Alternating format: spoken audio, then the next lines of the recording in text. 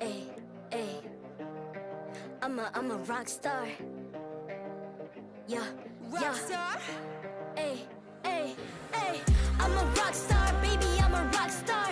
I'm a rock star. I'm a rock star. I'm a rock star. Panggil aku rock star. Ini kejohanan kita semua orang rock star. Kita rockstar, kita buat saja gaya kita. Makin panas apinya sudah membara.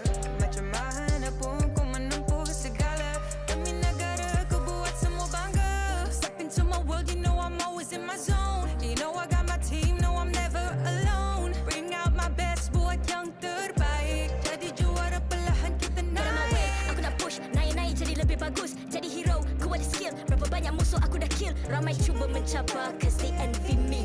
Tiap game aku pasti jadi MVP. Easy. I'm a rockstar, baby, I'm a rockstar. I'm a rockstar, I'm a rockstar. I'm a rockstar, panggil aku rockstar. Ini kejohanan kita semua orang rockstar. I'm a rockstar, baby, I'm a rockstar. I'm a rockstar, I'm a rockstar. I'm a rockstar, panggil aku rockstar. Ini kejohanan kita semua orang rockstar. Tengok nanti siapa yang juara. Ni peluang kita bawa pulang piala. This is my game, this is my time. Menang semua, everything will be mine. Kalau jatuh kau pasti kembali. Bangun balik ku tegak berdiri. Kuatkanlah tenaga, ganjaran diperoleh. Ni kejohanan kita, Malaysia memang boleh. Rise up to the top, kita buat bersama. Semangat kita kuat di bawah satu bendera. Ay. I'ma go hard for the win. Win. On the battlefield till the end. I'm trying to beat the greatest anyone has ever seen. Stand by, I'm coming in for I'm the a win. rockstar. I'm a rock star, baby, I'm a rock star. I'm a rock star, I'm a rock star. I'm a rock star, panggil aku rock star. Ini kejohanan kita semua orang rock star. I'm a rockstar, baby, I'm a rockstar. I'm a rockstar, I'm a rockstar. I'm a rockstar, panggil aku rockstar. Ini kejohanan kita semua orang rockstar.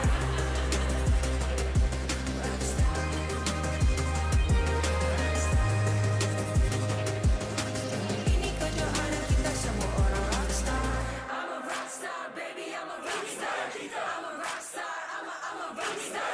I'm a rockstar, panggil aku rockstar. Ini kejohanan kita semua orang rockstar.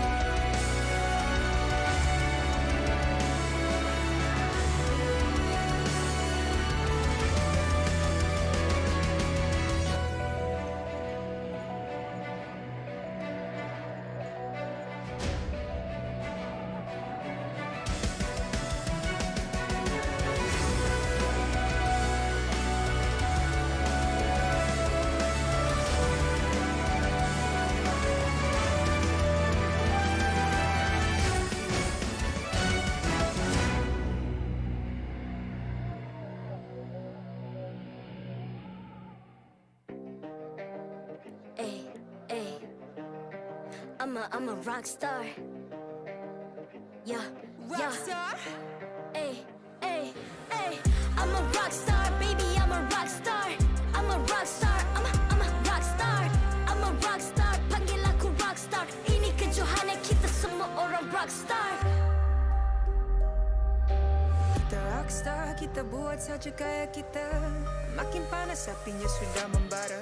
Macam mana pun kau menempuh segala demi negara, kau buat semua bangga. Step into my world, you know I'm always in my zone. You know I got my team, no I'm never alone. Bring out my best, buat yang terbaik. Jadi juara perlahan kita Get on my way, naik. aku nak push, naik-naik jadi lebih bagus. Jadi hero, ku ada skill. Berapa banyak struggle, ramai cuba mencabar cause they envy me. Tiap game aku pasti jadi MVP. Easy. I'm a rock star, baby, I'm a rock star. I'm a rock star, I'm a rock star. I'm a rock star, panggil aku rock star. Ini kejohanan kita semua orang rock star. I'm a rock star, baby, I'm a rock star. I'm a rock star, I'm a rock star. I'm a rock star, panggil aku rock star. Ini kejohanan kita semua orang rock star. Tengok nanti siapa yang juara. Ni peluang kita bawa pulang piala. This is my game, this is my time. Menang semua, everything will be mine. Kalau jatuh kau pasti kembali. Bangun balik ku tegak berdiri. Kuatkanlah tenaga, ganjaran diperoleh. Ni kejohanan kita, Malaysia memang boleh. Rise up to the top, kita buat bersama. Semangat kita kuat di bawah satu bendera. Ay. I'ma go hard for the win. Win. On the battlefield till the end. I'm trying to beat the greatest anyone has ever seen. Stand by, I'm coming in for I'm the a rock win. star. I'm a rock star, baby, I'm a rock star. I'm a rock star, I'm a rock star. I'm a rock star, panggil aku rock star. Ini kejohanan kita semua orang rock star. I'm a rock star, baby, I'm a rock star. I'm a rock star, I'm a rock star. I'm a rock star, panggil aku rock star. Ini kejohanan kita semua orang rock star. Rock star.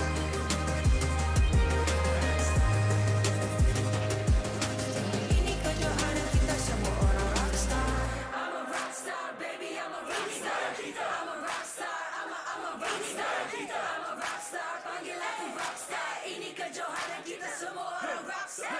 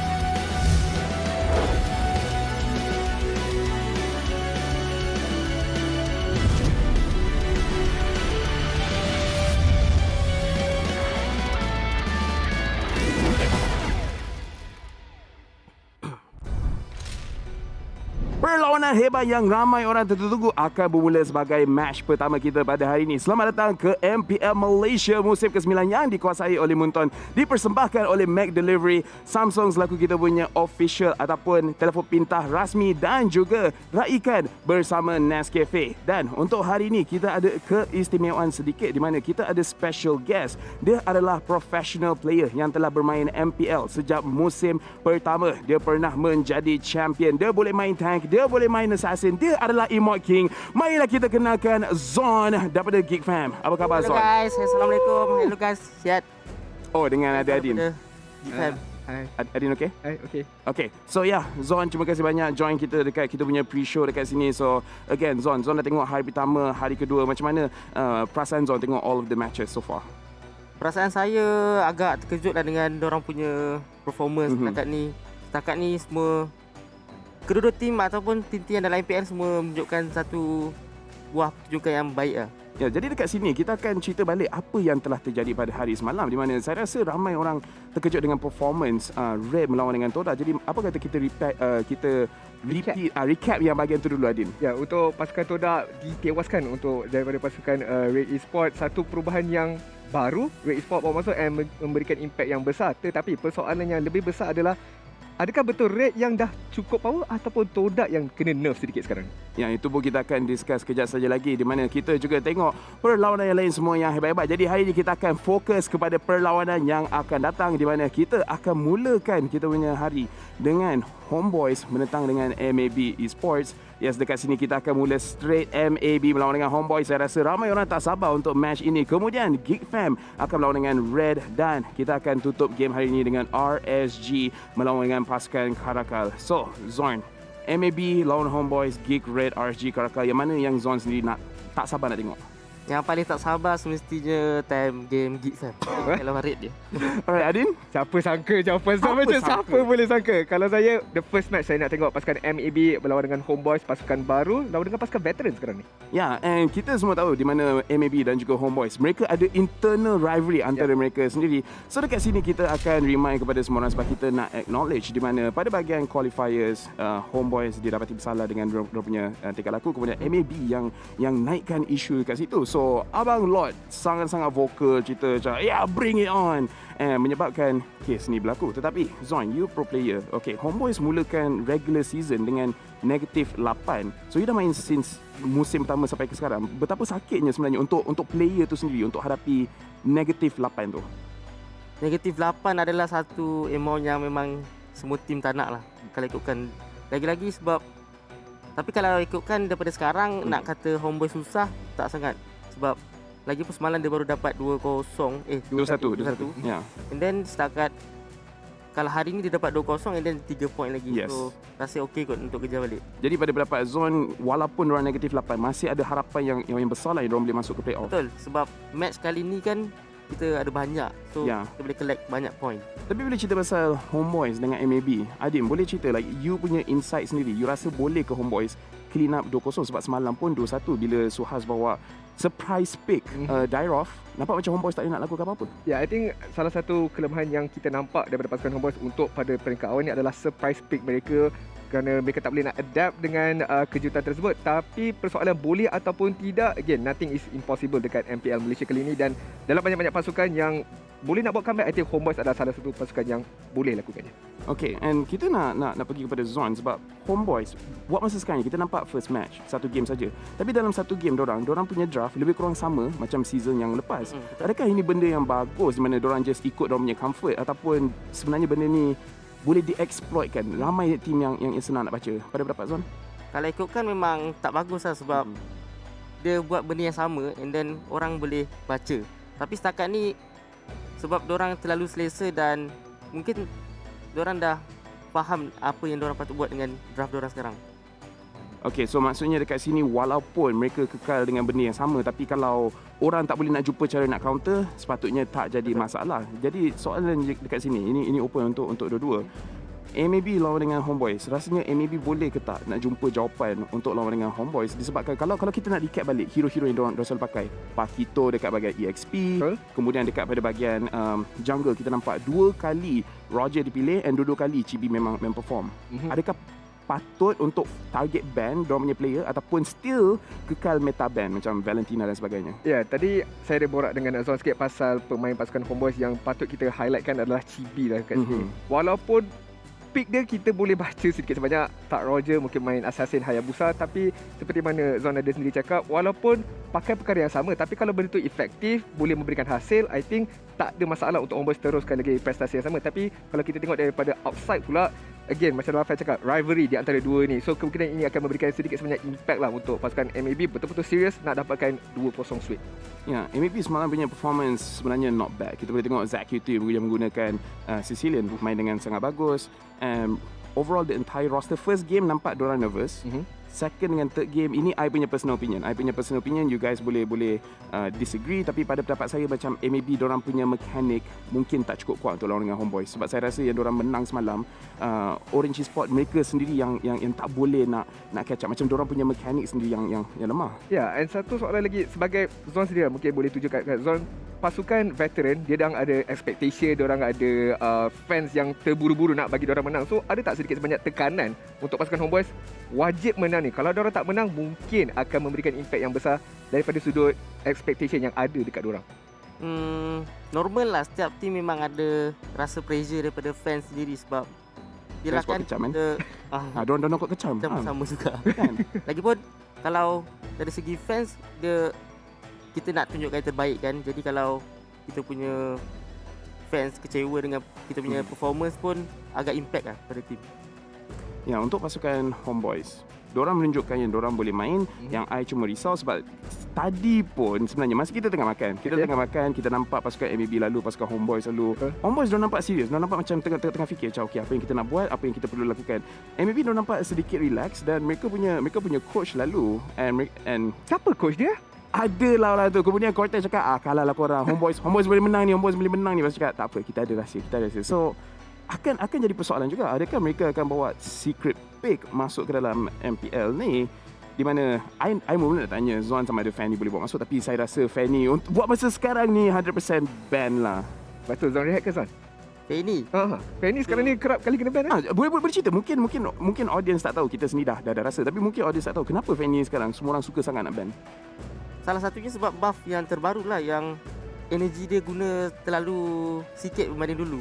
Kalau ikutkan, saya rasa beta sekarang ni, kalau Fanny tak ban memang saya selalu pick untuk Roma. Sebab tu Petrify sebab tu tak payah buff pun tak apa. sebab tu orang buat pilihan. Okay, season ni kalau Zon memang tak aci lah. So sebab Fanny buff, okay, Zon tak payah bayang. Bila dah kena balik, okay, baru boleh masukkan Zon. Tapi ya, Fanny seperti yang you guys dah dengar, dia punya energy dah sangat-sangat low. So menyebabkan senang sangat orang nak main. Sebab semalam saya tengok Adin yang hanya bisa kufra pun boleh main. So actually not bad. So Adin, last question yang I ada kepada you, di mana MLBB, you rasa hero apa yang mungkin diorang boleh bawa yang akan jadi kejutan kepada Homeboys yang diorang tak boleh nak counter balik? I think kalau kita tengok balik pada recap game semalam, pasukan Homeboys lawan dengan SUHAZ, salah satu hero yang surprise pick adalah D-Roth. Mungkin boleh bawa masuk D-Roth tersebut. Tapi tukar sedikit. Instead of jungler, mungkin saya lebih prefer letak dekat EXP laner. Sebab EXP laner sekarang ni lebih kerap main hero keras, dan D-Roth boleh jadi salah satu counter yang terbaik lah untuk pasukan MLBB. Tapi in general, bawa surprise pick bila nak hadapan dengan pasukan Homeboys. Ya, main same old mungkin itu adalah satu kesilapan yang besar. Tapi macam mana pun, saya pasti ramai orang yang dah tak sabar untuk tengok match. Tetapi kalau you guys tengok dengan perut kosong, tak best. Jadi make sure you guys order McDelivery sekarang, dan pastikan setiap kali you guys order yang lebih daripada RM50, letaklah, bila nak check out tu, letak kod MPL Rewards, kerana you guys boleh dapat 6 pieces McNugget for free dan juga boleh mendapatkan eksklusif skin MLBB. So again, bila korang order, jangan lupa, kita kasus kita dah lupa berapa kali, and then McNugget tu kita tak dapat free, tapi sebab McDonald's sponsor kita dapat juga anyway. So okay lah, taklah sakit sangat. But either ways, selepas ni kita akan tengok perlawanan antara MLB dan juga pasukan Homeboys. Tapi sebelum tu, kita akan lakukan coin toss dekat atas stage di mana Jah Suzuran dah prepare. Jadi tanpa membuang masa, Abel Jah, please take it away. Terima kasih Lefel, Adin dan juga Zon. Baiklah, Assalamualaikum tuan-tuan dan puan-puan. Nama saya Jah Suzuran ataupun Abeja, yang merupakan stage host anda pada hari ini. Untuk perlawanan kita yang pertama pada hari ini, di antara MLBB dan juga Homeboys. Siapa yang boleh menang, sama-sama kita nantikan. Baik, sebelum kita mulakan perlawanan kita yang pertama pada hari ini, macam biasa, Abeja nak jemput kita punya head marshal kita, Han Sion, dan juga kedua-dua ketua pasukan untuk datang ke hadapan stage untuk melakukan coin toss. Ini adalah untuk menentukan pasukan mana yang akan melakukan coin toss terlebih dahulu. Dan sekarang ini MLB memilih head, manakala Homeboys memilih tail. Dan sama-sama kita nantikan keputusannya adalah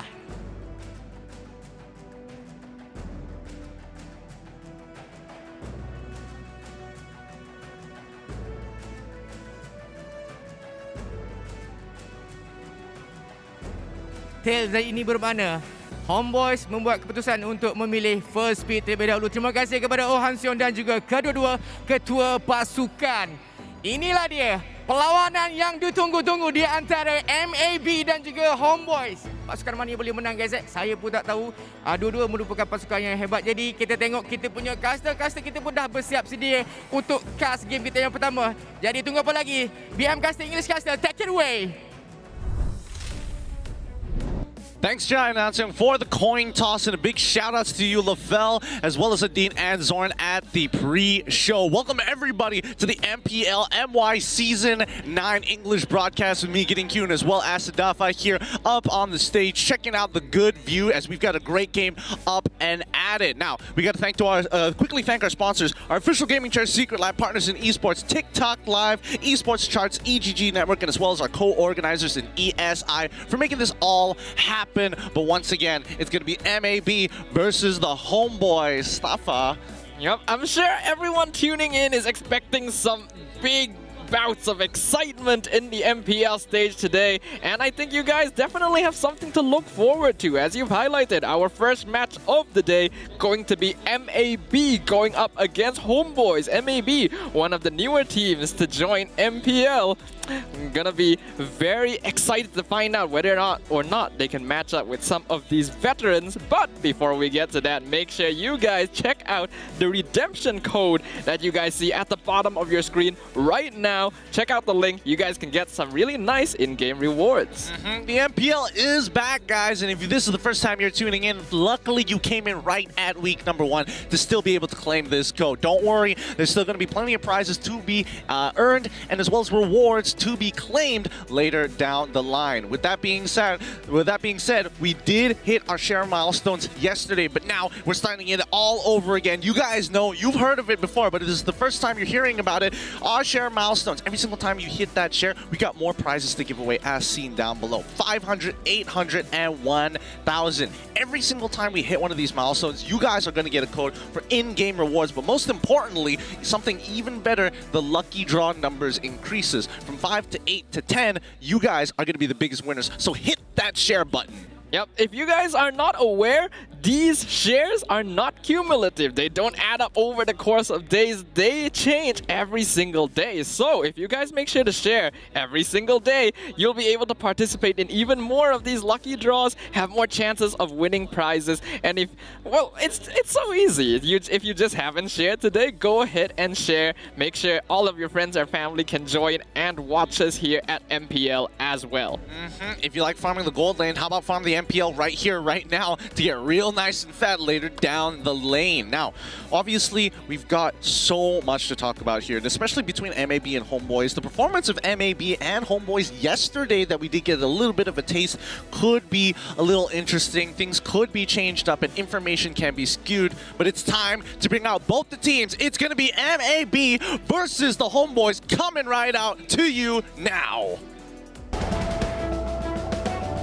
MAB Esports.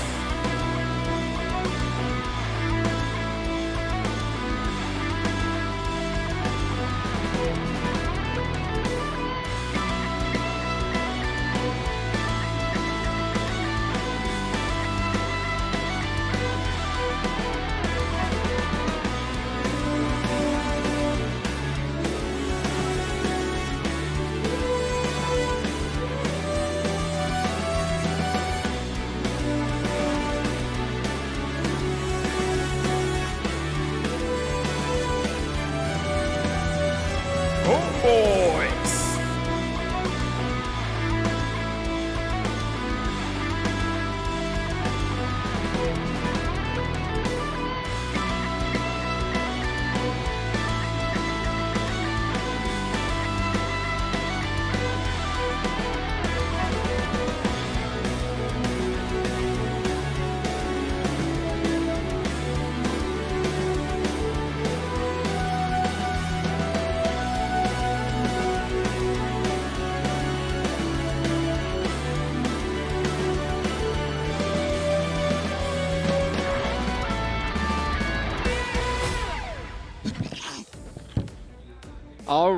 All right. MAB Esports versus the HOMEBOIS. Both of these teams have so far have a 100% win rate. Obviously, they've both only participated in one match so far, so the number feels a little bit bloated, but that does mean that both these teams were able to win on their very first matches of the season. However, now that they're going up head-to-head, one of those win rates is going to drop down. Absolutely. I'm excited to see which one is going to get up on top at the end of the day, especially since the performance of both teams had a slow roll in the beginning. And of course, for those of you who might be looking from an outside perspective, you feeling all right there, Gideon? No, not. My nose is itchy. So itchy. Your nose is itching for some action, right? Yeah, I can almost smell it, my friend. Honestly, I can almost smell it. But let's have a look at the team lineups before we continue. Yep. Firstly, we have MLBB Esports, one of the newer teams to join the MPL roster, consisting of Zach Cutie, Novak Skobar, X-Slash, Alif, as well as Ren. Yesterday, they had a really good time in their debut match on the MPL stage, taking down longtime semi-pro rivals Orange Esports 2-0 in a very convincing victory. The question is, will they be able to recreate this success with the HOMEBOIS, who have been a very aggressive veteran team? Yeah, absolutely. I think MLBB Esports, I think this is a good time to see whether or not they can actually rock down the HOMEBOIS, and it'll be a very big statement of their own, especially since, you know, a lot of their players are eager and hungry within this first week to make sure that they stand up and have a clean 2-0 weekend and, you know, have the weekday feeling real good about themselves as they prepare for week number 2. Yep, and maybe I'm sure they as a team have a lot that they feel they need to prove to people, because there's definitely some people out there who might be questioning whether or not MLBB truly deserves a slot here at the MPL, and that is exactly what they want to prove. They want to say, yes, we do, and what better way than by defeating the HOMEBOIS, which you now see up on the screen, the lineup consisting of Irfan, Saiful, Anip, Chibi, and Vince. Yep, staple team. You know the lineup. You saw them up on stage. They are ready to go at it. And some of the players that you have to keep an eye out for definitely is going to be Vince, and as well as Anip. You know Irfan, you know Chibi, but Anip and Vince secretly in the back lines, making sure that all of their plays look so easy to make after getting chunked out. They get down and dirty, do the dirty work, and most importantly, absorb that pressure for the rest of the team.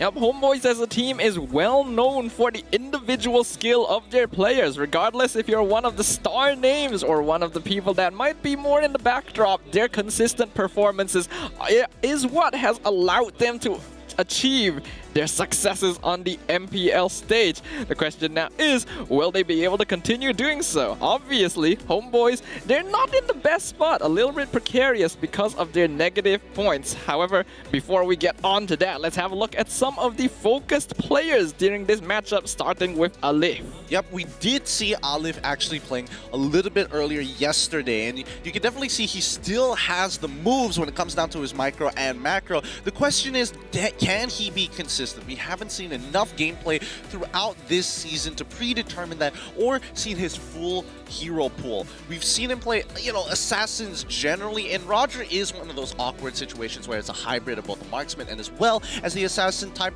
but generally he is the assassin player.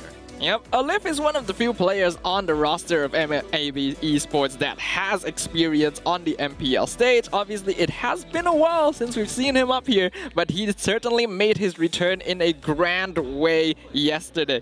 However, something else that has shown a grand return to the MPL stage is, of course, Chibi, the star jungler of the HOMEBOIS roster. Absolutely. Yesterday, his steals were so on point. It was really, really good that the HOMEBOIS were able to shut out SUHAZ yesterday by taking away these, you know, objectives, these neutral objectives, these turtles most importantly. And in terms of versatility, his hero pool can consist of both assassins as well as marksmen. So keep in mind, Chibi has a very wide palette here, and his micro is on point. He needs a little bit more consistency, but overall, he plays with the team very well. Yep, you can see his objective mindset is absolutely maxed out. After all, in the past, Chibi was known to be the king of Turtle Mania in previous MPL seasons, always being able to secure the turtles and the lords for his team.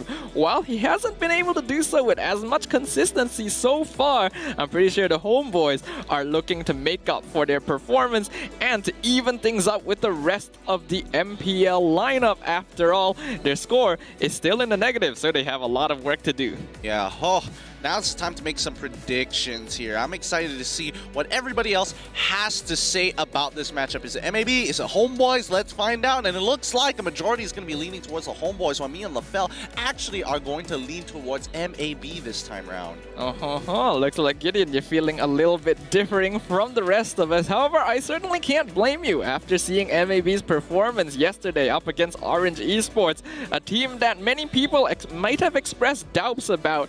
Has certainly proven they have what it takes to stand on this stage with many of the other veteran teams. However, now is where their mettle is truly going to be tested. The Homeboys are not an easy team to beat. Let's see what you guys at home think. Ooh, overwhelming odds for the Homeboys here. You can see on their faces they're feeling good about themselves. LaFell mentioned that they're, staying really focused as they're coming into the offline venue today. But once they are on stage, they look like they're right at home, very comfortable with the hand warmers as well.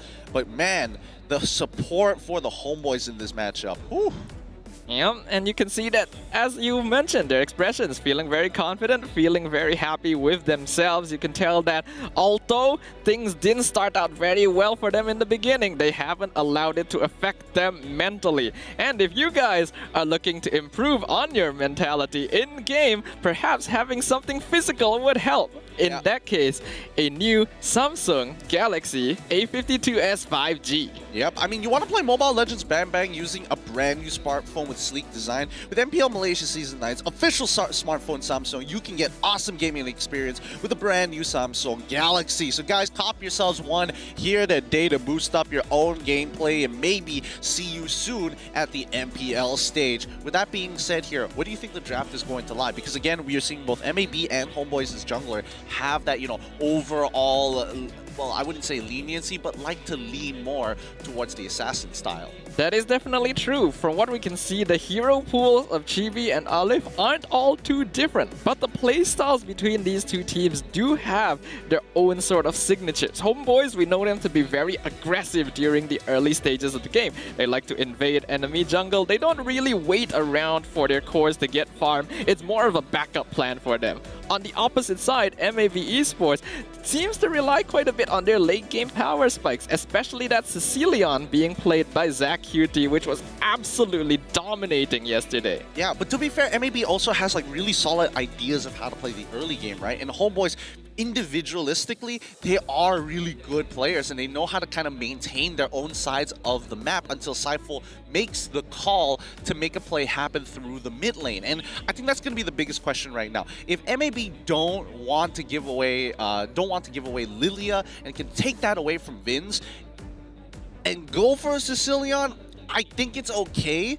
But their best bet is to shut down Vince and look to play through X-Slash. Well, the question with something like that is whether or not someone like Zach Cutie, who so far we've only really seen play Sicilian, is able to play some of these other mages. Is he able to be more aggressive in the early game instead of playing more of a farming late game core? That is information that a lot of us don't really have yet on the MPL stage. So it'll be very interesting to see whether or not MAB Esports will change up their draft a little bit to adapt to more aggressive styles from the Homeboys. Will they try to play aggressive themselves? Are they confident enough to do that? Or will they adapt to be more defensive just to try and avoid losing too much to Homeboys' gameplay? Well, honestly, it's hard to tell. It really is hard to tell. And hopefully we get a better idea once we start rolling in towards this game. 20 more seconds until it starts. And I'm interested to see. Cypher or Nova is going to make the difference. Because again, shot callers for the team are going to be very important. Yes, you have your staples, but if they don't have a direct plan or somebody that is at least taking into consideration everybody else's state in the game, then it's going to be a difficult play. But it's time for the draft. Let's jump right into it. All right, we have the Homeboys drafting on the blue side, MAB Esports drafting on the red side. Some pretty typical bans have already come out from both these teams. Homeboys deciding to ban out the Fanny and now the Phoveus, and MAB banning out the Valentina. Yep, and honestly, I wouldn't be too surprised if they get rid of Lancelot for the side of MLBB. Oh, there we go. Lancelot instantly banned out. We're seeing the typical bans, as we always see. Lancelot, Valentina, Fanny seems to never seem to get past the drafting, the first phase of the bans. Now, Homeboy is going to be deciding on their third ban here. As for MAB, I'm suspecting that they want to ban out some of these supports that would enable early game rotations, so perhaps we might see more of a ban on things like the Matilda or the Selena, just to make sure that Homeboys wouldn't be able to rotate as much in the early game. As for the Homeboys, they do have things pretty open for them.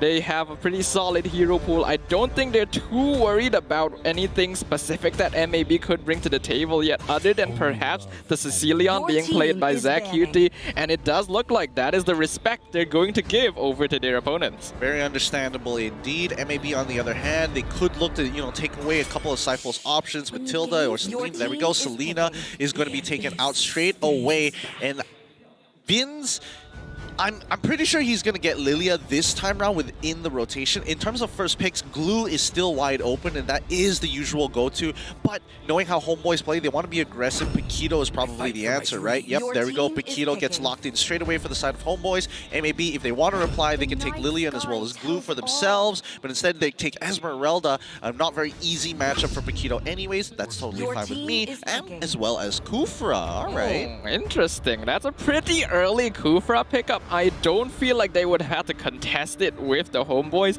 but picking up the Kufra at this point does act as a bit of a deterrent as well. They know that Chibi likes playing more of these assassin-type heroes, so perhaps locking in this Kufra at this point is telling them, you probably shouldn't. If you do, you're going to have to deal with that bouncing ball. Yeah, and I think more importantly, I think this opens things up for MAB. If they want to go for Ling, they absolutely can. It's still up on the table, and there we go. It's going to be Matilda as well as Lilia coming out for the side of the Homeboys. Vin's very, very happy, as well as same goes with Cyphel, but Hayabusa ends up getting locked in for the side of MAB. Looks like he's the flavor of the month this time instead of Ling, and I don't blame him. Hayabusa is just a lot easier to maintain. Yep, but it is a hero that is going to need a fair bit of farm, and he needs his team to make sure that he doesn't get stopped early in the jungle, because that would affect his ability to start roaming around when he hits that level 4. The second ban phase has begun. Yisun Shin and Roger straight away locked out by MAB Esports. They recognize Chibi has not picked his hero just yet. Yeah, I don't think that's going to bother Chibi too much. If he goes for Ling, it's going to be a little difficult, so my guess is that he's going to go for a marksman. He still has options like, I mean, I suppose you could still use Granger if you really, really wanted to. Dairoth would be rather interesting if he does decide to go for it for himself after seeing how SUHAZ was able to use it yesterday. But coming back to the bans here, we do see the Popo and Koopa banned out for Homeboys. I'm guessing that they want Anip on something like a Beatrix, and if he doesn't get that, he's probably going to go on Sun. I don't really like the Sun right now, but it might be one of his better choices. The final ban coming out from Homeboy is going to be the Eve, so they want to lock down as much of ZachQt's potential hero pool as possible. As we enter into the second pick phase, MAB has first choice. They are still looking for a mage as well as a gold laner that would be able to counteract anything that Homeboys brings to the table. So if they do lock in the Beatrix here, I think it would lock out a nip from a lot of potential options. Yeah, but instead they're gonna go with Brody, which I think is not too bad, because at the very least Brody has some form of counterplay against assassin styles and can actually help the team out by using his stun aggressively against heavy engagers, people like Paquito, people like Lilia as well, to buy that little bit of extra time to kill them before they can make a significant impact. Yeah, I think that would work pretty well here, but that means that the ball is now in the Homeboys' court. They do still have several gold lanes to choose from.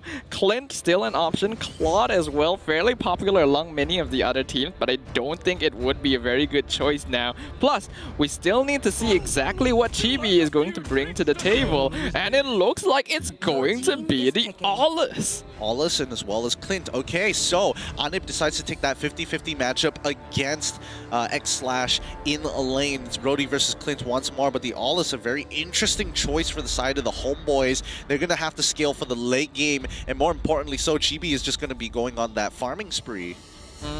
Now the final choice is in MAB Esports' court. They are still looking for a mage. Options such as the Farsa still around, Kadita, a pick that many teams have found to be quite useful, still an option for them as well. Or they could fall back to something more traditional but reliable like the Lunox. We'll find out what their choices is.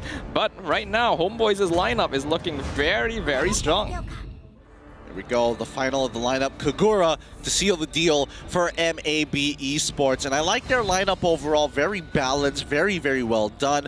Homeboys, on the other hand, they also have a really strong lineup in their hands. However, it really comes down to who makes it to that late game. And personally speaking, I do think MAB has a little bit of an edge in that area. Really, I personally feel like Homeboys has slightly better scaling towards the late game, and I do like that they have a bit of a curve. They have heroes that are solid in the early, mid, and late game, so as long as they play around the correct lanes at the correct point in time, they should have absolutely no problem. But they gotta watch out. I think that is a fair point. However, MAB, they don't need to play off of, hard power spikes, very easily telling power spikes like the Homeboys. I think that's going to be something that's a little bit easier to telegraph, and they can decide and play their own game on the opposite sides of the map while still getting ahead. And I think even the slightest snowball for the side of MAB could spell doom for the Homeboys. Could be personal bias, could be facts. Let's find out which is which here in the Land of Dawn on our very first game, week number 1, day 3. All right, ladies and gentlemen, if you are just joining us, this is going to be game 1 in our first best of 3 series of the day. We're seeing the Homeboys on the blue side going up against MAB Esports on the red side. Saiful already up to his usual antics to try and delay Ale from farming as much as possible. And that's their idea. You want to harass as much as they can. Vince is going to be zoning Zach QT out of lane, who's trying to stay as healthy as possible, making sure that, Nova is keeping on top of Saiful as well. Ren, however, already losing very early out into the lane. That's a little sad, but he should be able to regenerate once he hits his level 2. The Wanderer has been given on over to the Homeboys, which is okay, but just look at the leads when it comes down to HP. Both supports taking a recall. If we consider the fact that Ren's HP is that low, it really speaks to the degree that Irfan has mastered the gameplay of Paquito. This is his signature hero, and so far in Season 9, he has a 100% pick rate. He has picked Paquito in all 4 games the Homeboys have played so far, so he knows what he is doing, despite the fact that Esmeralda versus Paquito should be a pretty even lane. Oh, here we go. They find the first initial catch onto Anip, and he has almost secured the kill, but no, he manages to walk away in the right direction from the bouncing ball, flickers away. Big win for the side of MAB Esports, and this does mean they should be able to get a little bit of energy plating. And we can see that Alif did rotate up top as well, hoping to see that if Anip decided to stick around, would be an easy kill with the Ogi shadow kill. Luckily though, the Clint decided to retreat, so it looks like the Hayabusa isn't going to be picking up an easy kill, but he will be able to invade into the enemy jungle. Ooh, X-Slash taking a pretty bad trade there, as Saiful will be able to recall straight up, and once Anip is back into the lane, he has full control, but here we see an initial attack onto Vince using the Black Shoes early and flickering away as the Falling Star Moon does come down. The Berserker has dropped his ult as well. Fortunately, doesn't really get too much, but does disengage the team. Yep, the turtle has come up, and we know Chibi wants to go for it. Irfan buying as much time as he can, but so many ultimates being expended. He does survive. The flicker will allow the Paquito to escape, and the health on the side of MAB Esports looking very low, so they're just gonna give the first turtle away.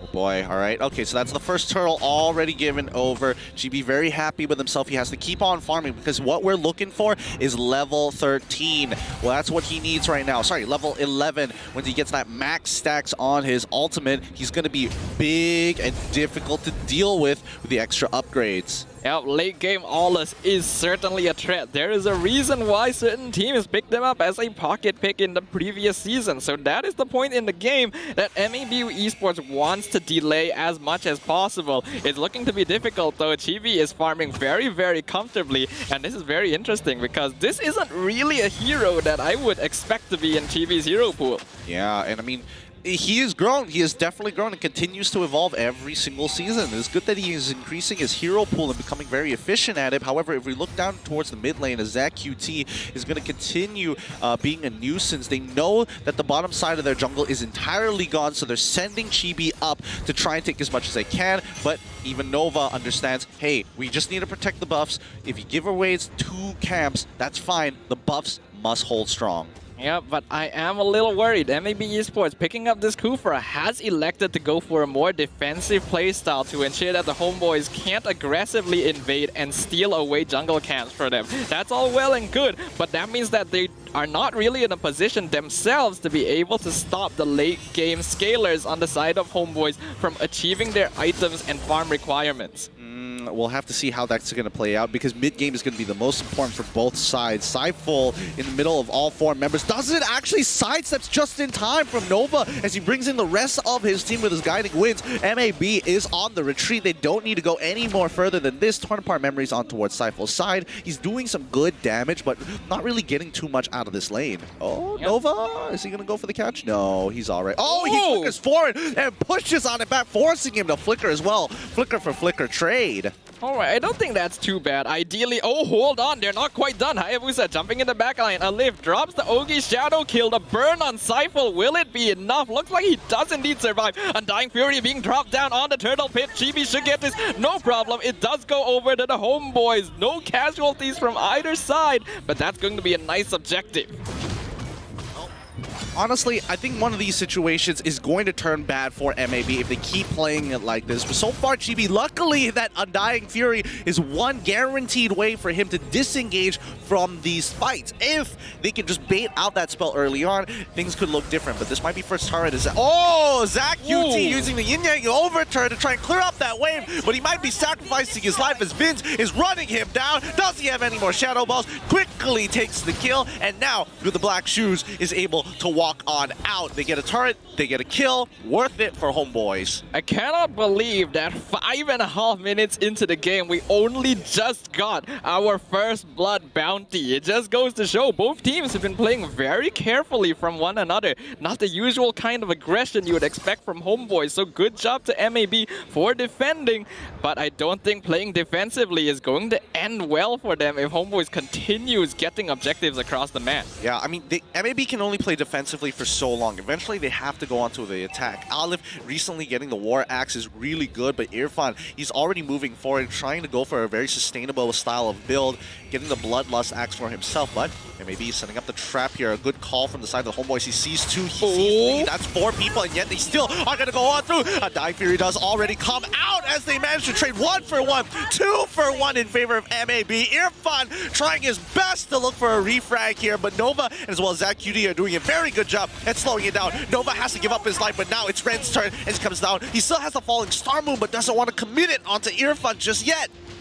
Oh, hold on. Irfan wants to see if he can pick out ZachQT, but now he's the one in trouble. They're kiting around him. Oh, the flicker! Not quite enough. The jab does not reach, and the Kagura survives with a sliver of HP. Irfan as well is able to escape, but that is unfortunate. Oh, too close for comfort there. MAB take a huge risk to try and punish the homeboys. But once again, it's going to be Alif who gets on top of Vince. He doesn't have a high HP pool, but with the Black Shoes timed right, he can maximize his lifestyle. Cypher continuing to open up the field so far, but Nova, there's only so much he can do. He can commit to these fights, but the rest of the MAB members need to be able to capitalize on this. Cypher walks into tree, but he's fine. Oh, an unfortunate 1v1. Alif gets the kill still underneath their own tier 1 tower. So that is going to be a nib taken out of the equation. The turtle goes over to Chibi, but that is a small win for MAB Esports. Oh, Anib was not ready for that. He was just walking and rotating with the rest of his team. Gets caught mid-rotation, and Olive continues to try and punish, this time on towards Seifel, but he sees Vince, he's out of there. Quad Shadows is going to be more than enough. Keep zoning them out. Let X/Slash farm, and more importantly, break that turret. And there we have it. The gold is about even with Homeboys at a slight 2K lead at this point in time, rounded up.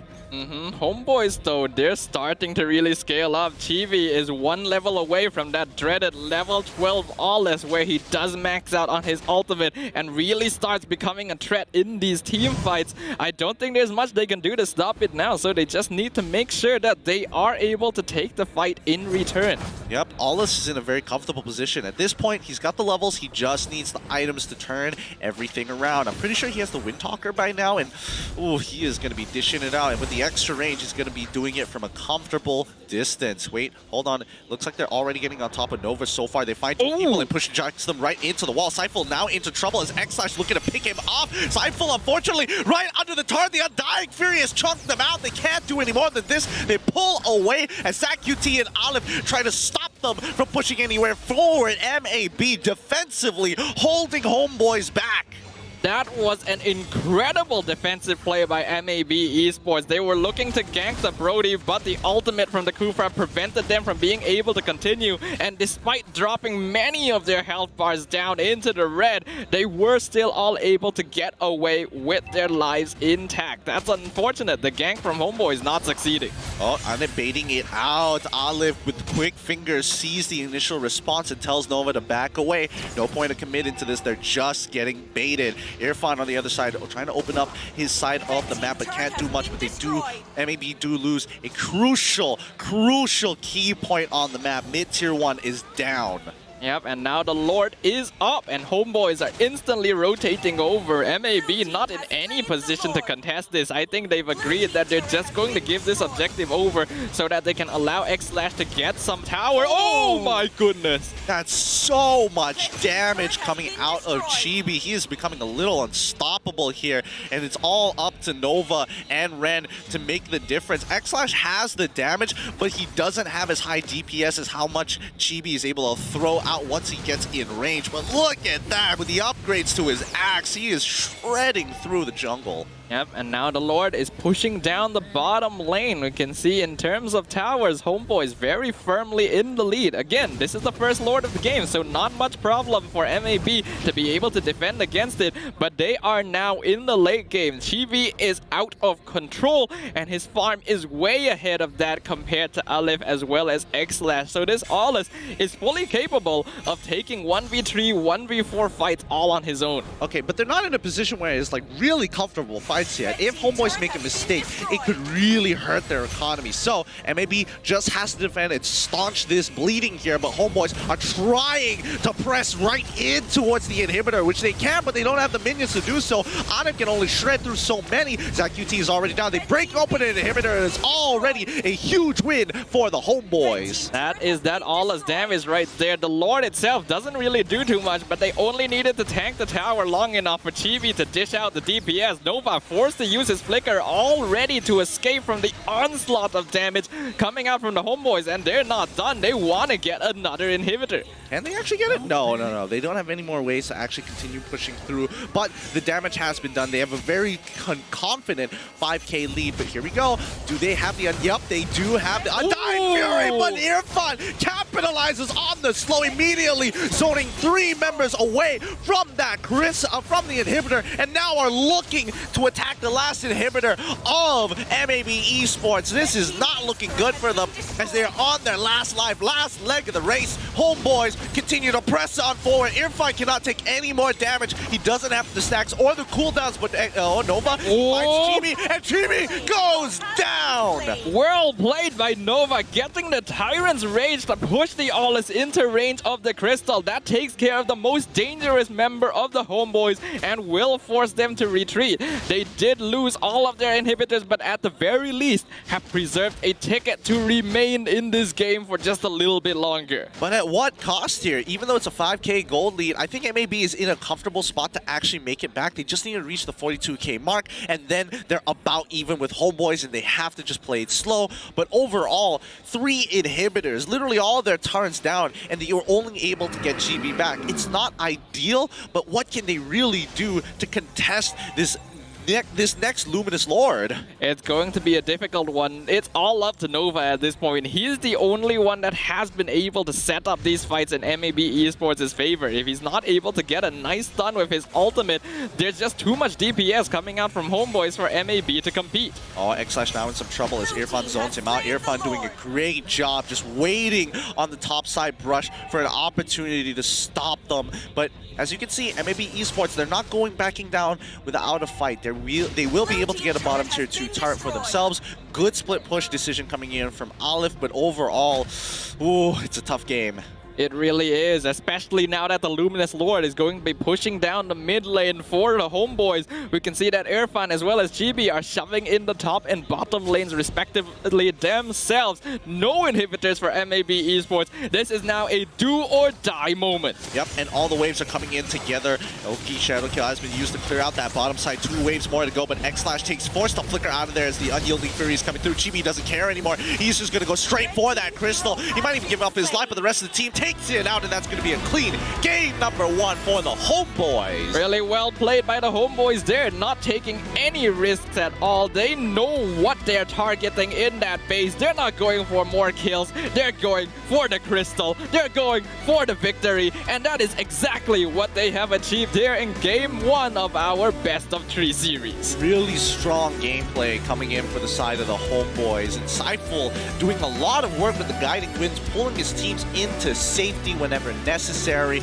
but you can tell the Unyielding Fury, oh, what a game-changing ult that is. It really, really is, but it is thanks to the rest of his team that Chibi was able to get such free farm in the jungle. Usually when you see an Awless on the enemy team, you have to do whatever you can to delay that level 12 for as long as possible. Unfortunately, the draft that MAB Esports had and the way they intended to play this game didn't really support that. They were hoping to be able to just straight up win early game, roam around with Alif instead of trying to stop Chibi. But the Homeboys, they have a little too much experience to fall for that. Absolutely, and you have to give it to both Chibi and as well as Irfan there. A lot of their combinations just came down to, oh, I'm just going to use Unyielding Fury. Instantly, we are seeing from Irfan, flicker, knock-up strike, jab into knock-up strike right under that ult. Oh my goodness, you're just getting fried as you're getting held in place. Yep, that is the aggressive gameplay coming out of the Irfan Paquito. It's very classic of him to use that flicker aggressively rather than saving it as a form of utility in case things get a bit too dicey. He's very confident in himself,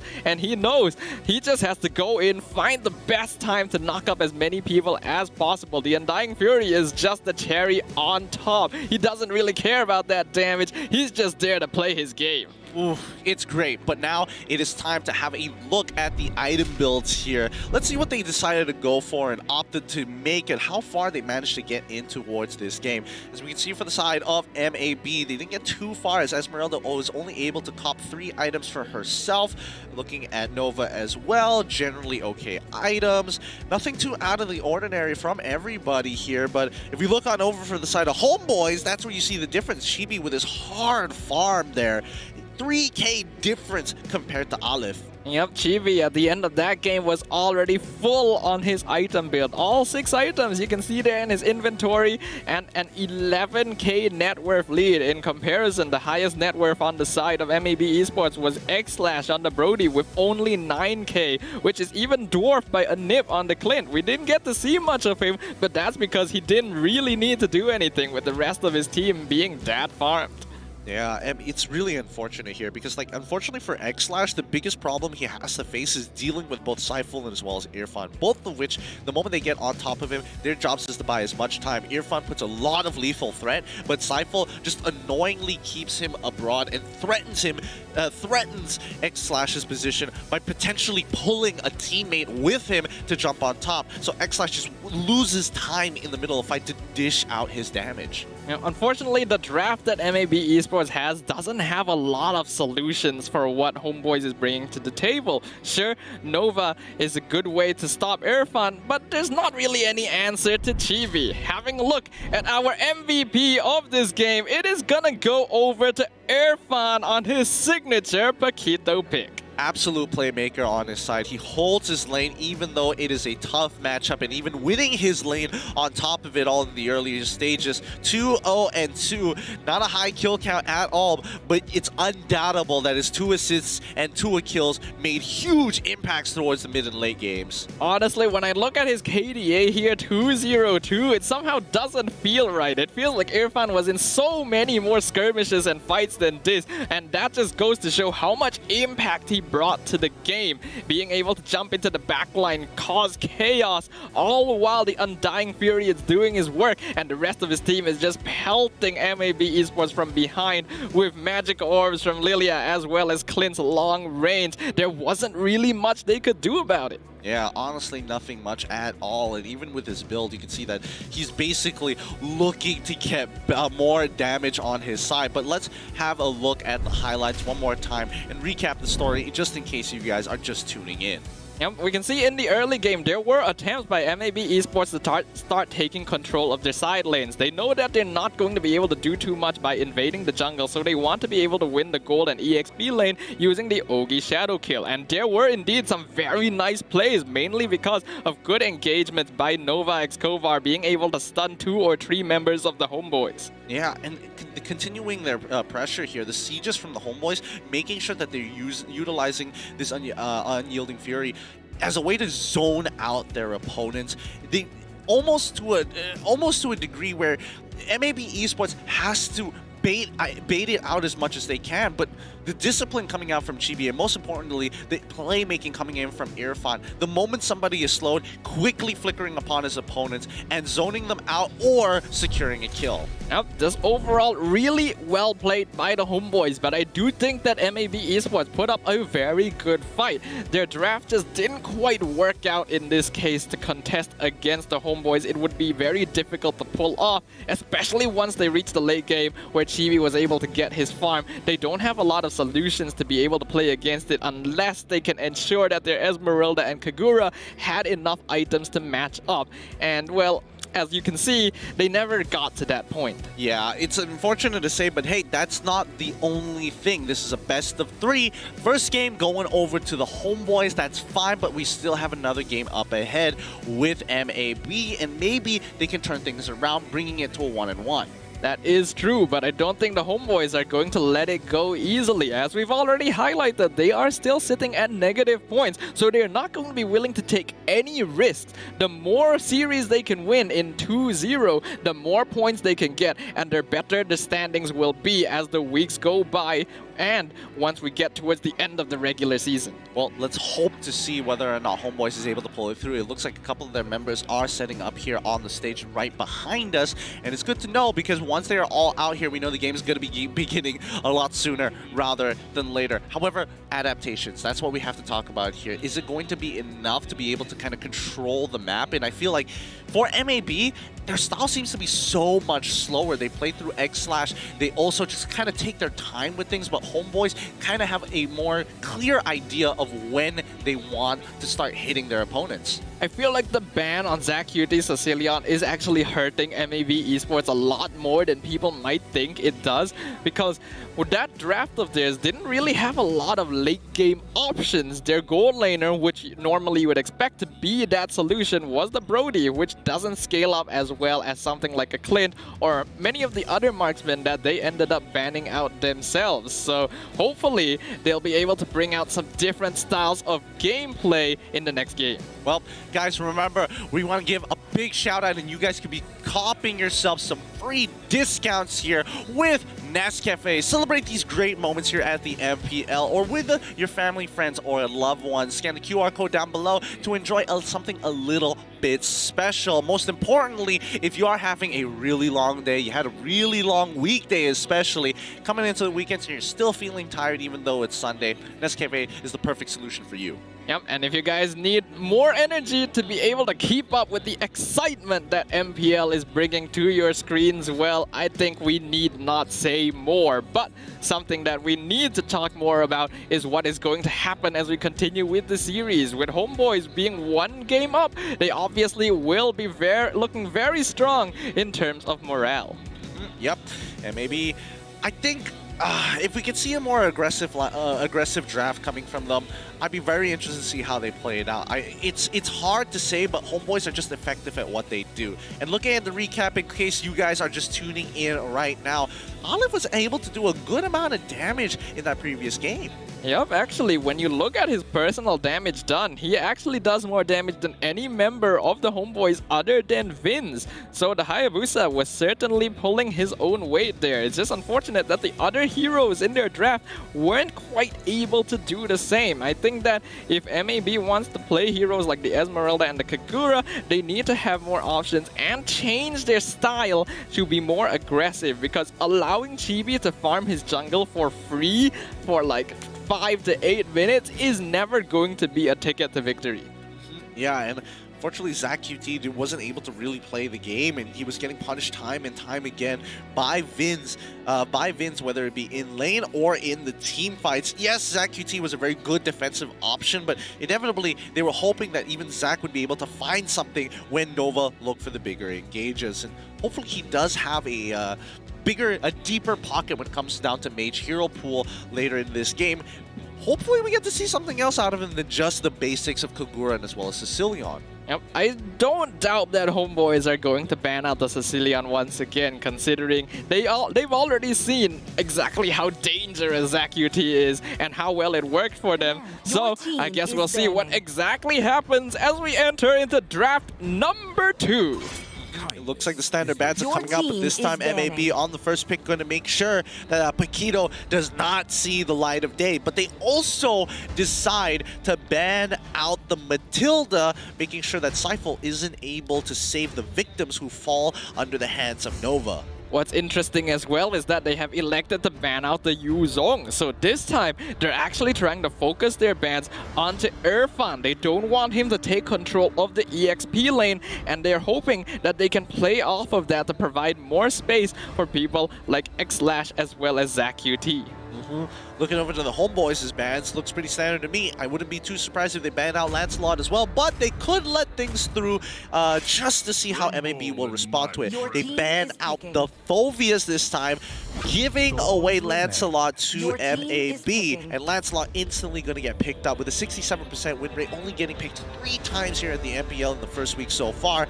10 times it has been banned throughout this week. I believe what HOMEBOIS was trying to achieve here with the ban onto the Phoveus was that they were hoping that MAB would grab the Sicilian, since it looks like they put a lot of emphasis on it so that the Lancelot would go through to the HOMEBOIS' side. However, MAB Esports, they've already read into that. They know this Lancelot is dangerous. They cannot let it through. So even though they would like to get the Sicilian, they are going to lock the Lancelot in themselves.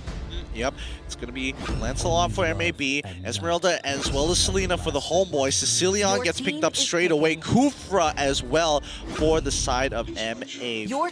And we are seeing a Jawhead get picked up for the side of HOMEBOIS. We have not seen a Jawhead in a very long time. Yes, we can see a 0% pick and ban for the Jawhead. So this is going to be the hero's debut on the Season 9 stage. There is a reason why teams don't pick up this hero very often. We will see whether or not the HOMEBOIS will be the ones to show that it is indeed still a threat. I hope they're stronger. Now it's going to be Sun getting banned down for the side of MAB. I wouldn't be too surprised if they do decide to get rid of either Beatrix or as well as Clint.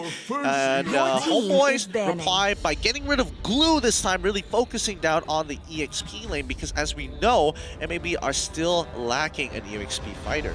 Yep, and since they have already locked in the Esmeralda, they want to make sure that Irfan has a more comfortable time. On the opposite side, MAB locking down on these signature core heroes for the Homeboys, not allowing Anip to play on his Sun, nor Chibi to get his Roger. This means that Chibi's options now are actually looking a little bit reduced. There are still options like the Ling. He can still go for the Hayabusa as well, but MAB are feeling more confident now that they have both the Lancelot and Zach QT reprising his role on the Sicilian.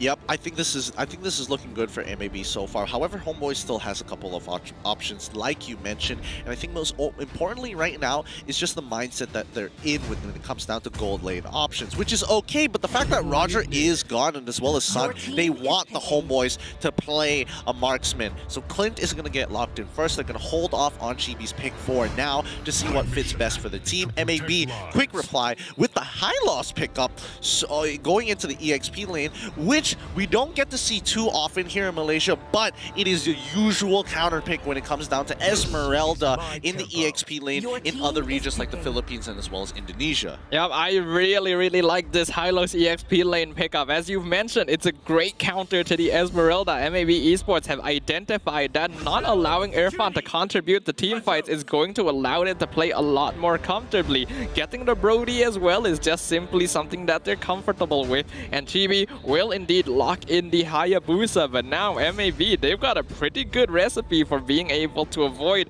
getting pickoffs with the Ogi Shadow kill. With a lot of mobility options, very interesting skirmishing options as well as Homeboys.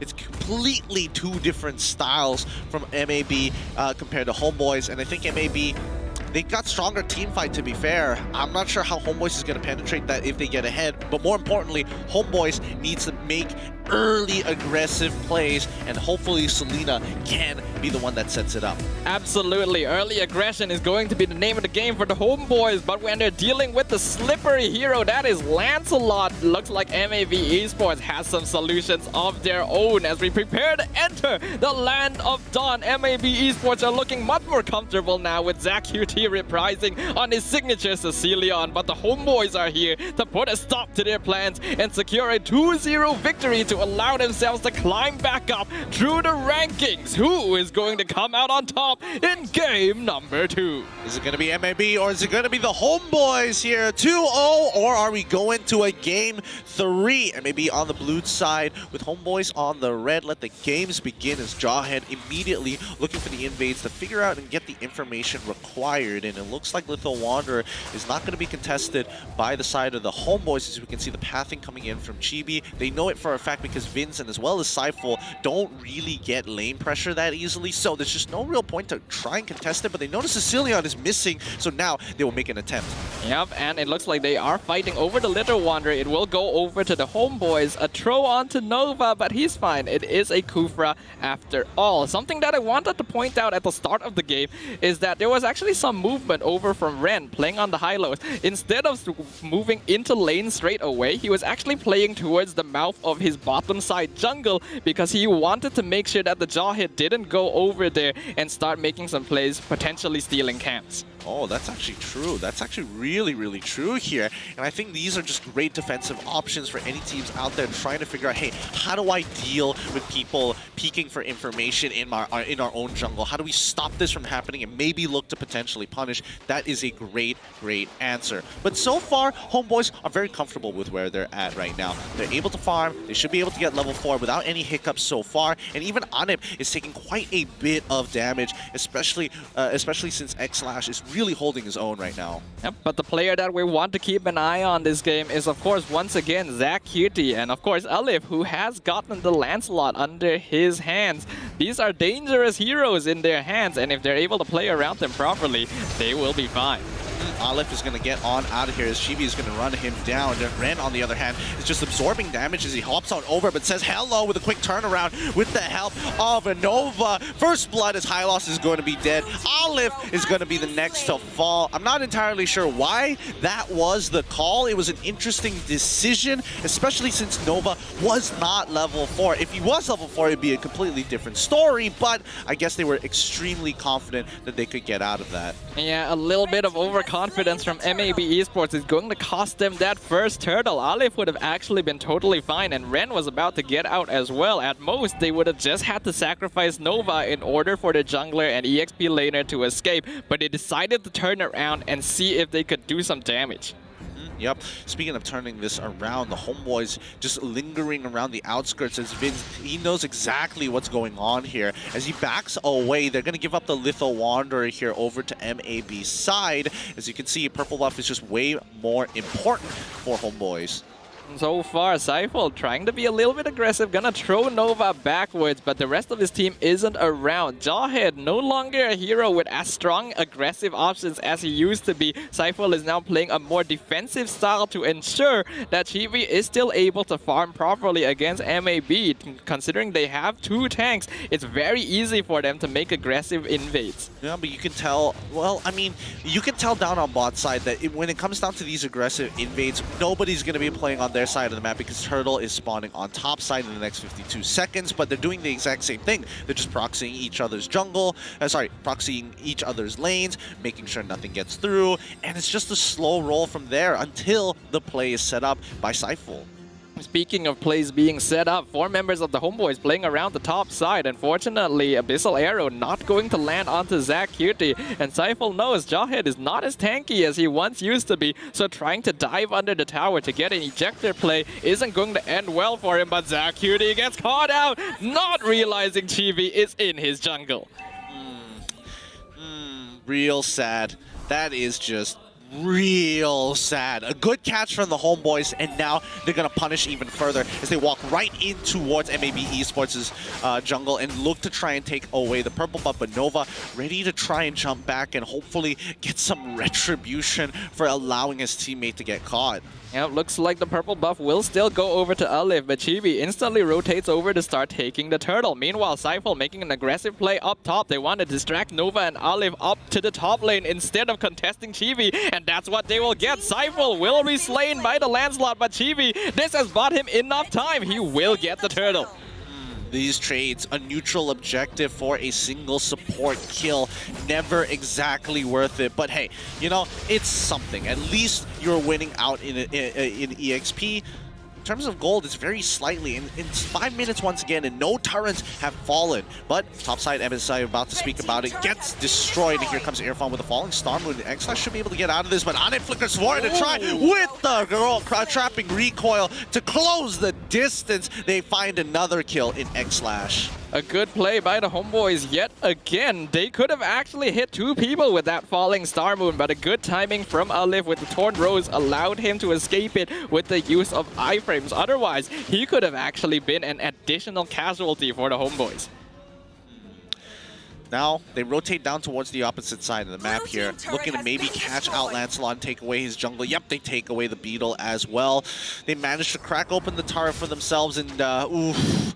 Homeboys, I think right now they're giving a lot of respect to MAB. They realize that, yeah, we're not exactly too far ahead as we'd like to. We do have an item power spike coming up really, really soon, but we're going to wait to get there before we start to commence and really riling up a fight. Yeah, absolutely. I'm actually really liking this discipline that the Homeboys are showing here. They know they don't want to play with risk considering their situation in the MPL. And despite MLB Esports' attempts onto Seifel down here in the bottom lane, they're not quite able to get the kill. How long are they going to hold on to this? Because MAB, they're playing hyper defensively right now, just reacting to what Homeboys is doing rather than setting it up for themselves. Or maybe Homeboys is just really waiting in anticipation, knowing that MAB Esports is going to eventually get desperate.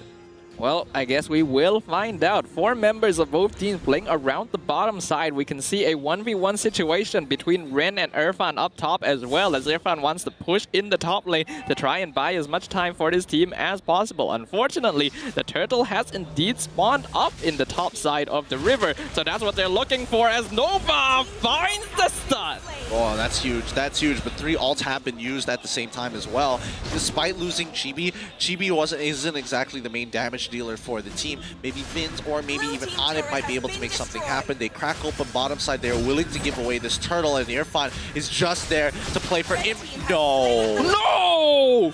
No way! Vince with the steal! The Abyssal Arrow lands true, and now MAB Esports wants to look for revenge. Irfan dancing around and buying as much time as possible. Still alive, gets the kill! Turns it around! Are you kidding me? Double kill going over to Irfan in the top lane. Oh my goodness, they find another one. They find another kill. Anip finally ends up dying, and that wow, I am at a loss for words.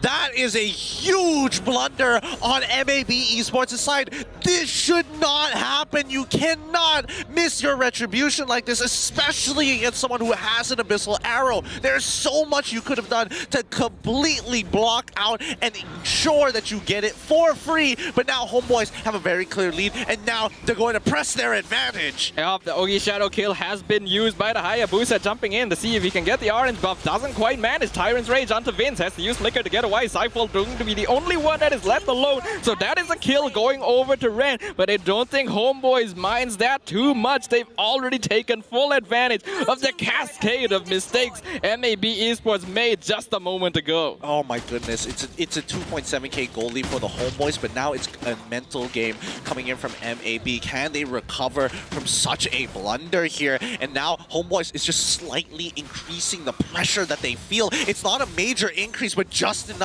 to make MAB really feel uncomfortable and doubt every single move that they make. You can see that even Aleph, he's walking up, Abyssal Trap. He feels the presence of Homeboys just slowly creeping upon him as Seifel and Vince is making sure that their presence is heard. Yep, there's not that big of a network gap between both these teams right now, but the presence that Homeboys is exerting, the pressure on MAB right now is immense. It's going to take some serious mental fortitude to break out of this and turn things around in their favor. Yep, safety in numbers. MAB is holding together Aleph. Oh my goodness, please. He can't afford to get hit by another Abyssal Arrow like that. And Homeboys with full control over the map. They are going to be taking this for free. And MAB Esports, they're not entirely sure how to actually handle the situation. They're going to try and get rid of Irfan, but Irfan just plays defensively.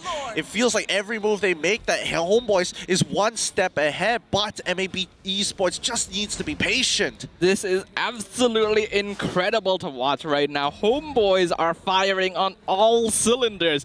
This is what it looks like when this team is pushed to the limit and wants to maintain this victory at all costs. As you have mentioned, any attempts by MAB Esports are being met by perfect responses, and the gameplay from each of the Homeboys players is at its tip-top shape. Yep, oh boy. Homeboys are looking so very good right now. Abyssal Arrow, once again, they find the initial pick onto Ren, and they're gonna, force him to flicker out, busting another one of his resources once again, as Irfan will escort the Lord on that top side. They've got Hayabusa, GB down on bottom. Irfan is holding strong, perfect execution, does not land, and Irfan's gonna disrespect him, run back into the middle of the fight, knowing that he has the Frostmoon shield. They take out Aleph straight away. Vince manages to land a beautiful arrow as Seifel now is opening up the map, following along with MAB as they get good damage onto the bottom inhibitor. Irfan is an absolute monster right now. So many abilities used, even the Tyrant's Rage on the Esmeralda alone in a 1v3 situation, and he gets out with a kill. An ejector onto Nova. He has to get away. Looks like he will be able to escape as the Ogi Shadow kill finds the backline. Abyssal Arrow gonna land onto Nova as well, but he is a Kufra, so he will be fine. Yep. Okay. Huge win for the Homeboys here. 37k, comfortable 7k goal lead against MAB. MAB's next power spike is happening at the 32k mark, but at that point, what does it matter? Because Homeboys know that they win every single fight. Vince is going to get hit and pulled underneath the turret. He ends up dying straight away, and even Chibi does get hit by the initial Law and Order coming in from Ren, but that's it. Homeboys, they've done more than enough damage. They've already sacrificed Vince, and now they want to break the economy and reset. Yep, they do manage to get a kill onto the Selena, so that is a small win for MAB Esports, which will allow them to defend their base for just a little bit longer. But the net worth difference between them and the Homeboys is now massive, a 6.5k difference. Oof, oh boy. It's slow. It's slow and painful, but the bleeding, it's not stopping anytime soon. ZachQT, he's already reached his third item, and it's great that he's got the Ice Queen's wand, but I think he just needs to greed out on the damage here if he wants to cut through people like Irfan, cut through people like Saiful, who already has the Athena shield. He's going to need a glaive, arguably even a Holy Crystal as well. The final hope of MLBB Esports now rests on this Sicilian's shoulders. He has certainly brought them out of worse situations than this before, but it's going to be quite difficult considering that ZachQT has not been able to get as much farm as he normally would like to, and is way behind the other cores of the Homeboys, who have now begun taking the Luminous Lord. Well, speaking of which, Luminous Lord has been started, but they won't be able to contest unless they can jump in right now. But no, GB already gets in, and the fight has been initiated. Saiful gets the initial flick onto X/, but Vince is the next to fall. He lands an Abyssal Arrow before his death. Nova is on the run, but Irfan is here to clean up the fight. There's nothing more that they can do. It's a 2-for-1 trade in favor of MLBB Esports, but this Luminous Lord, there's nothing that they can really logically do against the power of Irfan. He's just so tanky. Chibi loses a large majority of his health here. As you can see, Anip is pushing from top side. There were some slight mistakes made by the Homeboys there, a little bit overconfident to instantly turn the fight once they had taken Lord, which resulted in Saiful and Vince getting caught out very early on. But once Irfan rejoined the battle, they were able to turn it around very handily. All inhibitors have now been taken down from MLBB Esports' base, and they are able to clear the Luminous Lord, but now there is no turrets defending their crystal. Yep, same situation as game number 1. The Homeboys repeat the game plan, more disciplined and as sharp as ever. They understand how to trade, they understand when they are strong, and most importantly, their twos. Oh my goodness, the teamwork between just 2 of their members. I don't know whether they're communicating, but they're speaking the language of Mobile Legends. No words are needed. Homeboys, ever since their introduction to the MPL, has been known to be a team with great coordination. Their communication as a team is just top of the line, and they're really demonstrating it here. Once again, pelting the base of MLBB Esports, pushing every single lane at once, and not allowing them to take a single step out. Can they actually get... No, they're not. They can't risk it anymore. They've done too much mental damage at this point in time. The pressure that they feel, they know that they're on the top side of the map, so even when they're walking in towards rushes on the bottom side, they send their tankiest members, and they can't stray too far away from each other, just in case one can back up the other. And it's just 57 more seconds until the inevitable is going to happen here. It's just too much of a lead for MLBB Esports to come back into this. I don't see any realistic way unless ZachQT is able to catch all 4 and allow for a quick follow-up with Nova. I think that's the only realistic way that they can come back into this game. Yeah, as you highlighted, MLBB Esports, they gotta take a perfect skirmish now to be able to turn things around in their favor. A 9k net worth lead for the Homeboys is not an easy one to have to overcome. However, ZachQT, he is indeed still on that Sicilian. We have seen the comebacks if he is able to snipe down the squishier members of the enemy team. So that is what they have to rely on as we approach the 16-minute mark.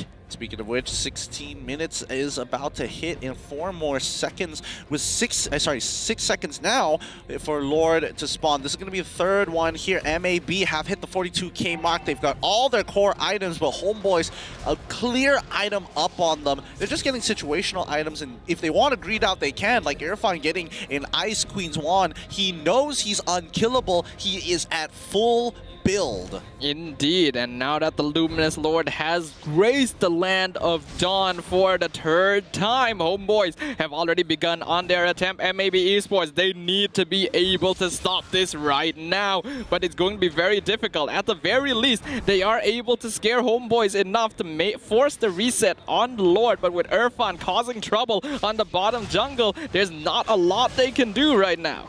Yep, even Nova, he's walking up more boldly than ever. He's looking for an initial engage. He doesn't connect at all. Homeboys pixel perfect. Manages to dodge the Tyrant's Revenge and Rage. Falling into Irfan with a falling Star Moon as Aleph looking to try and get into the backline, but doesn't even work out. X/ manages to shut down Irfan just in time. He has the damage, but now they're walking right in towards the base. GB, unfortunately, getting stunned by the Law and Order, is able to use the Oki Shadow kill. No RNG is going to be enough. Olive falls down by Vince, who managed to survive with 1 HP. It's going to be a Winter Truncheon coming out, but not enough. X-Slash is able to help the kill as Zach QT finishes him off. Anip forced to pull back once again. The Homeboys made a gamble, but this time they lose out a little bit. Oh, that was really, really well played by MAB Esports. Once again, a wonderful defense, not only stopping the Homeboys from taking the Luminous Lord, but being able to take 3 of their members in return. Not to mention that they were able to snipe down Irfan very early on in the fight. He wasn't around long enough to build up the shields, and unfortunately ended up being a lot squishier than he expected. Once that annoying Esmeralda was out of the fight, Zach QT could just play around with no problem. Now Anip is getting punished down by the mid lane here. Zach QT is in perfect position. Oh, he missile arrow. He's not going to get fully committed on, and even Seifel is waiting to go. Knowing that Anip is a little low, they could put his life at risk and they will lose a lot of their damage. The Lord is now ready to go. It's so strong right now at the 18-minute mark. As you can see by the indicators, he's glowing more than ever. He is going to be so devastating. Indeed, this is the 18-minute Lord. This is the final evolution of this neutral objective. So whichever team takes this has a very strong push in their favor. Even the Homeboys are feeling a little more wary. You can sense the respect they have for MAB right now. Resetting the Lord, they know they cannot afford to let this fall into their hands because they can still turn this around into a victory. Yep, this is now what we call the Lord dance. With no inhibitors, you don't really have a lot to work with here, and especially with the Homeboys, they've got minions just crashing down. They're slow pushing top as well as mid, allowing bottom to build up with as many of these minions as possible, as it will crash in towards that crystal side. Now MAB Esports, they move towards the Lord, and if they can risk it, they can go. And there they find it on towards Anim's side. He's trying to get out, but the perfect execution takes him out as Irfan in the backline jumps on top. He gets locked against the wall with the Tyrant's Rage. The Vince trying his best, but he gets on top of Olive, not enough to burn him down to a crisp. Irfan holds strong, but that's not going to be enough. X-Slash is perfectly covered by the rest of his team.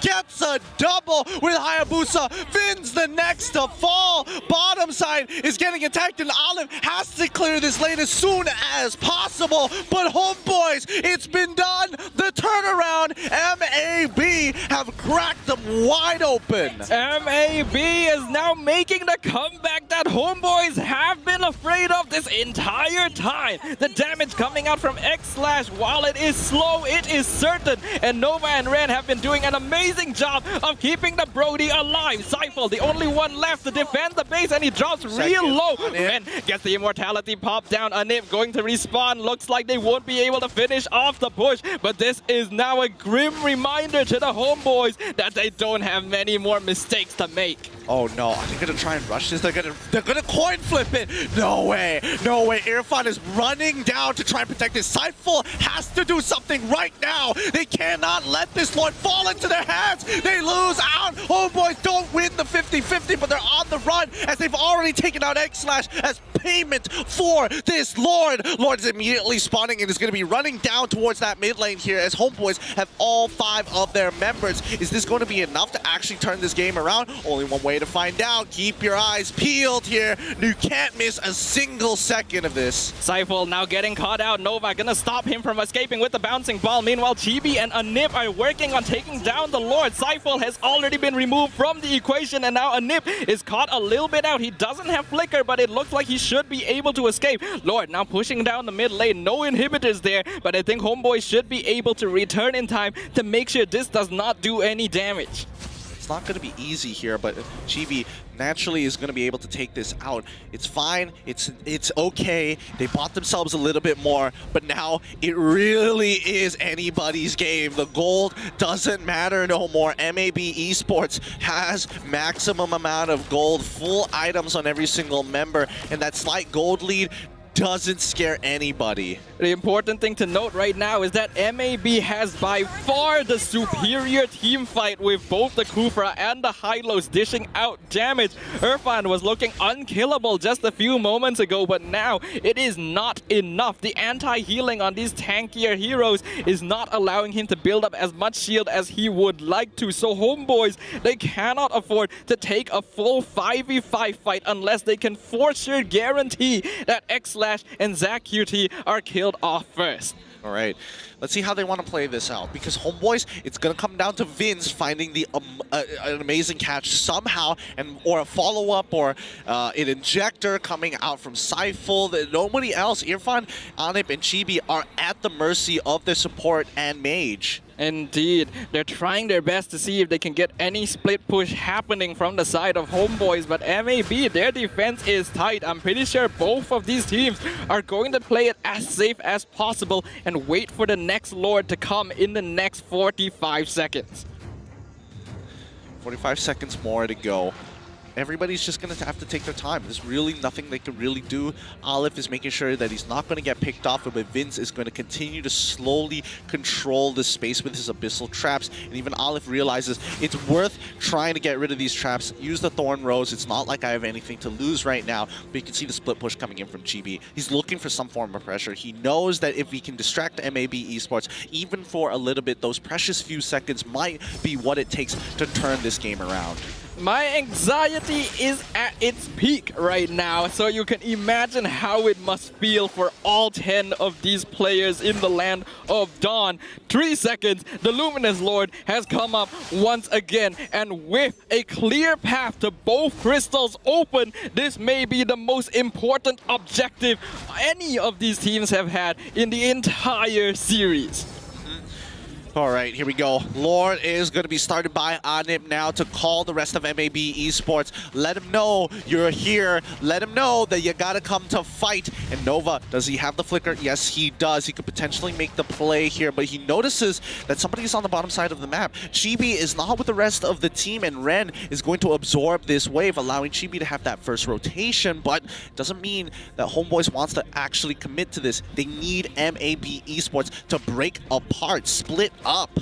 Ordinarily, when you see the enemy jungler on the opposite side of the map from the Lord, that should be a free ticket to start working on it. But they know that this Lord is going to take a while to bring down, and it would be enough time for a Hayabusa to make it back over. So again, neither the MAB Esports or the Homeboys are willing to take this risk.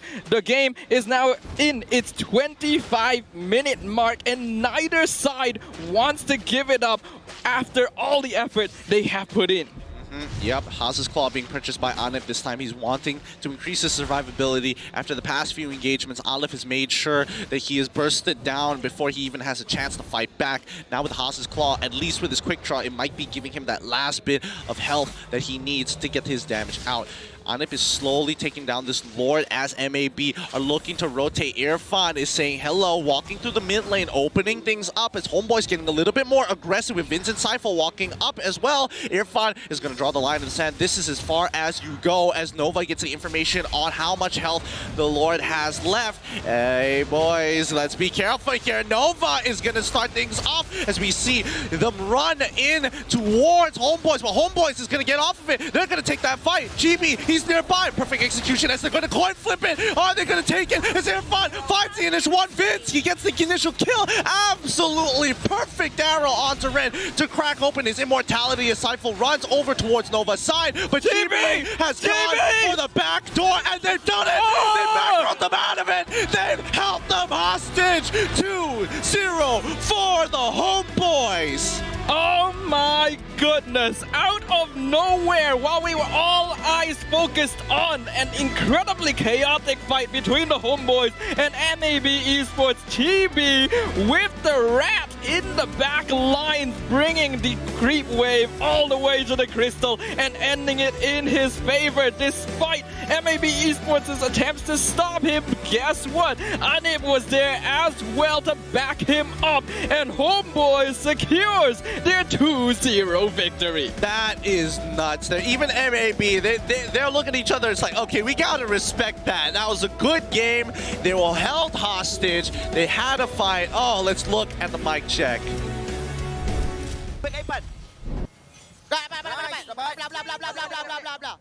Dah, kita menangkan guys.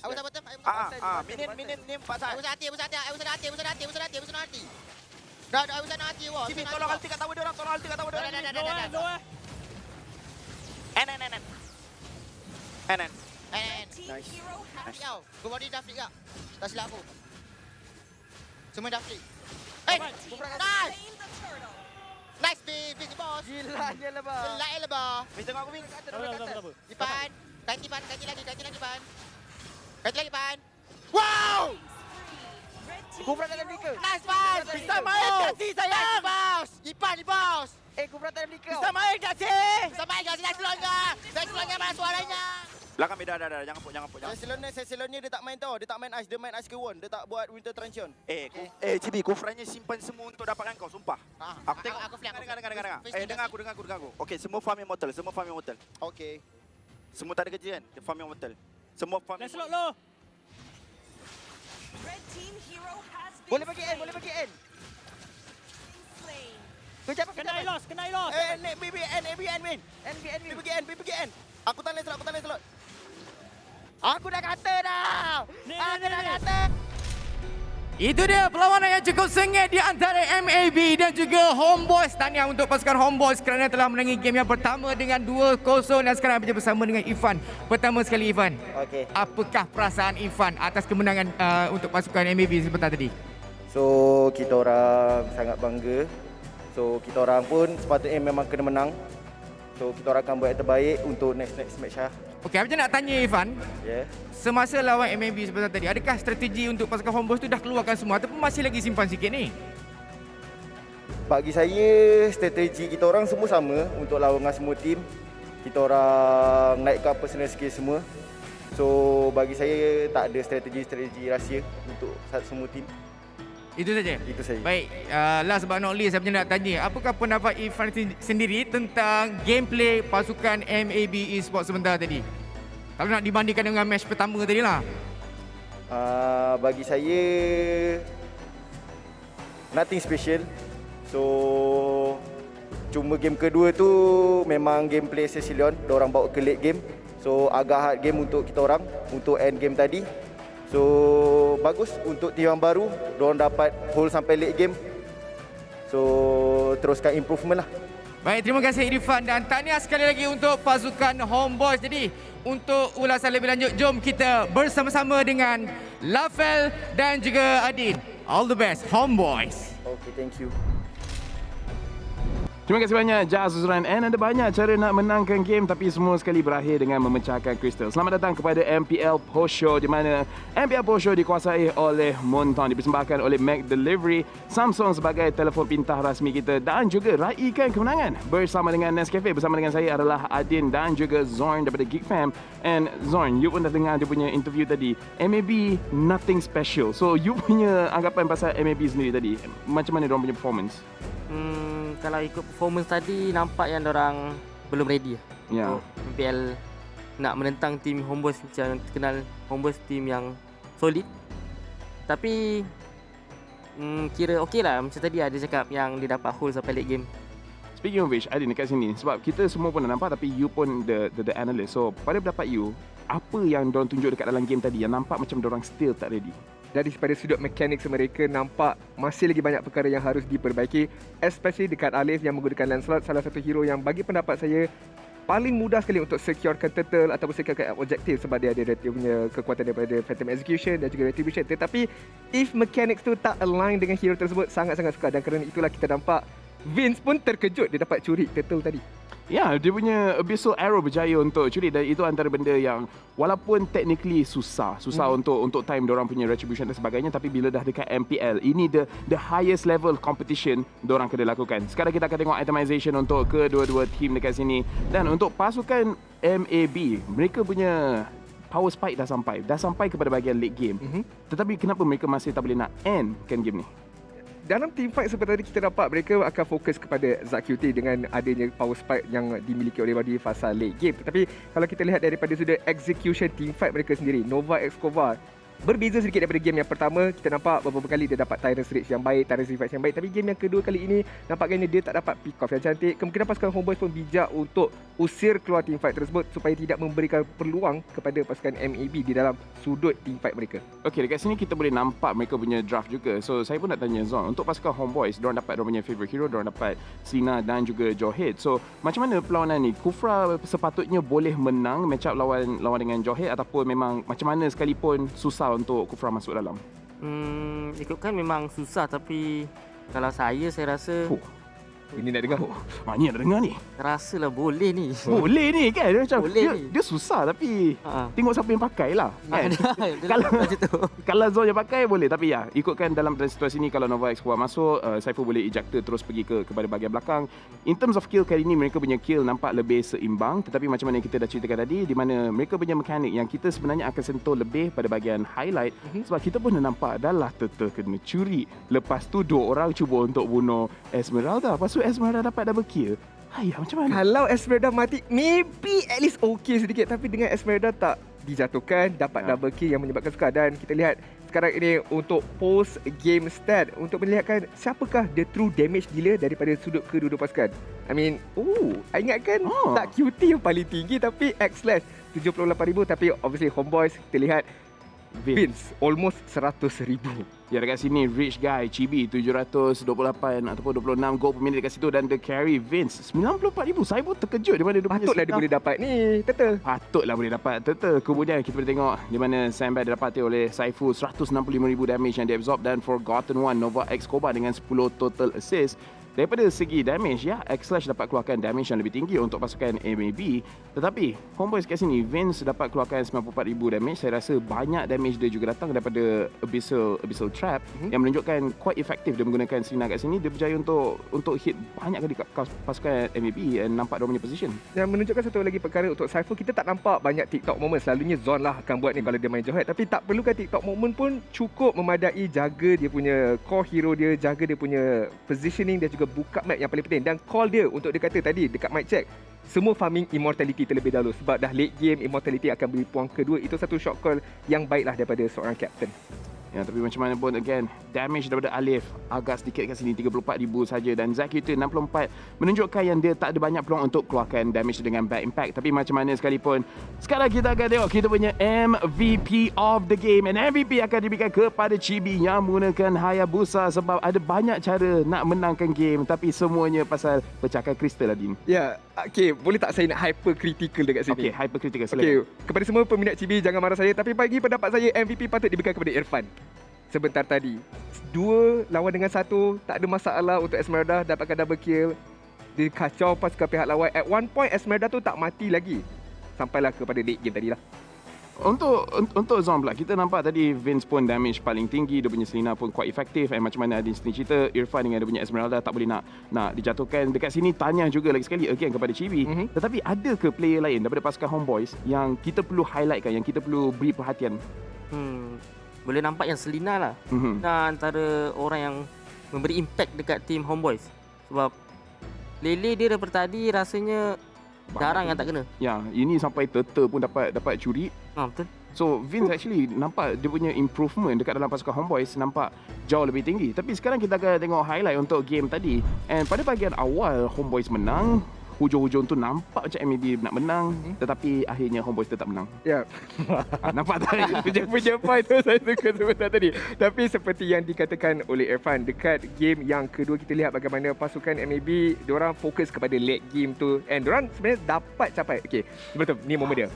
Dapat curi, and then Irfan satu lawan dua. Ingat dekat mic check tadi, kiting je Irfan, and then dia memang betul literally kiting ke atas 2 ahli pasukan pihak lawan dan terus saja dapatkan that double kill. That moment tu bukan momen yang baiklah sebenarnya untuk pasukan MLB. Ya, saya rasa diorang pun mesti ada sedikit mental block kat situ, macam serius lah guys. Tapi in this game, ini kita punya pro players pun dah cakap, as of right now MLB nothing special. Diorang ada, tapi disebabkan diorang boleh holdkan game, nampak yang ada potensi. Player-player mereka sendiri buat masa sekarang belum ready, tetapi akan datang maybe diorang boleh buat sesuatu. And kita kena ingat di mana MPL adalah 8 minggu, ada banyak peluang untuk diorang succeed.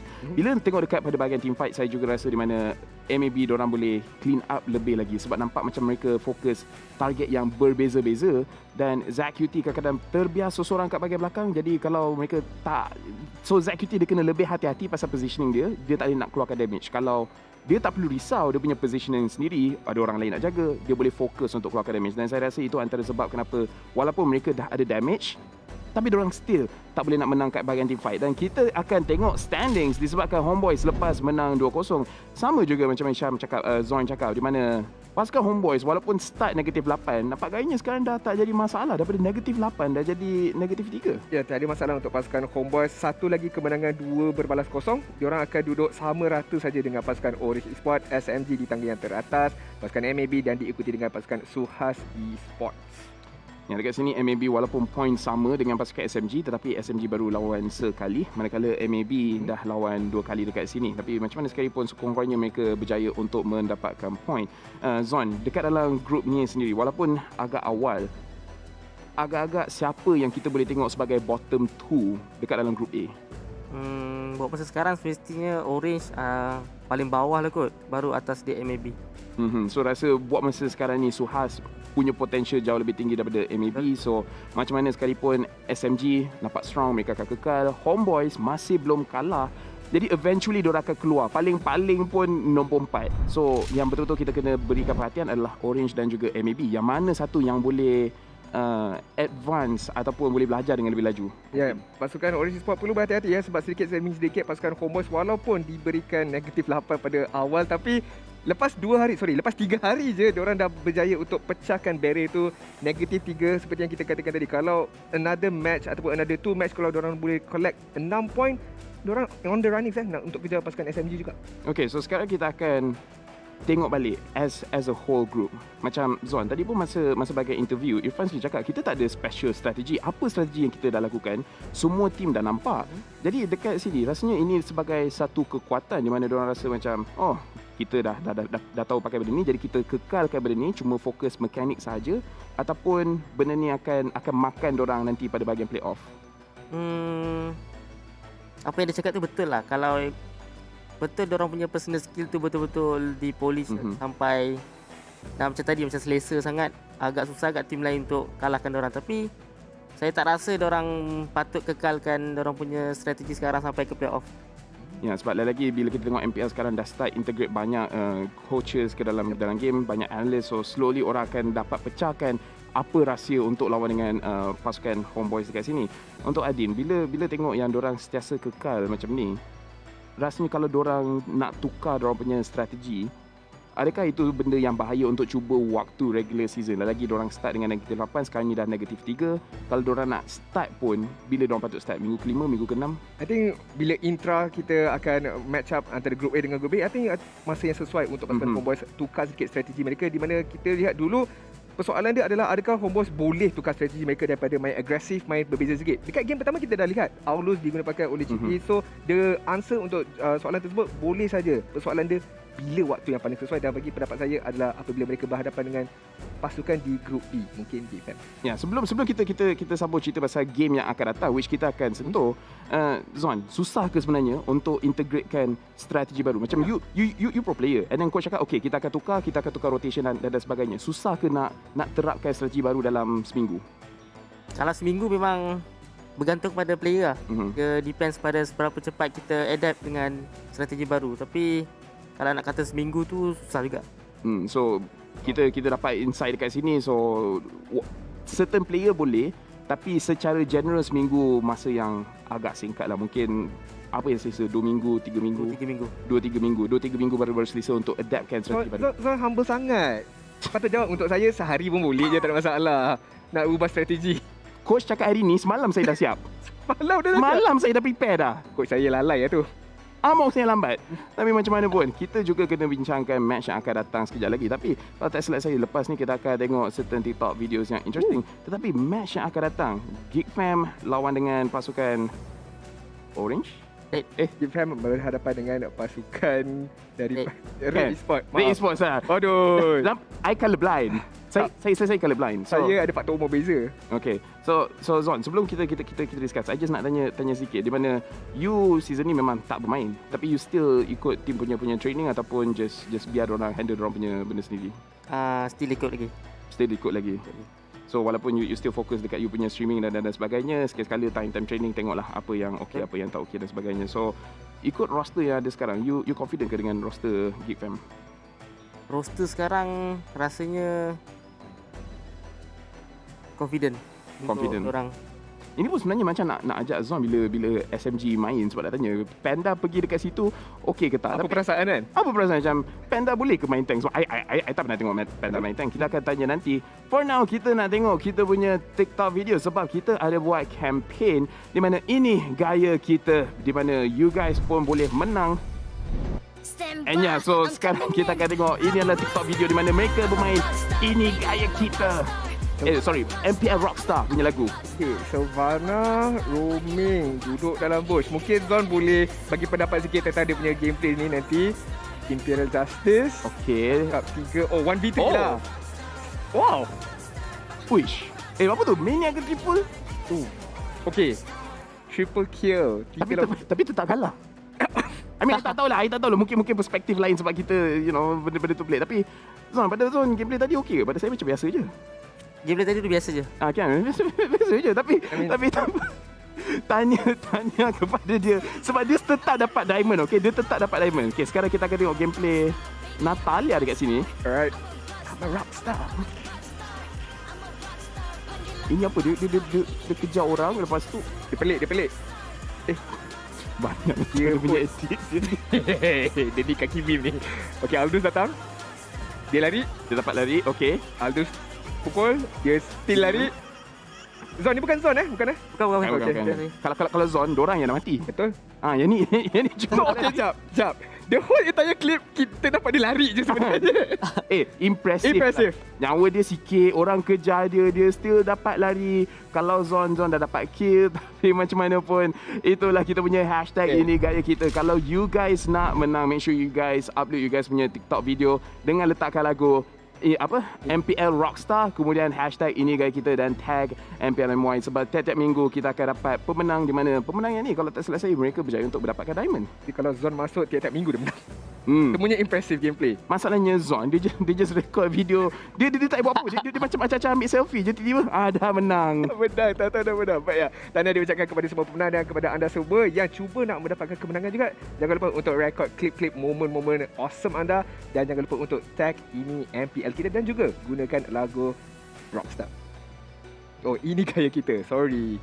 My bad. Saya faham dia tak tulis kat skrip. Tapi macam mana pun kita nak fokus kepada Red melawan dengan pasukan GEEK FAM. So GEEK FAM kita mungkin boleh tanya Zon sedikit selepas ni. Jadi apa kata kita fokus kepada bahagian Red sebelum kita pergi kepada bahagian break. Red semalam Zaid main dengan sangat bagus, Mal main pada bahagian gold lane. So Zon, you pun pernah lawan dengan Red di mana Mal sebelum ni pakai dia dekat jungle. So sekarang dia dekat gold, rasanya okey ke tak okey? Ikutkan okey je kot, sebab itu memang role asal dia kan. Rasanya Red kuat sekarang pun sebab tu. Dia kembali ke role asal, and then diorang dah jumpa pengganti Mal. And Zaid ni, you pernah jumpa dia dekat rank? Tak pernah. So memang pada you pun fresh? Tak kenal dia? Tak kenal, tiba-tiba ada pula. Oh, tiba-tiba ada pula. Okay, nampak. So ini kita letak kita punya benchmark. Zon kenal ke tak? Tak kenal lah, siapa dia ni? Tapi Zon tak kenal, maknanya tak power ke? Belum power. Dia belum buktikan yang dia tu power. Kemudian untuk pasukan GEEK, Adin, sebelum kita start, you ada expectation untuk tengok GEEK lawan dengan Red? Tak payah cerita pasal skor pun, cerita pasal game ni akan agresif ataupun tidak. Mudah. Saya nak tengok jungler baru mereka, Burpee. Boleh tak dia nak menggantikan kasut fix, kasut Maima, dengan main dengan begitu baiklah. Especially fix lah. Ya, ini macam mana pun diorang punya saiz kasut, kalau tidak silap saya tak jauh berbeza. Tapi macam mana pun kita akan pergi kepada break selepas ni. Ni just nak cakap di mana MPL Post Show dikuasakan oleh Monton, dipersembahkan oleh McDelivery, Samsung sebagai telefon pintar rasmi kita, dan juga raikan bersama Nescafe. Selepas ni kita akan tengok perlawanan di antara pasukan GEEK FAM lawan dengan RED ESPORTS. Zon lagi sekali akan berada dengan kita, jadi kita akan discuss dengan lebih dalam pasal roster mereka berdua. Jadi korang semua make sure jangan pergi ke mana-mana. Kita akan kembali selepas ni untuk match kedua hari ni.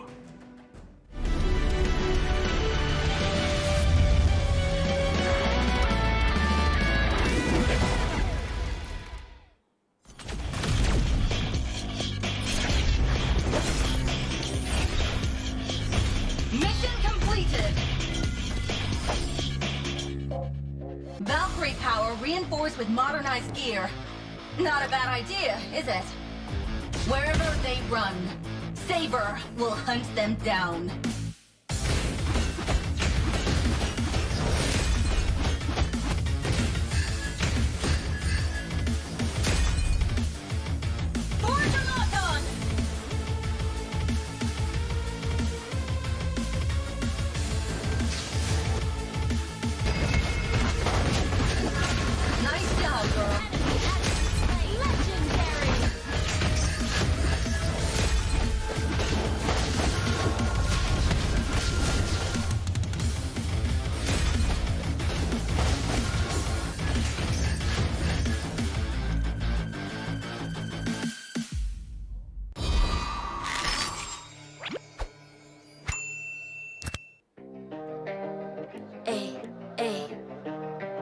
I'm a rock star. Yeah, rock star. Hey, I'm a rock star. I'm a rock star, baby. I'm a rock star. I'm a rock star. I'm a rock star. I'm a rock star. Panggil aku rock star. Ini kejohanan kita semua orang rock star. I'm a rock star, baby. I'm a rock star. I'm a rock star. I'm a rock star. I'm a rock star. Panggil aku rock star. Ini kejohanan kita semua orang rock star.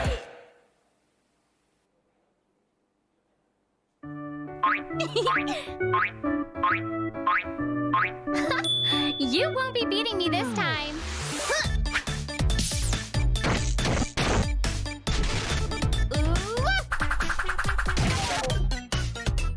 Why am I always the one getting hurt?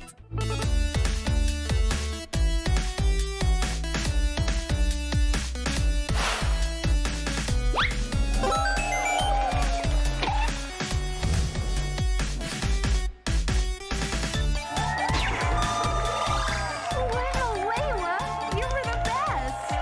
Layla, you rock. You're always number one. Look, the ranking just changed.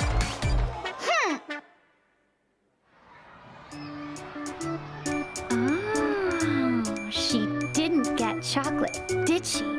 Fanny, did you get any chocolate? I received tons.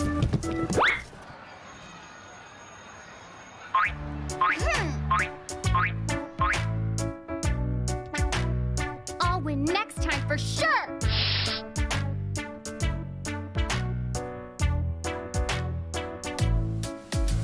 This is for you, my teammate. For me? Well, it's sure be rude of me not to accept your kind gift.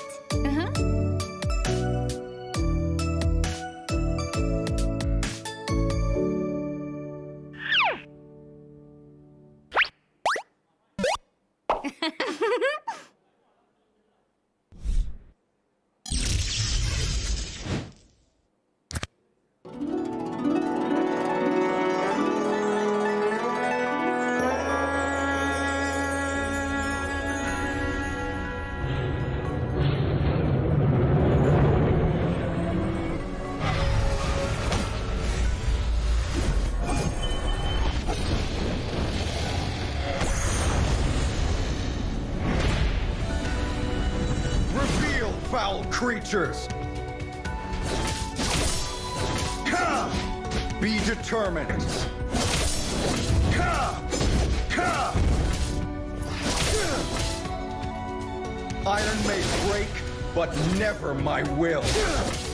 Sweep the existence!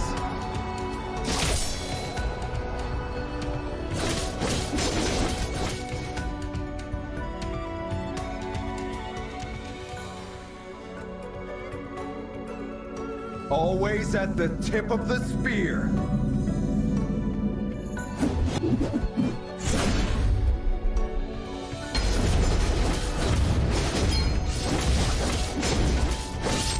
You have slain an enemy.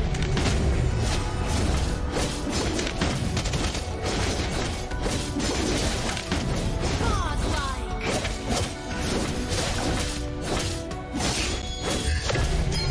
Legendary.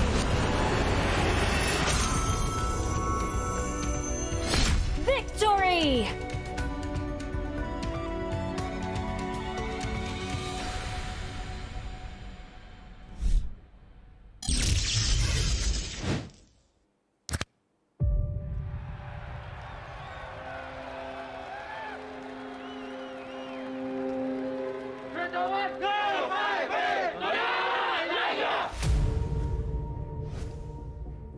So, diorang dapat pelbagaikan lagi gameplay diorang dan Angka yakin dua-dua tim ni boleh pergi sangat jauh dekat MPL. He actually pushed everyone to harder, could be more stressful. Pushes the limit of Mobile Legends in terms of meta, in terms of players' mentality, in terms of stamina. This is how you be a professional player. Esme OT, skill satu dia dah mati, Mas. Terus ini for apa? Malaysian meta is very taste the dopamine sort of meta. You perlu telan rasa pahit tu supaya you boleh rasa kemanisan yang akan datang. Our meta is more focusing on helping or contributing dekat marksman supaya dia boleh orang kata istilah fat untuk win the game. Pergi mana-mana region, any part of the world, kita orang boleh perform.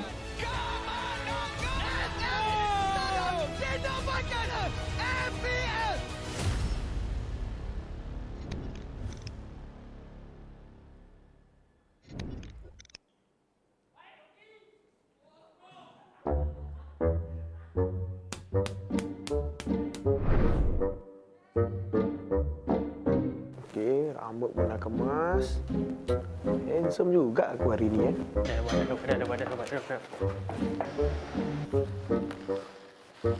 Alamak. Tenang Jamil, kita boleh. Hello, kita jumpa lagi. Good afternoon. Wah, sejuk ya office you. Hi, I'm Sasa. Look at me. I'm the captain now. Saiful, kapten kami dia sakit perut. So saya nak ganti untuk hari ini.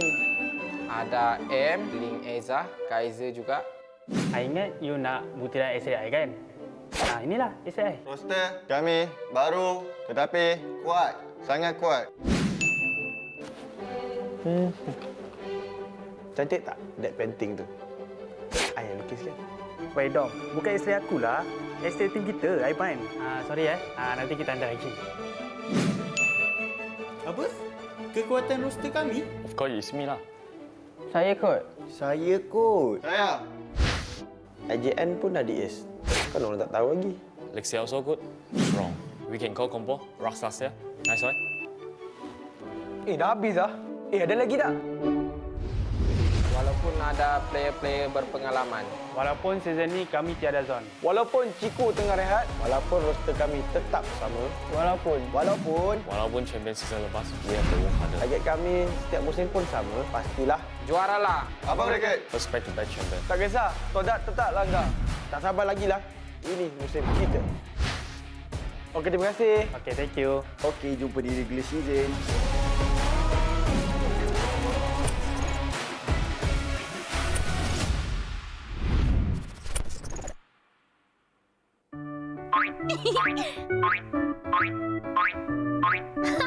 You won't be beating me this time.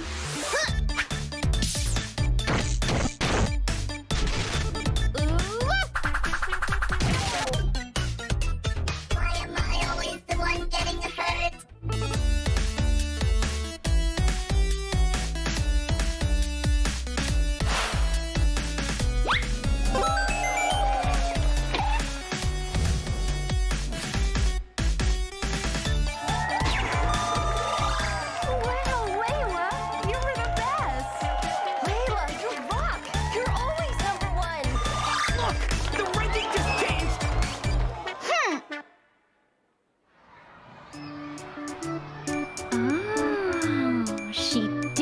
Chocolate, did she? Fanny, did you get any chocolate? I received tons.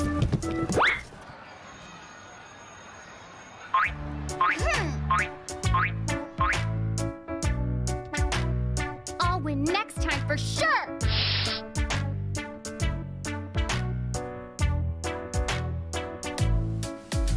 This is for you, my teammate. For me? Well, it'd sure be rude of me not to accept your kind gift.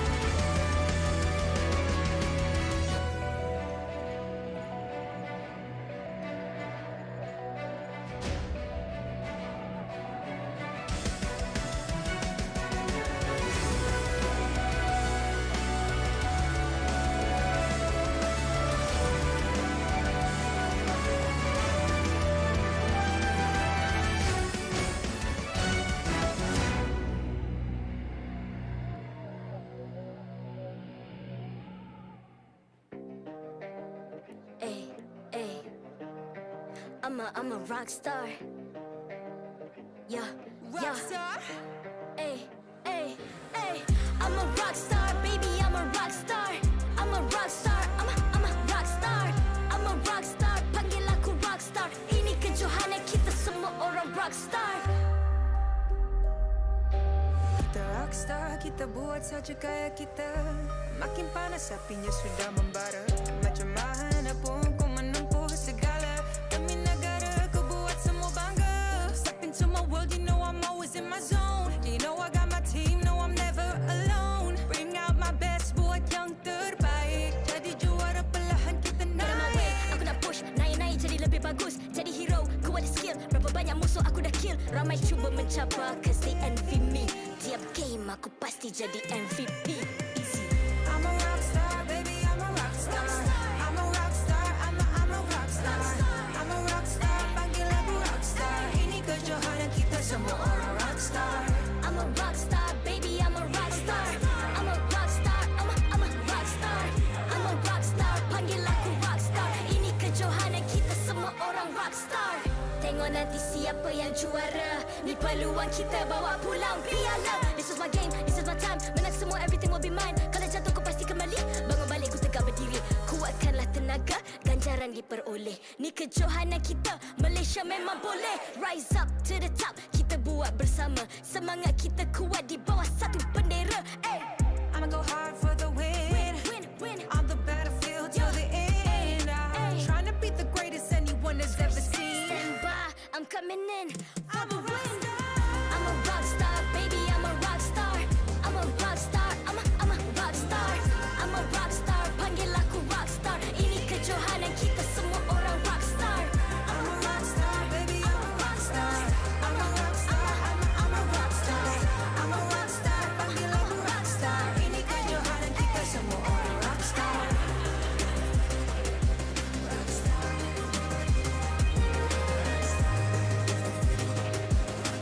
Ini kejohanan kita semua orang rockstar. I'm a rockstar, baby, I'm a rockstar. I'm a rockstar, I'm a rockstar. I'm a rockstar, panggil aku rockstar. Ini kejohanan kita semua orang rockstar.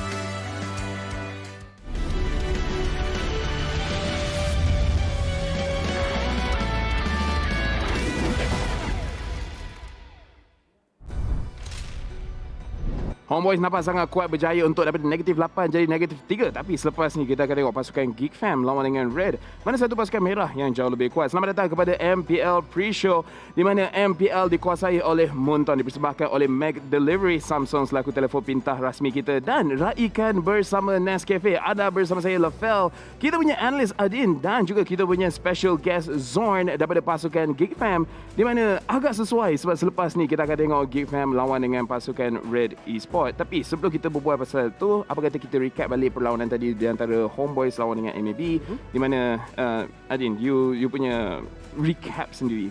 Untuk secara briefly recap untuk game yang pertama tadi di antara Homeboys dan juga pasukan MLBB, dimenangi oleh pasukan Homeboys atas mekanik mereka tersendiri. Kita nampak pasukan Homeboys adalah pasukan yang lebih better, perform lebih better daripada sudut mekanik. Tetapi untuk pasukan MLBB, pasukan yang baru, I think walaupun tewas 2 berbalas kosong, tapi ada banyak perkara yang baik mereka boleh dapatkan and try to improve more apabila masuk ke minggu kedua, minggu ketiga. Ya, Zon, kalau tengok pasukan MLB, diorang memang kena perbaiki. Tapi rasanya kat kawasan mana yang diorang kena fokus dalam seminggu ni? Pasukan MLB. MLB rasanya rotation dan cara diorang ambil objektif kot. Sebab nampak yang diorang agak kurang laju untuk buat rotation dan kebanyakannya yang buat rotation awal adalah Homeboys dan diorang kebanyakannya react je.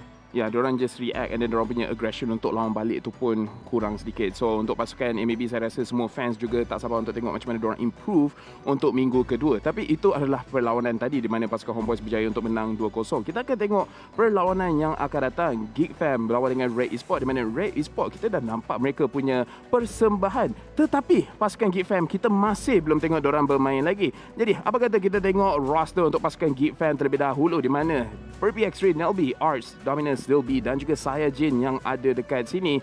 Sayajin menggantikan Zorn, kemudian Burpee menjadi jungler.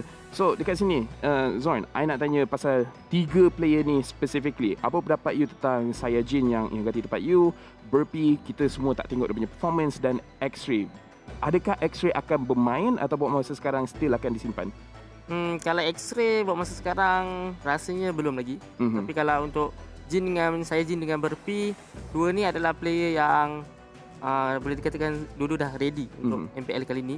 Burpee mesti semua orang tengah tunggu Burpee punya performance, tapi korang semua akan tengoklah yang Burpee ni sebenarnya salah satu player yang korang patut takut. Ya, and kita juga nak berbual pasal Sayajin sebab GEEK FAM, semua orang memang kenal GEEK FAM antaranya disebabkan Zorn. You punya own playstyle, bila you pakai hero tangkap, you zone kan semua orang. Itu you punya signature style. Sayajin boleh tak dia bawa benda yang sama, ataupun disebabkan Sayajin bermain, GEEK FAM punya strategi akan berubah? Rasanya Sayajin dengan saya lebih kurang je, sebab daripada dulu saya nampak yang dia lebih kepada tanky yang lebih kepada yang pick off. So lebih kurang je lah Sayajin dengan saya rasanya. Okay, so dari segi mekanik tu mungkin tak ada beza lah. Adin, you tengok line up dekat sini, you rasa GEEK FAM diorang betul-betul ready untuk lawan dengan RED, sebab you pun dah nampak RED bermain pada hari semalam. Saya rasa pasukan GEEK FAM dah cukup ready, tapi mereka kena buktikan on stage nanti dengan adanya Burpee, dengan adanya Sayajin. Tapi the foundation masih lagi sama, masih lagi ada Arts, Dominus yang boleh saya katakan pengasas ataupun foundation buat GEEK FAM. Walaupun mereka main dengan tak baik, kita boleh harapkan Arts dan juga Dominus untuk kawal balik momentum mereka untuk membantu pasukan GEEK FAM demi mendapatkan kemenangan. But Sayajin tu mungkin saya nak tengok macam mana nanti permainan dia. Ya, jadi sekarang kita akan tengok pasukan RED ESPORTS. Mereka punya roster kita nampak rank kita Z4, Zaid, Mal, Ash, Dragon dan juga Mam. Ash Ash tu lah. Lain macam Ash. terlampau Mak Salih kat situ. Salih sungguh baik ya. Okey, kita cerita sikit pasal RED dekat sini, di mana untuk pendapat saya yang saya suka tengok, di mana rank QT dia bermain dekat bahagian EXP. I memang suka disebabkan dia yang jenis setup kan fight, dia pakai Cho, dia pakai Edith. Kemudian Zaid, first game nampak nervous, game kedua dengan game ketiga nampak sangat kuat. You punya opinion pasal RED ESPORTS, Adin? Zaid, game pertama nervous tu memang kita nampak sekali, tapi bila dia dah selesa on stage, dia dah selesa dengan rakan-rakan dia, game yang kedua, game ketiga perbezaannya sangat-sangat ketara. Agresif gameplay, pada masa yang sama dia tak mencatatkan kematian langsung pada hari semalam menggunakan 2 kali menggunakan link, kalau tidak silap saya, dengan begitu baik sekali. Tadi awak sebut rank kita, saya ingatkan siapa rank kita? Oh, error sebenarnya. Baik ya, benar sekali bila menggunakan Cho, nampaknya nampak lebih selesa, dia boleh pick off di bahagian belakang. A different style of EXP laner, selalunya traditional EXP laner adalah akan absorb all the damage, tetapi rank QT bawa satu elemen yang berbeza sedikit. Okay, so you pun ada cerita tadi masa bahagian GEEK FAM. Kita akan tengok siapa yang akan bring back the game. So sekarang ni Zon, you dah tak ada kat dalam GEEK FAM. Well, you tak bermain untuk season kali ni. Siapa captain GEEK FAM sekarang? Still sama macam season lepas, iaitu Arts. Arts, and rasanya macam Arts still strong head untuk kawal pasukan GEEK FAM lah. Okay, so dekat sini saya juga nak tanya, di mana kita nampak pasukan TODAK telah bermain and kalah kepada RED, kalah kepada RSG. Kemudian you keluar daripada GEEK FAM. So persamaan antara TODAK dengan GEEK FAM, di mana Ciku dah tak ada dekat dalam TODAK, dalam line-up ni. Kemudian Zorn pun tak ada dalam line-up GEEK FAM. So star player yang orang boleh katakan dah keluar. Boleh bagi pendapat you about pasukan TODAK tanpa Ciku, dan you punya pendapat pasal GEEK FAM tanpa Zorn sendiri? Kalau untuk TODAK boleh nampak yang diorang agak lost kot. Orang bila tak ada Ciku tu nampak yang diorang macam tak tahu nak buat apa sangat, sebab maybe Ciku dalam game dah banyak bantu diorang dari segi rotation ke apa ke. Tapi kalau untuk tim saya rasa tak ada apa-apa perbezaan sangat pun. Rasa diorang still boleh main, tapi maybe tak seteruk TODAK kot. Okay, understand. Diorang masih boleh main, tapi tak seterus Todak. So Adin, you punya jangan terus bagi kat saya terus. Rasa pressure pula sekarang ni. You punya opinion sendiri. You pun pernah tengok saya Jin main. You pun tahu Zon dekat sini. Betul. So depan Zon, I nak tanya, rasanya saya Jin boleh ke feel Zon punya shoes? Saya tak tanya dia, saya tanya awak. Letak saya dekat spot yang agak berbahaya sebenarnya. Sebab Zone Army sangat-sangat ramai. But saya Jin, saya rasa nak ganti tempat Zon one for one sangat-sangat sukar. Sebab Zon, the one and only, tak ada siapa yang boleh gantikan beliau. Jawapannya selamat. But saya Jin harus kena step up, at least be there for the team untuk lakukan gerakan Roma. Cuma apa yang saya risau adalah GEEK FAM adalah satu organisasi yang besar. Fan mereka sayangkan pasukan mereka. Kalau saya Jin buat kesilapan dekat game pertama ni, kita boleh nampak komen-komen, baik, Zon je yang main. Tapi GEEK FAM, diorang pun sama macam Todak, suka main ketiga-tiga game. Tak kisah menang ke kalah ke, suka juga main 3-3 game. Kenapa Zon suka main 3-3 game? Memang habit. Memang suka. Habit, Sukakan 3 game sangat tu. Saya tak tahu kenapa. Ya, sebab memang fans nak tengok game banyak. Kalau 2-0 kan macam kurang. So GEEK FAM dia sayangkan fans. Dia sayang. So dekat dalam game ni, kalau tengok pada bahagian red, siapa player untuk kita betul-betul tengok, sama ada Zaid, sama ada Mal, sama ada Ren? Kalau untuk saya memang jungler dia lah, Zaid tu agak nampaklah yang dia lain sikit daripada yang lain. Okay, so Zaid sebab kita dah nampak dia punya gameplay. Zon, you sendiri dah nampak gameplay berpi. Rasanya dekat sini akan ada perbezaan besar daripada mechanical skill mereka berdua, ataupun sebenarnya berpi dengan Zaid lebih kurang sama level? Kalau ikut personal skill rasanya lebih kurang kot. Tapi hero pun lebih kurang saya rasa sebab duduk assassin. Oh, okay. Itu yang match up yang I think Zon pun mungkin nak tengok sebentar nanti, match up di antara dua jungler ni. Zaid berhadapan dengan pasukan GEEK FAM iaitu Perpi. Who is the better jungler? Sebab dua-dua technically rookie untuk kedua-dua pasukan, tapi meletakkan diri mereka dekat jungler tu adalah satu role yang sangat-sangat besar dan sukar untuk dipikul. Tapi ini apa yang saya tengok, kalau kedua-dua jungler diorang punya mechanical skill lebih kurang sama, yang kita kena tengok yang kedua adalah mereka punya roamer. Sebab kebiasaannya role ni yang akan cuba tangkap jungler ataupun slowkan mereka punya rotation dan sebagainya. So akan jadi satu fight di antara saya Jin, yang mana kita pun nak tengok dia punya performance dengan pasukan GEEK FAM macam mana, dan juga Mam yang kita nampak so far perform okay, tapi Glue sebagai roamer rasanya memang okay, memang kuat ataupun okay. Rasanya Glue untuk roamer, saya daripada dulu lagi dah rasa yang Glue punya impact dalam setiap situation tu terlalu kuat, jadi sebab tu roamer boleh jadi. Okay, so sekarang memang nampak macam Glue roam memang okay. Sebelum ni kenapa orang susah nak bawa? Adakah sebab dia slow ataupun nak initiate tu susah, ataupun time tu tak tahu sangat nak pakai Glue macam mana? Mungkin sebab perbezaan packs kot. Dulu orang tak main tank sangat dekat mid, orang banyak main support tu. Jadi Glue agak kurang sesuai untuk lawan hero macam tu. Macam sekarang kebanyakan semua dah pick Kufra, Chow, and then Glue ada satu hero yang boleh pressure enemy. Nampak tak, patch yang Chow ada, Fanny ada, Kufra ada. Time ni lah Zon tak nak main. Dia pandai tau pilih time. Banyak waktu dia nak rehat time ni juga. Kenapa tak rehat season lepas? Come to Zon ni. Walaupun dia dekat sebelah. Oh, sorry. Saya Zon, nanti kita boleh ambil gambar sekali kan? Tak boleh. Saya punya plan sebab kita dekat sini. Dia kena cakap boleh, tapi tak apa. Adin, sambung perbualan.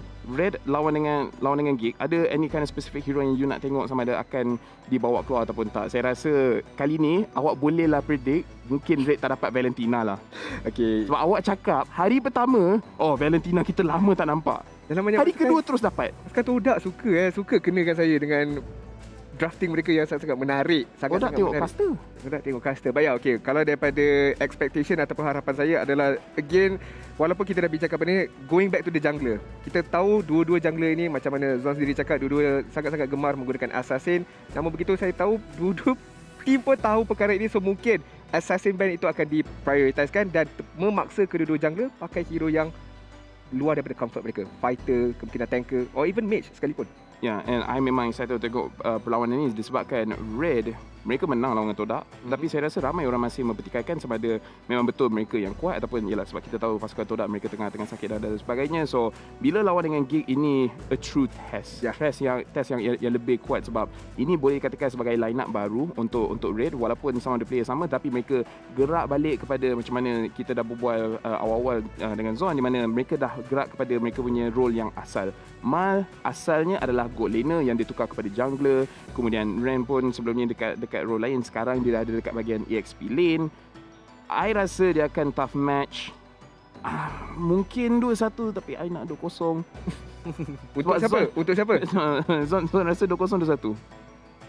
GEEK main 2-1 Rasa macam 2-1. Masih lagi. GEEK main 2-1 lah.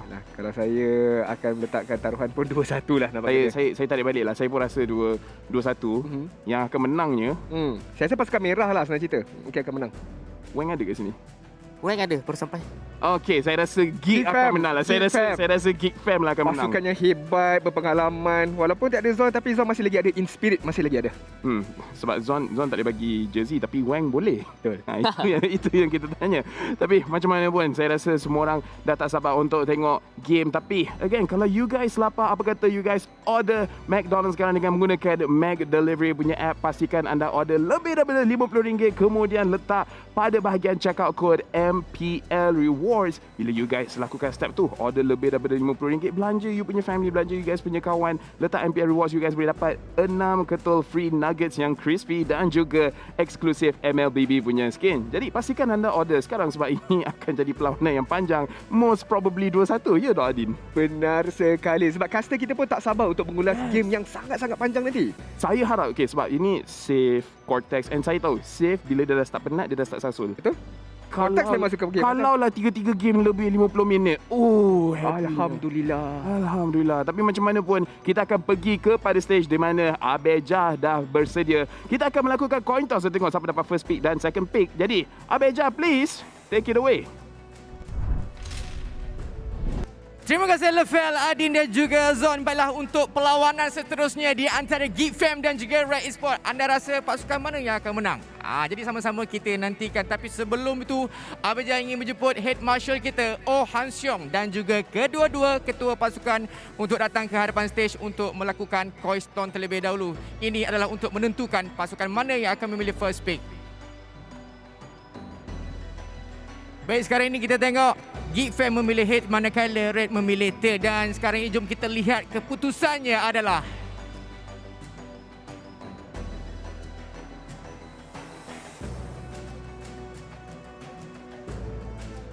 tails. Dan ini RED ESPORTS membuat keputusan untuk melakukan first pick terlebih dahulu. Terima kasih Han Seong dan juga kedua-dua ketua pasukan. Untuk perlawanan kita yang seterusnya, apakah lagi kejutan yang bakal menanti anda? Sama-sama kita nantikan. Saya pun nak tengok di antara GEEK FAM dan juga RED, siapa lagi padu dan siapa lagi ranjak. Dan apa membawa masanya lagi, kita tengok kita punya caster-caster dah pun ready, bersiap sedia untuk cast. Jadi Malay caster, English caster, take it away. Two old favorites will now encounter one another with brand new faces to fill in their rosters. Welcome back to MPL MY Season 9. My name is Dafa. With me today once again is Gideon, here to inform you that our sponsors, the official gaming chair, Secret Lab, Partners in Esports, TikTok Live, Esports Charts, EGG Network, and co-organizer ESI are responsible for bringing all of this entertainment to you guys right at home. We've got an exciting match here today, and I'm really excited to see GEEK FAM in the current state that they are in. RED ESPORTS still has a good majority of their players. However, GEEK FAM has been training for a good amount of time since last season to prepare here today. Indeed, and now that you're going head-to-head once again, obviously these two teams are mainstays of the MPL scene. They've had many chances to go head-to-head in previous seasons. This is going to be their first time meeting up in Season 9, and obviously both teams have had some new faces added to their rosters. Absolutely, I think we're all excited to see how they're actually going to perform, especially when it comes down to the junglers on either side. Sayajin, I'm a little less concerned because he does have MPL experience overall, call, but it's time to call out the players. Are you guys ready here at home? Well, this matchup is going to be just plenty of exciting. It's going to be GEEK FAM versus Red. Let's bring them out. GEEK FAM.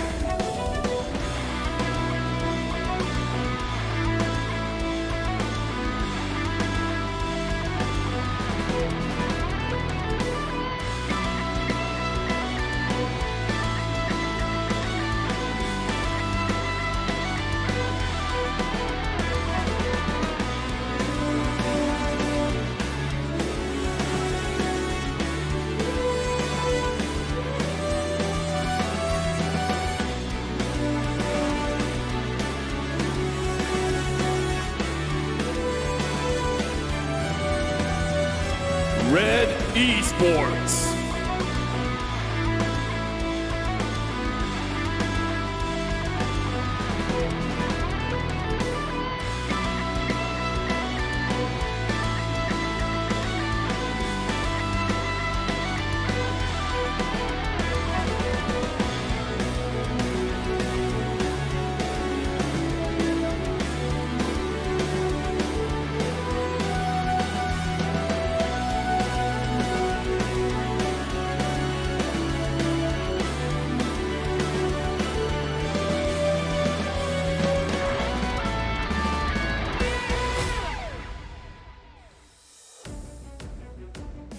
Here they are. The players are setting up here up on our offline stage to battle it out once more.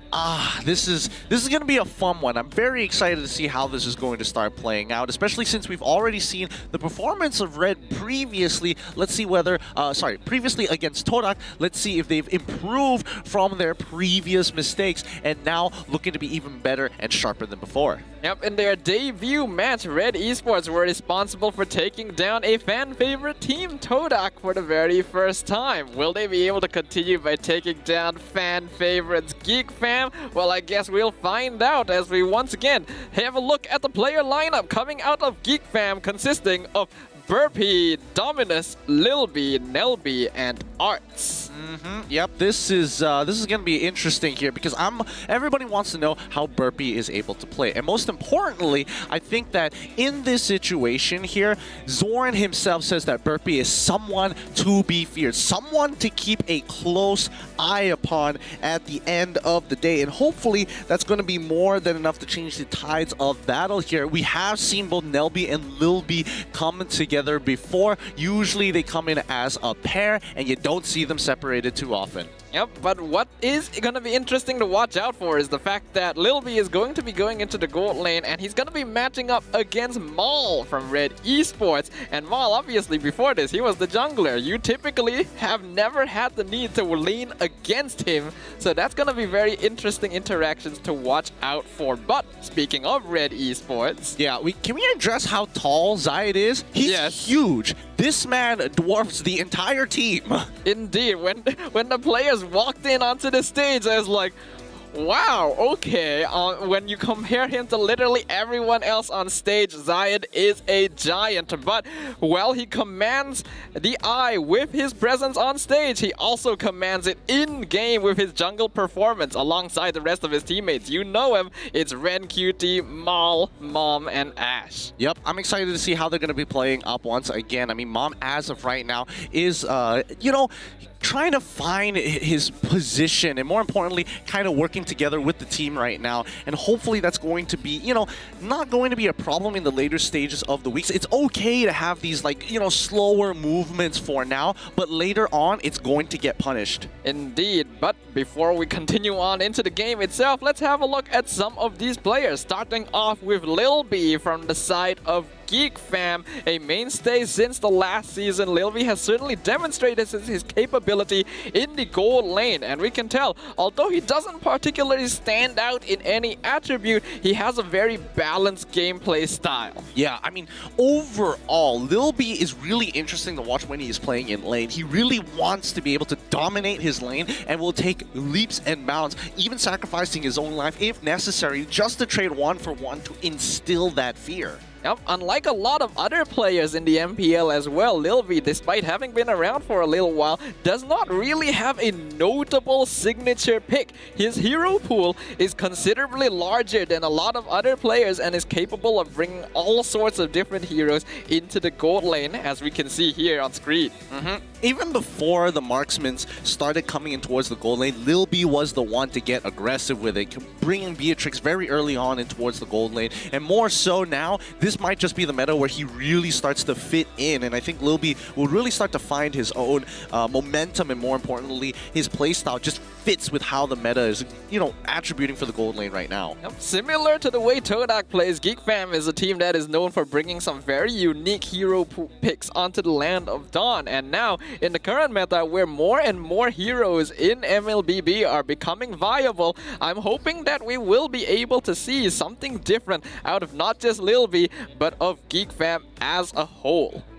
Yep, and maybe so. I do feel that GEEK FAM has been kind of tuning their team to kind of find that chemistry to make sure that they can actually fit the meta when suitable. It's a little sad that Zorn doesn't come in because obviously Cho being meta, as well as Fanny more specifically being really meta, and one of the signature picks that shocked everybody during Season 7 as well as Season 8. It's real fun to see, but still there is more to be seen from GEEK FAM.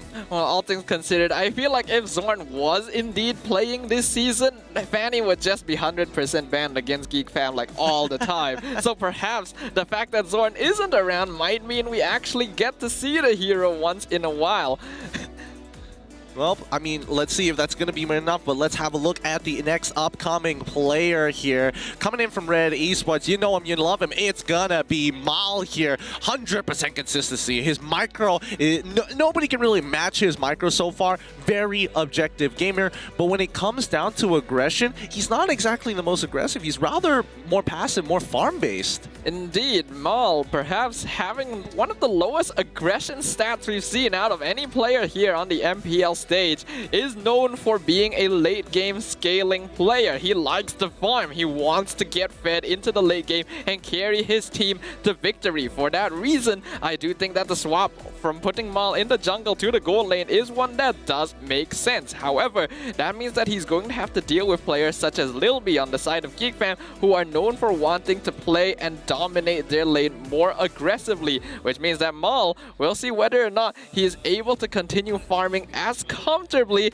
as we would like to hope from a player of his experience. I mean, with a player of his experience, do you really want to question it? Personally, I'm not exactly one to be like, hey Mal, of all the things that you could possibly do, like, would you throw a game? Absolutely not. I expect him to always be at his absolute best. That is true. One thing that you have to note about Mal, even when he was playing in the jungle, no matter what was thrown at him, he is very consistent. No matter how much pressure he is under, how much map control the opponents might have, Mal is the player that you can expect to get farmed regardless of what happens, no matter what. I mean, talk about clutch ability, right? Like, we've seen him in some of the most dire situations before where he's just like, oh, he's down a level, he's down 2 levels even, yet somehow he is able to kind of squeeze out a clutch and able to at least trade 1 for 1, even in 3v1 situations. And that is extremely impressive, but it solely depends on whether or not he has a hero that has that kind of versatility in its kit.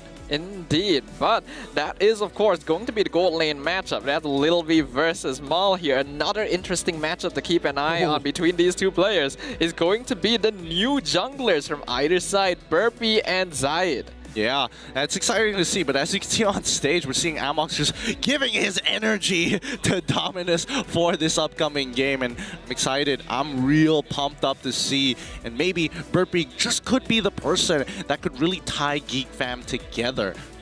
Alright, having a look at the talent predictions, it's looking very much favored towards GEEK FAM, except for one lone standing pillar, Cortex, believing that Red Esports will be the one to claim victory. Hey, it's just relatable. Tall people just think alike, man. Like, Cortex is, he's a tower, and with his twin brother apparently up on stage here with that accommodating height, it makes sense, man. Indeed, it does, but with so many of us voting for GEEK FAM, I think, again, we do have to highlight to you guys, a lot of these predictions are made before the week even begins, so we don't even know exactly how teams are going to be performing. I get the feeling if we watched how Red performed yesterday, things might be a little different. Ooh, an overwhelming support coming in from GEEK FAM's side for this upcoming matchup in comparison to Red here. Looks like not everybody can see eye to eye with Red, and Cortex, he's taking a hot take, but I think there is some sensibility because Red has performed really well yesterday, and especially against TODAK. Even though TODAK was sick, unfortunately, TODAK wasn't playing at their 100% and ran out of gas during Game 3. Red, I think it's important for them to win that very first game if they want to continue their momentum for Games 2 or arguably Game 3. Yep, in particular, we have to look at the performance of their brand new jungler Zayed, who was able to win MVP of the day for Day 2. So Burpee from the side of GEEK FAM, he's got quite the things to live up to. But if you guys want a phone that lives up to your MLBB expectations, make sure you guys check out the Samsung Galaxy A52s 5G. Absolutely. If you want to play Mobile Legends, bang bang, using a brand new smartphone with a sleek design, with MPL Malaysia Season 9's official smartphone, Samsung, you can get an awesome gaming experience with the brand new Samsung Galaxy. So get yourselves one today. And if you're worried about, hey, what's this 5G nonsense? There's no way that that's possible. There's only 4G. Well, I guess you're wrong. Get on with the times, old man. Pick up the 5G. It really does, like, most people say 4G is pretty good. 5G, there is a very clear difference in terms of internet connection. Oh boy, when you're outside, it feels like you're at home. Yeah, well, you know, 5 is usually greater than 4, so I would think that 5G would have better performance than 4G, but don't take my word for it. Check out the brand new phone and try it out for yourself. But without further ado, ladies and gentlemen, it is time for us to enter the draft. It is going to be Red Esports drafting on the blue side, going up against GEEK FAM on the red side. And respects to Zorn, GEEK FAM instantly banned out the family, saying, nope, if Zorn can't play, neither can you. Standard ban so far for now, but Red Esports, interestingly enough, went straight for Ruby. Indeed, that's going to be a very early Ruby ban coming out from Red Esports, and I do know that Ruby is a hero that GEEK FAM has played, but it's interesting how much emphasis they put on it. We know Red Esports, they like prioritizing the glue pick, so it's possible that banning out the Ruby this early on is just to make sure that the hero does not get counted. Yep. And more importantly so, Ruby is just frustrating to deal with, especially when you're an assassin. You get hit by that powerful CC. Abyssal Arrow as well getting taken away. No more Selena. What I am curious about, I probably should have paid a little more attention when we were looking at the player lineups, but GEEK FAM have not included Cyajin in their lineup this time. So who is actually playing the dedicated tank here? That's actually a very good question. I'm guessing either Nelby or Lil B? That feels a little bit weird for me because GEEK FAM are fielding 2 mage players, right? We know that both Nelby and Dominus are known for playing in the mage position. So having one of them swap over to the roaming position is a little bit strange, but certainly to the GEEK FAM brand. Yep. I personally think that if this is the case, Burpee is still going to be playing in the jungle, Lil B's still going to be in the gold lane, which means that Nelby is going to be the one playing as a roamer. They are going to need an enchanter type support, unless Nelby has been training secretly in this time to actually pick up some hard tanks. But considering what they're banning out here, you can see Selena's already gone. I wouldn't be too surprised if Matilda gets banned out for the side of Red Esports. That would start to make things add up. Yep, there we go, Matilda.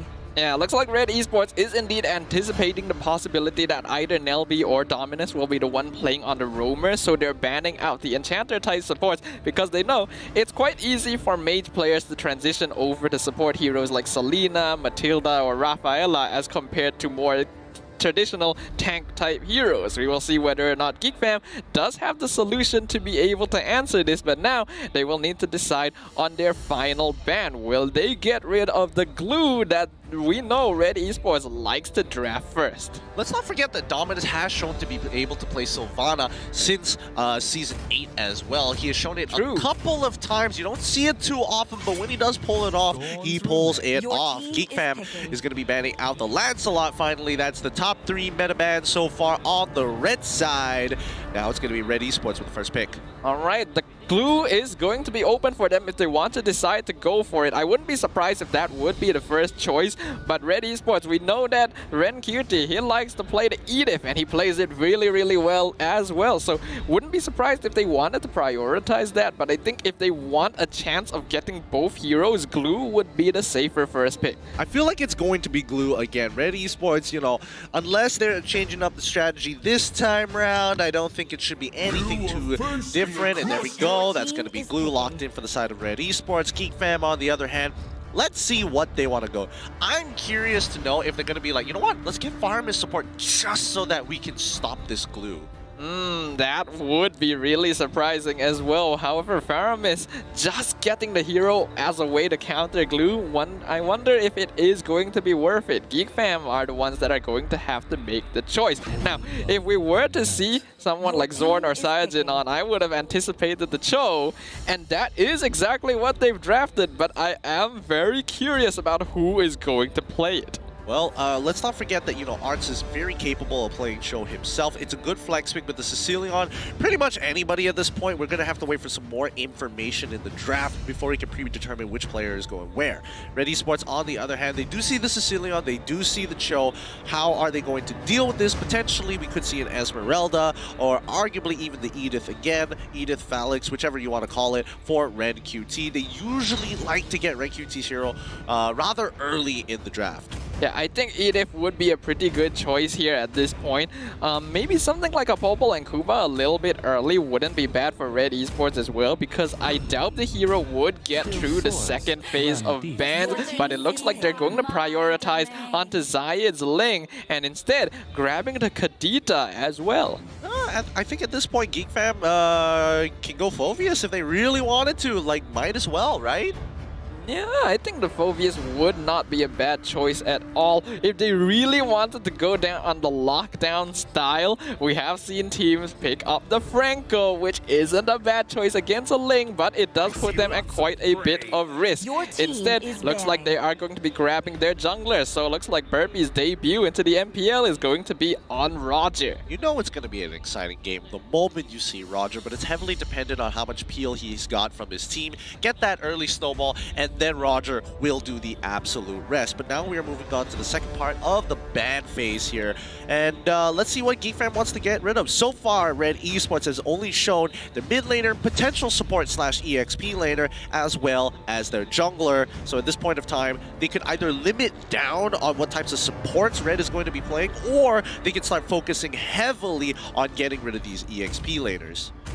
That is a good point here, but we'll see what the first choice is going to be. The final few seconds are ticking down, and it looks like GEEK FAM, they are going to be banning out the Edith, which of course makes a lot of sense. We saw how scary Ren Cutie was playing this hero yesterday. That is not a risk that GEEK FAM is willing to take. Yep, and I mean, it's a good choice coming in from Coach Amox to really start shutting down on towards Ren Cutie's side. The fact that they didn't pick up his hero within the first rotation could be a potential mistake, but it depends on how deep Ren Cutie's pockets are when it comes down to the hero pool.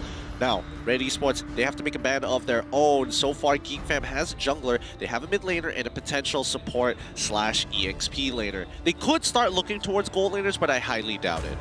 I feel like banning out gold laners wouldn't be a bad choice for Red Esports right now, but at the same time, since they are on the blue side, that means GEEK FAM has first pick, so banning out too many gold laners at this point can be a little bit scary. They are still going to do it though. Curiously enough, banning out the Wan, even though that is a Maul signature.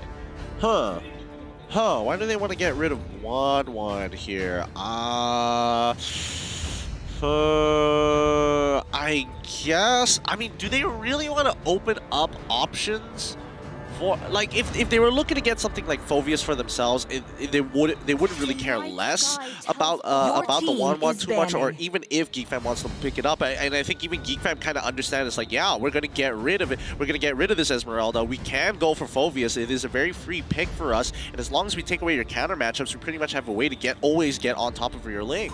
I'm suspecting if Red Esports is the... Oh, okay, they're not continuing to ban on the gold lane. Instead, gonna be focusing down more on the the Enchanter supports, so they are suspecting that this Cho could be going into the side lane instead of being played as a tank. There is a possibility that GEEK FAM is making use of this classic GEEK FAM hero to try and misdirect Red Esports. We'll find out whether or not it does work out for them, as the next pick from GEEK FAM is going to be the Beatrix. Yep, Beatrix is going to get locked in. I think this is interesting because if GEEK FAM decided to ban out Wanwan, I'm guessing they know that Mal is good on Wanwan and can actually win the lane against the Beatrix, mainly because it depends on what weapon you use. And personally, I think it's kind of odd because even if you're not using Renner, Nibiru usually is more than enough to punish a Wanwan. Yeah, but that does leave Clint open for Red Esports now. We know that Maul can be quite a beast on the hero, and it has a pretty good time laning against the Beatrix as well. Otherwise, Brody is still an option, but I personally prefer Clint because of his ability to start dominating the lane early and scaling into the late game as well. We will see if that is the choice for Red Esports. Indeed, they're gonna lock in the Clint as well as the Yuzong. Okay, that's not too bad. At least, at the very least, Yuzong is able to kind of dive in towards Beatrix's side. Beatrix doesn't exactly have a lot of mobility. She kind of gets all her damage down and then gets run down by the Yuzong, unless you have some form of peel, which is perfect now because now GEEK FAM can predetermine what they want to go into the support position, either the Cho, or they can start throwing something else into the EXP lane to keep Yuzong in place, or they can just throw Cho in towards the EXP lane and then pick up a strong support. I personally don't like putting the Cho into the EXP lane right now because as someone who has played Cho versus Yuzong, that is not a fun experience. Yes, I am not a very good Cho, but it is still a bit of an issue to want to try and put him there. So looks like yes, they are going to grab the Phoveus to go into the side lane instead. All right. This is very Arts' style. Arts doesn't necessarily have to win the lane, but he knows how to control it very, very well. He's extremely patient as an EXP laner, but the moment you let him off the leash, he goes absolutely wild in towards your backline. He gets the job done. I like the lineup coming in from GEEK FAM here. So most of it was generally expected. Red as well. Very good draft on either side. Yep, both these teams are very experienced on the MPL stage, and thus they have encountered each other many times and are aware of how they want to draft against one another. From these two lineups, nothing is looking to be particularly leaning towards one side or the other, so it will all come down to how these two teams balance their gameplay and their execution. Let us once again have a look at the lineups coming out from both sides. Red Esports, a very classic draft. We're going to be seeing Red Cutie on a signature pick, the Yuzong that can dive into the backline, but GEEK FAM have their own with the Phoveus and solid scaling with the Sicilian. Which team is going to come out on top in game number 1? Well, let's find out here. It's going to be Red on the blue side with GEEK FAM on the red side to battle it out here in the land of Dawn. And Mob straight away walking into Burpee's jungle. He's going to take some damage to delay the inevitable for as long as possible. Dominus just letting Ash get priority as Nelby continues to harass Zayed right under the purple buff. Yep, so both roamers are matching each other's movements, but Mom is the one in a little bit of trouble. Luckily, look like Burpee will decide not to go for it, and Zayed will secure the Little Wanderer with the Retribution. Interestingly enough, it is indeed Nelby playing on the tank Cho. Yes. Okay, so Nelby is going to be the dedicated tank support for this team, and he's doing a good job. After harassing, he went up to top side to make sure that Mao takes a little bit of punishment, allowing Lil B to kind of do his own thing for now.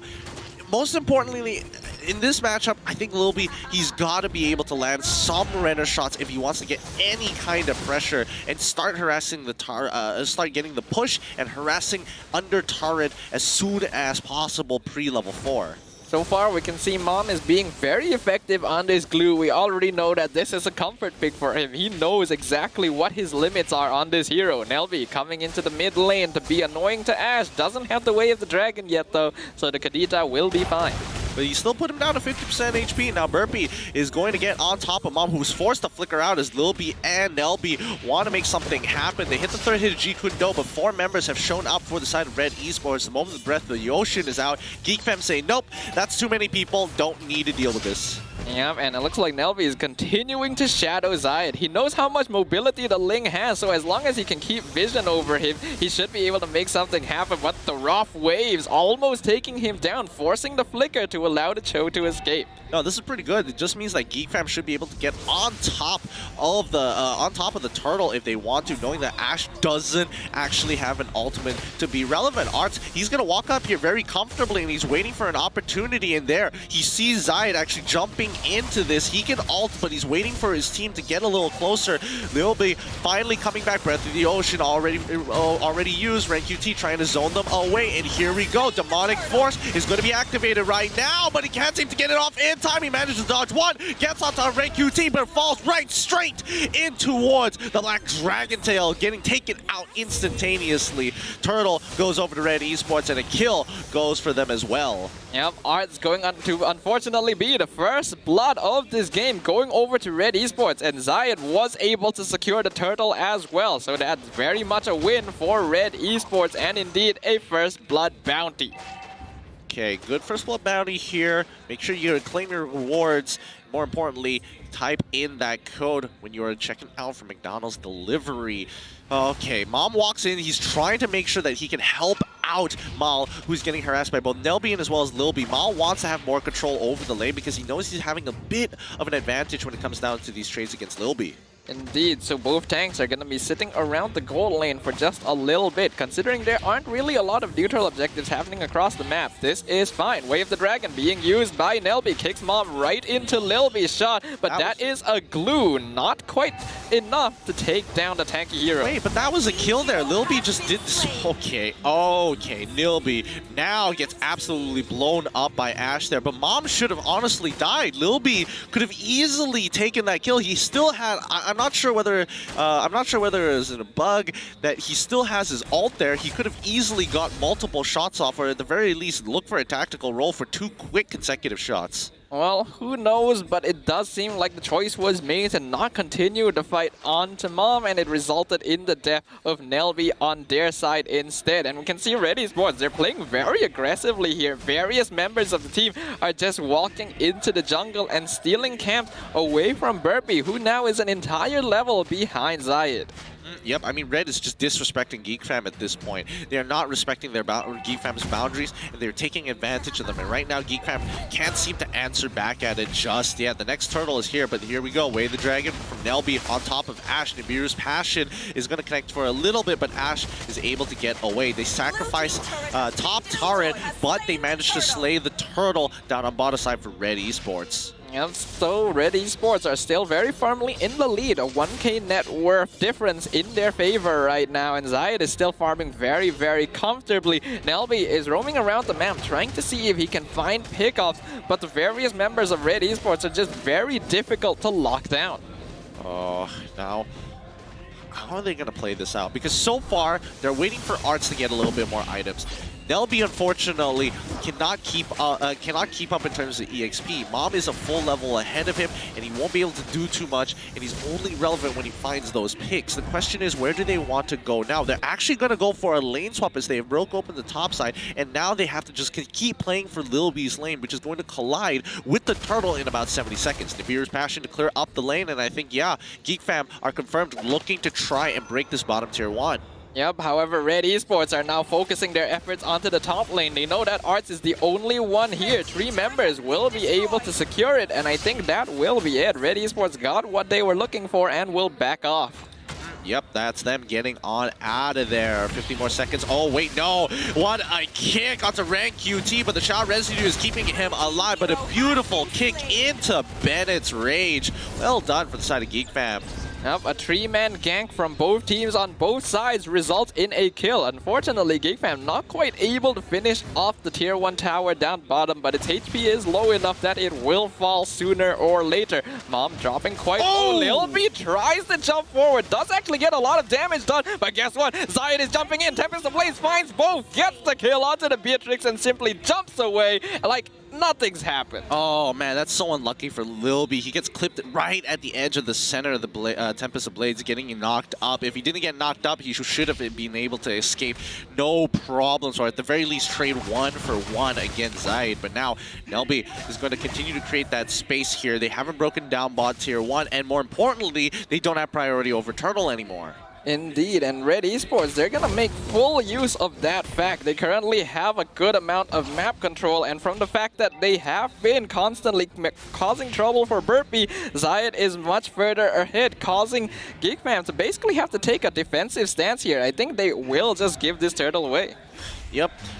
Have to. I don't think... Oh, wait, no. They're actually going to contest it. They find one way, the Dragon on towards Mal's side, which is going to cause an initial chain reaction. As a matter of fact, Mal gets out, and the trapping recoil to keep Phobius in place as Mom is able to create just enough space. They trade 3-4-1. A huge win for Red Esports. GEEK FAM had a good idea with the coordination, but unfortunately could not get their backline to reinforce the divers. Yeah, I do personally think that was a little bit too over-aggressive on GEEK FAM's side. They already know that they are behind in farm. They need a perfect engagement to be able to try and contest that turtle. And unfortunately, I don't think that was it. Nelvi and Arts just kind of jumped in and separated themselves from their own team.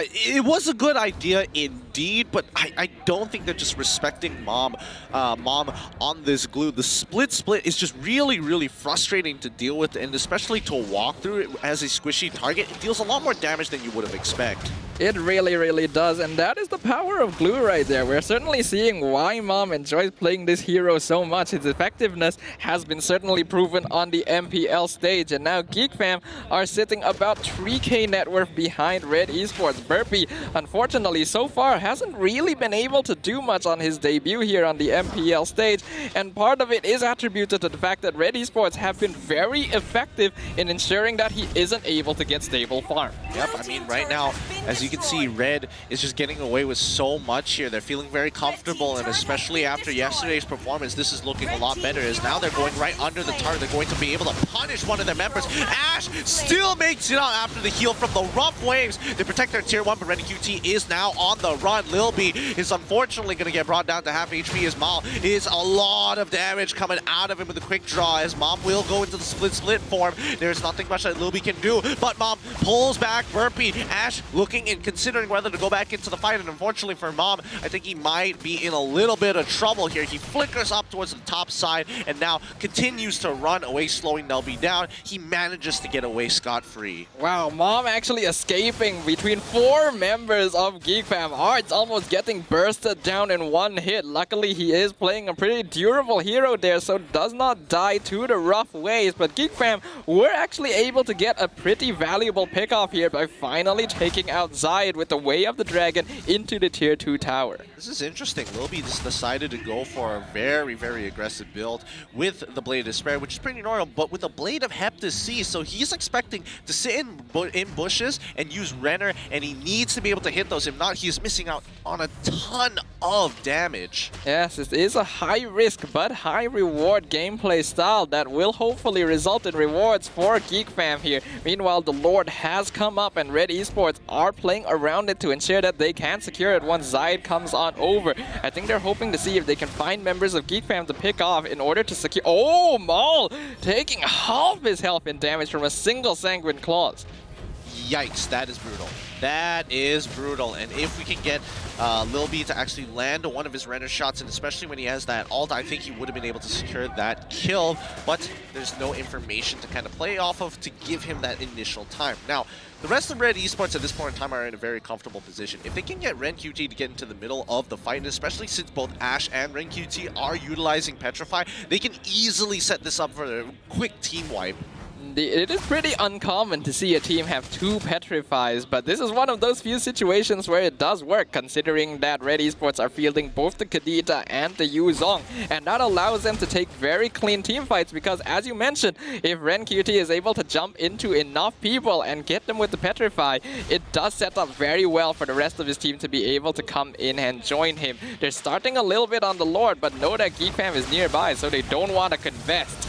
Oh, yep, the initiation has begun as we see Dominus pop his ultimate and Ren QT, the Black Dragon. Oh! Nelby gets absolutely blown up as Ash finds the target of a lifetime. That's both petrifies down inside Red Esports, and a pause is immediately called. Ooh, that is pretty rough for Nelby there. So far, he's been having a pretty difficult time trying to get pickoffs. To no fault of his own, Red Esports have just been spacing out very, very well to avoid this from happening. And their draft in the first place just doesn't allow for easy way of the Dragon pickoffs. So right now, Red Esports being in a commanding lead over the game. Yeah, I mean, right now, GEEK FAM is in good position to actually get on top of Red, but it's just not working out. Red Esports are doing a really, really good job at just locking them down, and more importantly, making sure that the engagements are keeping them isolated from the rest of the team. The idea is to break them apart. Don't let the backup from the back line get close to the front. If you can draw a line and cut them in half, that would be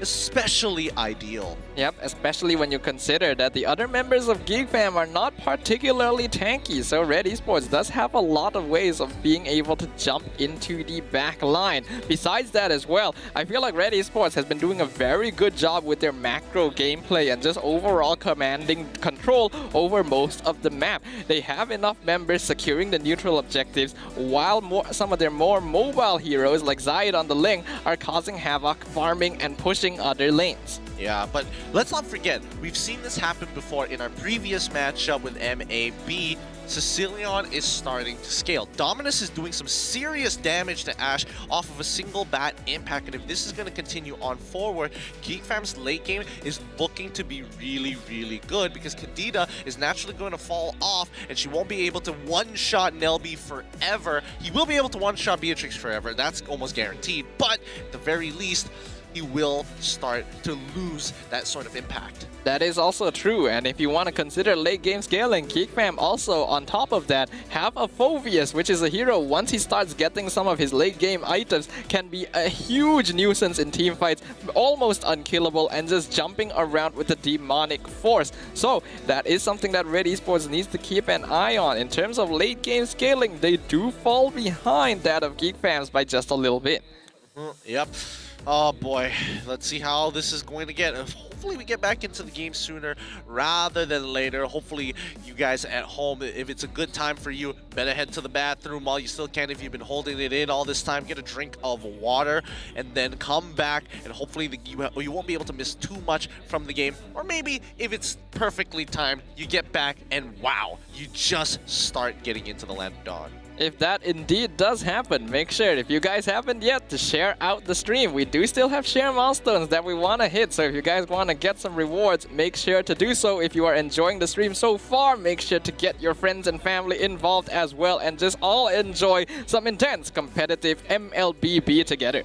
Yep. Now, I think we need to talk about the meta a little bit. Yutsong has been in a really interesting position, but Kadita is coming up a lot more for a lot of mid laners these days. Last time we didn't get to see it too much. We saw it maybe once or twice, but now within the first week alone, we have seen Kadita pop up more than once, and from different teams as well. Yeah, I think people are realizing the importance of being able to just burst down enemy team members without too much hassle. Kadita is a hero that's designed to use all of her cooldowns at once to just destroy one member of the enemy team. However, if she's able to catch multiple people, her skills are AoE. For that reason, it makes the hero a more valuable pickup than someone who does similar things, like for example, Saber or Eudora. For that reason, teams are starting to realize that a lot of damage comes out from the squishier members of opponent teams, so if we can just one-hit KO them, we don't have to care regardless of how much farm they have. That's fair, that's fair. But being able to blow people up within at least the early to mid game is kind of nice. But because as soon as people start getting those Athena shields, you notice that a lot of people don't exactly die straight away. Especially when it comes down to tanks, they like to rush these items. you are going to be a threat, there's no point taking the Dreadnought armor and you immediately start itemizing for an Athena's shield. You just lose so much value, and unfortunately, even when you do have something like a Divine Glaive, it kind of works out, but not enough to get that devastating effect that you're looking for with a Sicilian or arguably even a Lunox in that case. Yeah, that's why in the end, although Kadita is becoming more popular, teams will still lean more towards mages that have consistent damage, like the Lilia, like the Sicilian, because it is just a better source. You don't have to think about whether or not you have cooldowns active before taking a fight. Regardless though, if your team is confident enough that your Kadita gameplay can provide the space needed for other members to start scaling up, then it is still a very solid pickup. Good say. That's a good say. Speaking of which, how do you feel about the glue support these days? I mean, Mom has been showing it off time and time again, and I feel like it's not too bad, but is he allowed to get away, like just running into like all three people and getting back out?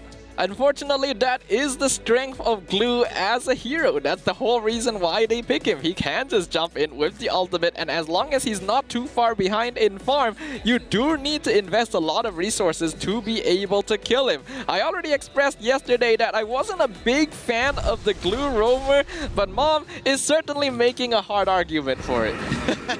He definitely is. Burpee, he's a little chunked out on top side that will not be able to sit on top of this Luminous Lord, and Lilby did purchase for himself a Winds of Nature. Let's see how this plays out now, as Red has basically been able to get every single objective across the board. But as you can see, oh, the damage coming in from Lilby. It's nice, but not enough to be a threat.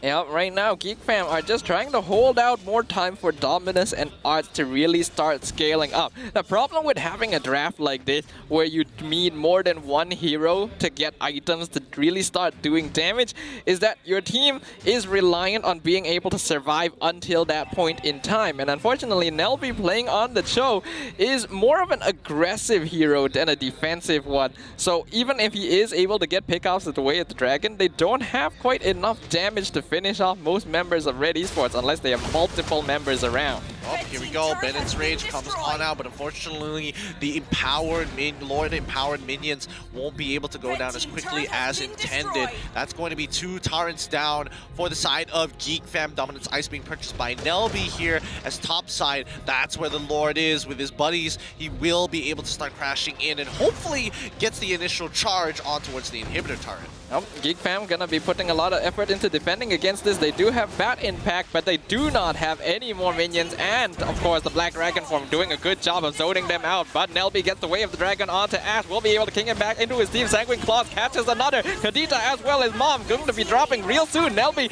an unfortunate victim, but the Tempest in place is being dropped down to get Burpee as well as Lilby. Triple kill going over to Zion as Arts and Dominus, the only survivors of that engagement. A 3-4-3. Oh, that was looking good. Zion, he still got it now. Fortunately, it is an even trade, but at the end of the day, Red Esports was able to get it off. Remember, a triple kill made for Legends here. Go check out McDelivery, type in the code, and get some free rewards. Speaking of which, in the next 65 seconds, the next Lord is going to be back up, and GEEK Fam are possibly be in the position to fight back, and it looks like Phobius is close to that. Well, we will see. They are still about 6k net worth behind that of Red Esports, so it is going to be a tough ride, especially when we're seeing this kind of gameplay coming out from Zayed. If you look at his gold, he is currently 13k personal net worth. This Ling is the most farmed I have seen in a long time. And from his gameplay, you could hardly tell that he is one of the newer players to MPL. He is so confident, and normally in a fight that chaotic, you expect the squishier hero like Ling to either get taken out first or have to leave the fight halfway. So the fact that he's around to pick up a triple kill at the end is pretty incredible. Pretty incredible indeed. Purple buff does go down for the side of Red Esports as they slowly start taking the space away from GEEK Fam, setting the boundaries and making sure that they keep their presence well known, that they are hidden in towards the bottom, the purple side of GEEK Fam's jungle. Lord is up, and now it is time to rush it down. Indeed, and that is what Red Esports are doing right now. Mom already in the bush. Mal will be able to get the last hit. GEEK FAM are in no position at all to be able to contest it, and that means another Lord will be pushing down the lanes for Red Esports. And with only a single inhibitor in their name, GEEK FAM are going to have a rough time defending this next push. Let's see if they can here, as Red Esports now have developed a 7.3k lead. Very comfortable and looking a lot better compared to yesterday, making yesterday just looking like the warm-up game compared to this. Now, they're going to be synchronizing the ways to make sure that they crash all at the same time. It's a little off, but at the very least they definitely should be able to break open the mid inhibitor. Bennett's Rage is used to clear the way, but it's not enough. Members of Blaze into the backline already takes out the Roger. Not even a factor as Ash is taking a fair bit of damage. Mom has to back off with the split, but Ren Cutie right in the middle of all the members of GEEK FAM gonna be doing quite a lot. Glilby has to flicker away to get back to base and heal. Maul getting dropped real low by Arts as well with the demonic force. Nelby looking in a dangerous spot, but he is still alive as the only casualty so far going to be Burpee from the side of GEEK FAM. But Red Esports, they're not done. A nice knockup going to prevent them from protecting the crystal, and Red Esports just breaks it straight open. They don't care that you're there to defend. They're gonna win the game right there and then. Oh, what a game that was. Red continuously taking that ground ever so slowly, playing off of very small margins, but that is more than enough to take down GEEK FAM here in game number 1, which only begs the question, what is GEEK FAM going to do for game number 2 to change things up? Well, the first thing to do is to have another look at the draft. Looking at it again, their lineup was a little bit greedy, having pretty much every member on the team, including the tank somewhat, to require items to really start being effective is a little bit difficult, especially when you're playing up against the new and improved Red Esports, which has demonstrated their ability to be aggressive in the jungle. Yeah, I mean, they are aggressive in the jungle, and it's good to see moves like that come out of Red Esports. They're being more disrespectful. They're saying, hey, I don't need to set these boundaries. You're going to have to listen to my rules. GEEK FAM, on the other hand, I do think that they need a lot more side pressure than that. And unfortunately for Lilby, he was not making those shots count, and he could not get ahead in that lane. Same problems that we saw from the previous seasons. However, it's nice to see someone like Nilby play this show. It looks fresh. He is getting the picks. There's just no either communication or no quick follow-up we're seeing from the rest of the members of GEEK FAM.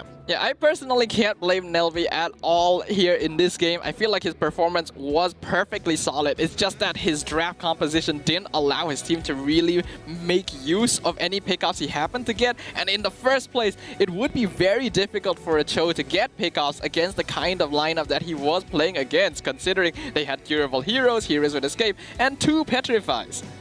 Yeah, the 2 petrifies really made the difference here, because it's like you want to get that quick follow-up, but you get hit by the 3rd G window, slam that petrify, and boom, you're able to just walk away, or at least reposition yourself so you don't get kicked back in towards the enemy team. Looking at the items here quickly, we can see full damage magic build coming out of Ash on this Kadita, being very, very effective with what he does. And the same goes for pretty much everybody else here. I don't think anybody has greeted out of the ordinary. Yep, that is correct. Yep.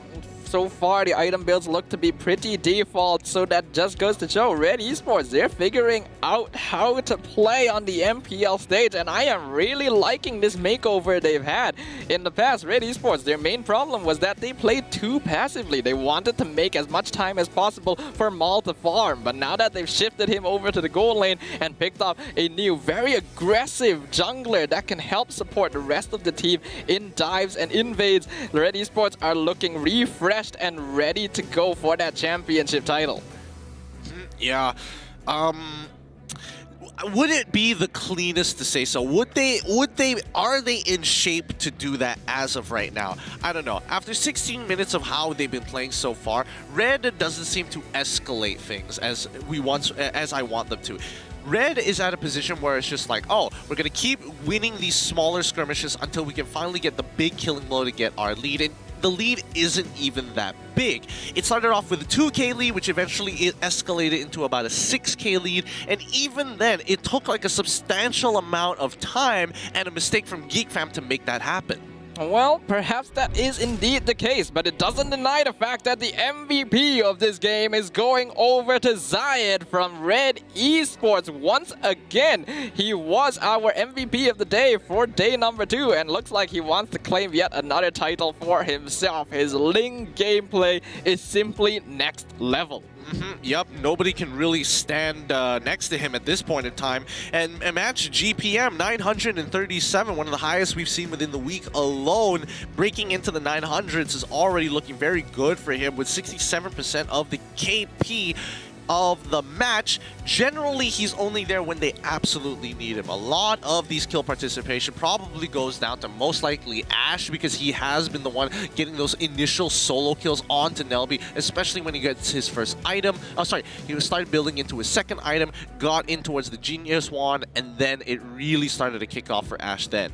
Yeah, Ash did very well in that game as well. But Zayed, I really cannot stop talking about this guy right here. This is such an incredible debut for a new player onto the MPL stage. It's as if he's been here for just as many seasons as the rest of his teammates. He's so comfortable up there, and his mechanics and macro sense are just on point. Having a look at the highlights yet again, Red Esports, they were playing this game very well as a team, but it is also true that GEEK FAM made a lot of mistakes that they could take advantage of. Yeah, I mean, as you can see, like a lot of these situations, like GEEK FAM had a very clear idea of where they needed to be and what they wanted to do. And even though they're like, okay, we could give a couple of kills into the earlier stages of the game, it came down to these moments like this where they get split up into two. And unfortunately, when they are playing front to back, their front to back composition just isn't strong enough. They need to be much closer together. They have strong divers that can create space, but they don't need to send two unless they can guarantee the kill.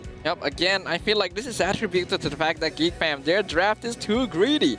Beatrix, Cecilion, Roger, as well as Phobius all need items and farm to really start coming online. And Cho himself is a hero that needs a few items to be able to really start tanking the damage coming out from enemy teams. So GEEK FAM just found themselves in a spot where they couldn't really contest in any team fights. Yep. Hopefully things are going to start switching up for game number 2, and we can get a much better idea of how deep their pockets actually are here. I mean, what do you think was the main issue for the side of GEEK FAM when it comes down to their draft? And are there better picks that could actually replace a couple of these heroes? There are absolutely better picks. In fact, in my opinion, they could look to revamp the entire lineup if they wanted to. This was way too greedy of a composition, played way too confidently with the belief that we will be fine. As long as we get our items, we will win. That is true, but you need to consider the process towards getting those items in the first place. Okay. So, I'm guessing, you know, instead of Beatrix, something along the lines of Brody, or absolutely not? I think Beatrix isn't bad. I personally think Brody is good in the lane, but you need to make sure you have a scaler. If they want to go with Brody, they can keep the Cecilion. That works. I am of the mind that you need to balance out your team. If you have one hero that's scaling, you need another hero that can take on the early to mid game to make sure that the farm goes towards the scaling hero. Okay, fair enough. So for game number 2 here, I'm guessing that they're going to be looking for something along the lines of, I don't know, a little bit more aggressive. Paquito, for an example, going on for Arts instead of going for something like Phobius instead. Yes, absolutely. But Arts, as a player, we do know that he's not necessarily as aggressive as some other EXP laners. He's certainly not to the level of Irfan. He plays more of a defensive style. Usually when you see Arts play in the EXP lane, you don't really expect him to win it, but most of the time, he won't lose it either. He's there to be sort of be a backbone for the team and support them in team fights when necessary by keeping even with the opposite side. Okay, that's fine. That makes sense. That definitely makes a lot of sense. All right, now guys, while we are still here, make sure you go and scan the QR code down below to get yourself some discounts and celebrate these moments here with your own family or maybe your own team with Nescafe. Hopefully you guys are going to be recharged for these upcoming games. We still have plenty more to go. We're only at almost the halfway point. I can't even confidently say it's the halfway point. That is the thing, isn't it? A lot of these teams are very evenly matched, and the games are getting more and more intense as the seasons go by. So make sure to grab yourself some Nescafe if you want to make sure you are alert and awake to witness all of it in its glory. Yep. Now, coming back towards this game, adaptations need to be made. And I think when it comes down to the draft, I think there was a good idea when it came down to the bans. However, I do think when it came down to it, they need to start thinking about getting rid of this glue. I feel like Mom is just getting away with it way too often, and more importantly so when he has somebody, when it comes down to buying that extra bit of time and space, Mom really can put the pedal to the metal and really maximize his time.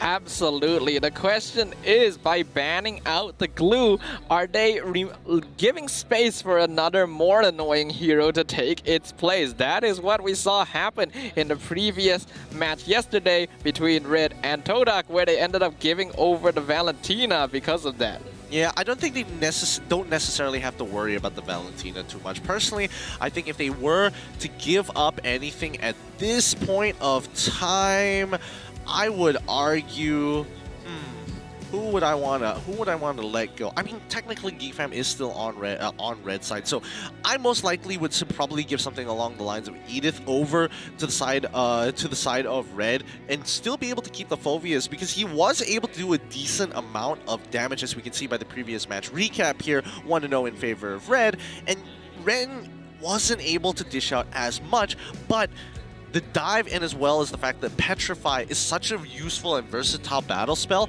it can buy that extra bit of time for Mal to get out of very sticky situations. When we talk about Ren QT, he himself is not exactly an EXP laner that goes looking for kills, right? He's the type that wants to set up for the rest of his team. He's okay with not doing that much damage as long as he's there to split up the fight, cause havoc, apply crowd control for the rest of his team to take advantage of it. And I think that does work out very well towards Red Esports' playstyle, because they do have quite a few players that are capable of dishing out that damage in the first place. On the opposite side, GEEK FAM, I think they need to balance out the roles a little bit better. We know that all of their players are individually strong, but if they all want to individually play to their own strengths, then it becomes a little bit of a clash of egos.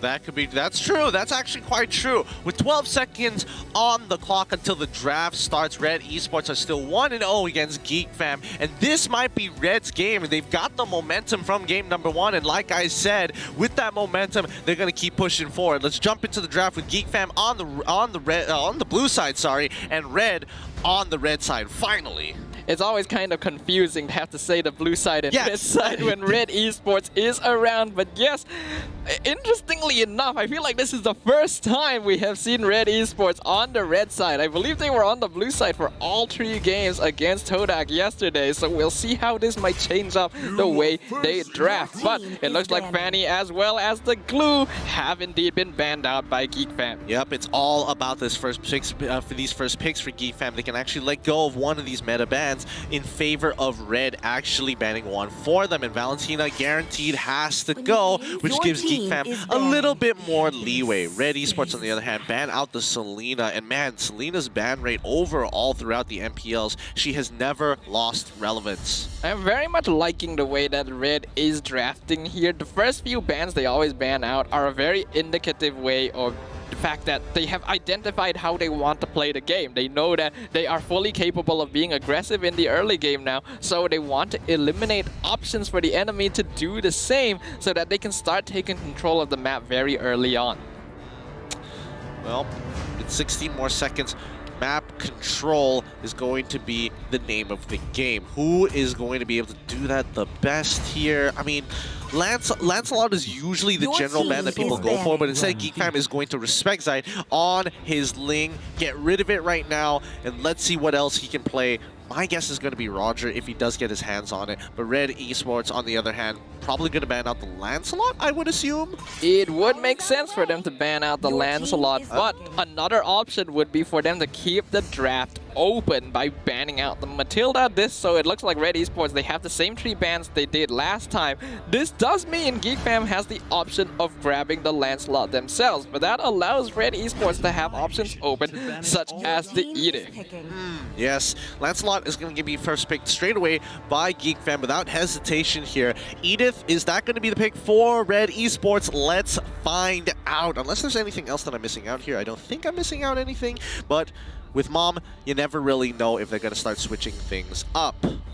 indeed. Cho, still a pretty good option here. We know it's a hero that Mom likes to play and would be good for locking down the Lancelot. But if we talk about lockdown, there's another hero that's pretty good at that, and that is going to be the Ruby, picked up by Red. All right, that's a good pick so far to kind of slow down these assassin type junglers, and Red Esports also going for the safety of Lilia. If things get bad, you got Black Shoes to get you out of harm's way.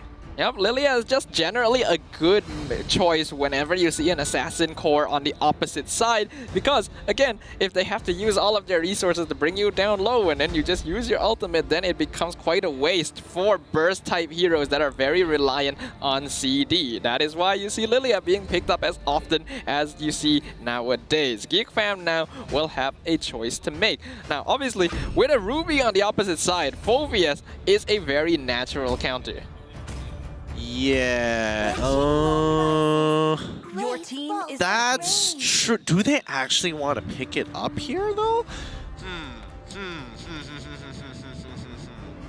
They could if they wanted to, but I think that might be too much of a cost. I feel like just the simple solution would to be get something along the lines of Kufra, and I think you're pretty much good and set to go. Yeah, I can agree with that. Kufra as well would be very difficult for Ruby to play around. GEEK Fam have instead elected to go for a safer pick. They're gonna be grabbing the Cho yet again, as well as the Kagura. Now again, we do have to point out, Cho and Kagura are both heroes that do need to take a few items to start becoming strong. So GEEK Fam needs to make sure they don't draft any more late game scaling heroes, lest they be put in a similar situation to game number 1. Yeah, and it looks like Paquito is going to be the pickup for the side of Red Esports here. Again, the Ruby and as well as the Paquito are both very strong flex picks, so I'm not entirely sure whether it's going to go into the EXP lane, the jungle, or as supports.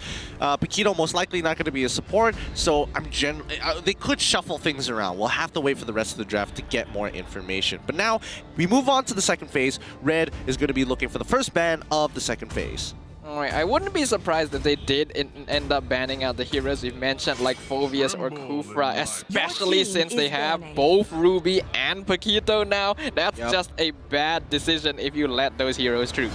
Yep, definitely agree with you there. It's going to be easy ban coming in from Red. GEEK Fam, on the other hand, is going to be looking at it. It's like, which direction to go? I think the best that they can do right now is just focus down. If they focus down on junglers, then they're just going to throw Paquito into the jungle. So let's just get rid of more assassins. They ban out the Hayabusa. Okay, deciding to ban out assassins here. I'm wondering if it is going to be the best choice, though, considering what we've seen out of Zayed. I suppose it is understandable that GEEK Fam want to try and limit his hero pool as much as possible. If he is capable of playing jungle Paquito, I would certainly be very interested in seeing it. Yeah, you don't get to see it very often, and when it does, it's expected to make some impact. If not, it's just a waste. It's just a waste of utility. But let's have a look here. Rafaela is going to be the next to be banned out for the side of Red Esports. GEEK Fam has yet to lock in anything, especially with the fact that they have Cho being flexed around for these two positions. The Cho flex is one of the strengths of GEEK Fam. However, I do feel like picking up Cho a little bit early does limit their options somewhat as well, because in that last game, I don't think Cho was the best choice for a tank, but because they already picked him as a way to flex, they were kind of locked into a situation where, well, we gotta put him somewhere. We gotta find a space to fit it. You'll definitely go here. But now Popo and Koopa, interestingly enough, is going to be the ban for the side of GEEK Fam. And I'm not entirely sure. It feels a little uncharacteristic, especially from what we've witnessed in the previous game. I wouldn't have expected someone like Mal to actually pick up a Popo and Koopa. Would it be surprising if he did? Not entirely. But what is GEEK Fam thinking? Are they looking for a way to actually win the lane, despite the fact that Brody, Clint, Beatrix are still all up in the table for the gold lane? They are absolutely looking for a way to win the lane. Now, we know that there are a few marksmen that will win the lane almost guaranteed. Clint, Popple and Koopa, Brody, Beatrix, think examples like this. Why specifically ban the Popple and Koopa? Because they have pick-off heroes like the Cho and the Lancelot, and they don't want a marksman that has a get-out-of-jail-free card, as well as a frontliner that can just make things more difficult for them. And then you called it, Slappa. It's going to be Edith, the lock-in for the side of Red Esports, which almost guarantees that we are going to see Paquito up in the jungle. Indeed, and GEEK Fam are gonna finish off their draft with the Clint and the Yuzong. I am liking this more than their draft in game number 1. We already know Clint is strong throughout most of the game, and Yuzong is an art staple. I think he can definitely make use of this to sort of split up the fight and protect his backline a little bit more, but it's going to be difficult when we saw exactly how Ren QT can perform on this Edith. I want to see if he can recreate more of those Earth Shatter Flicker plays. Yep, that's real. It'll be sick to watch. But Red Esports, they've got a lot of CC on their side, which is something a little concerning. I think even for GEEK Fam, they might want to consider getting a couple of Purify. Even honestly, I don't think it even matters if you get Purifies, because if you react to it, there's nothing much you can do. Yeah, Red Esports, they've got damage. They don't exactly skill the hardest in the world, but their early to mid game is pretty decent here. So, whew!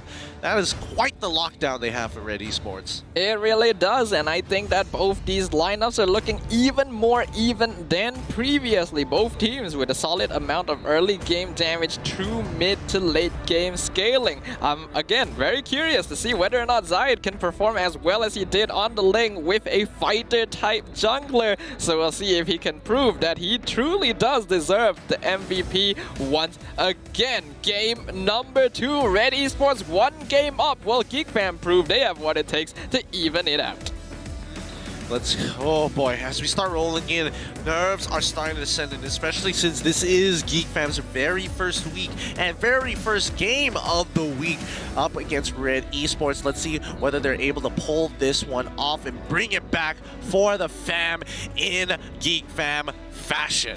Yep, especially we have to take a look at Burpee as well. He didn't really get the chance to flex his stuff as the new jungler for GEEK Fam in game number 1 simply because Red Esports were too effective at making his life in his own jungle very difficult. So if his team can create more space for him now, I want to see if he's capable of producing the same kind of mechanics we've seen in the more skilled Lancelot players of the MPL. Yep. Oh boy, looks like we're gonna have to wait a little bit until we start rolling in towards this game here. But so far, which composition are you liking more, Red Esports or GEEK Fam? Ooh, that is a very good question. I'm going to be personally leaning a bit more towards Red Esports' side just because of how flashy Ren QT was with the Edith in the games yesterday, and because I have a personal bias for anyone playing Ruby.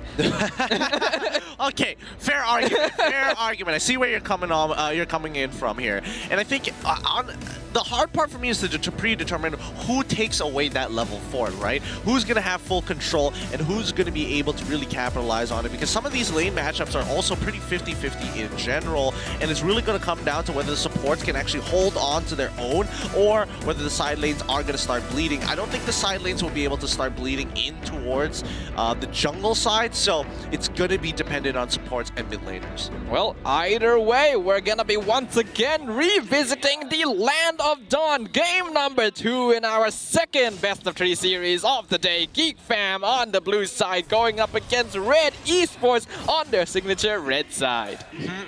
Okay, as once again, Red has managed to get early control over the mid lane here as Burpee needs to be able to clear off and immediately looking to punish on towards Mom and Asher, who may have made a mistake. They could chase them down, but Mom is buying more than enough time for the team. First blood should be coming sooner rather than later. If Mom can just give the kill over to Nelby or buy more time for the team, that would be great. But Dominus secures first blood, hits level 2, and runs off. Yep, unfortunate. For a moment there, it didn't look like Mom had a chance of escaping, but it's just a little bit too difficult. As someone who plays Ruby myself, Ruby tank can be aggressive, but not as aggressive as a glue, so Mom has to adjust that a little bit. Yeah, I don't think he minds giving away the first blood, because what does that really mean? And oh no, Mom is getting attacked early again. Dominus and as well as Nelby making some really good reads, hiding in Pixel Brush and really taking into account Mom's patterns and slowing him down from actually going for the recall. Nelby is just continuously being a nuisance. Yeah, look at these two right here. They're just taunting each other, and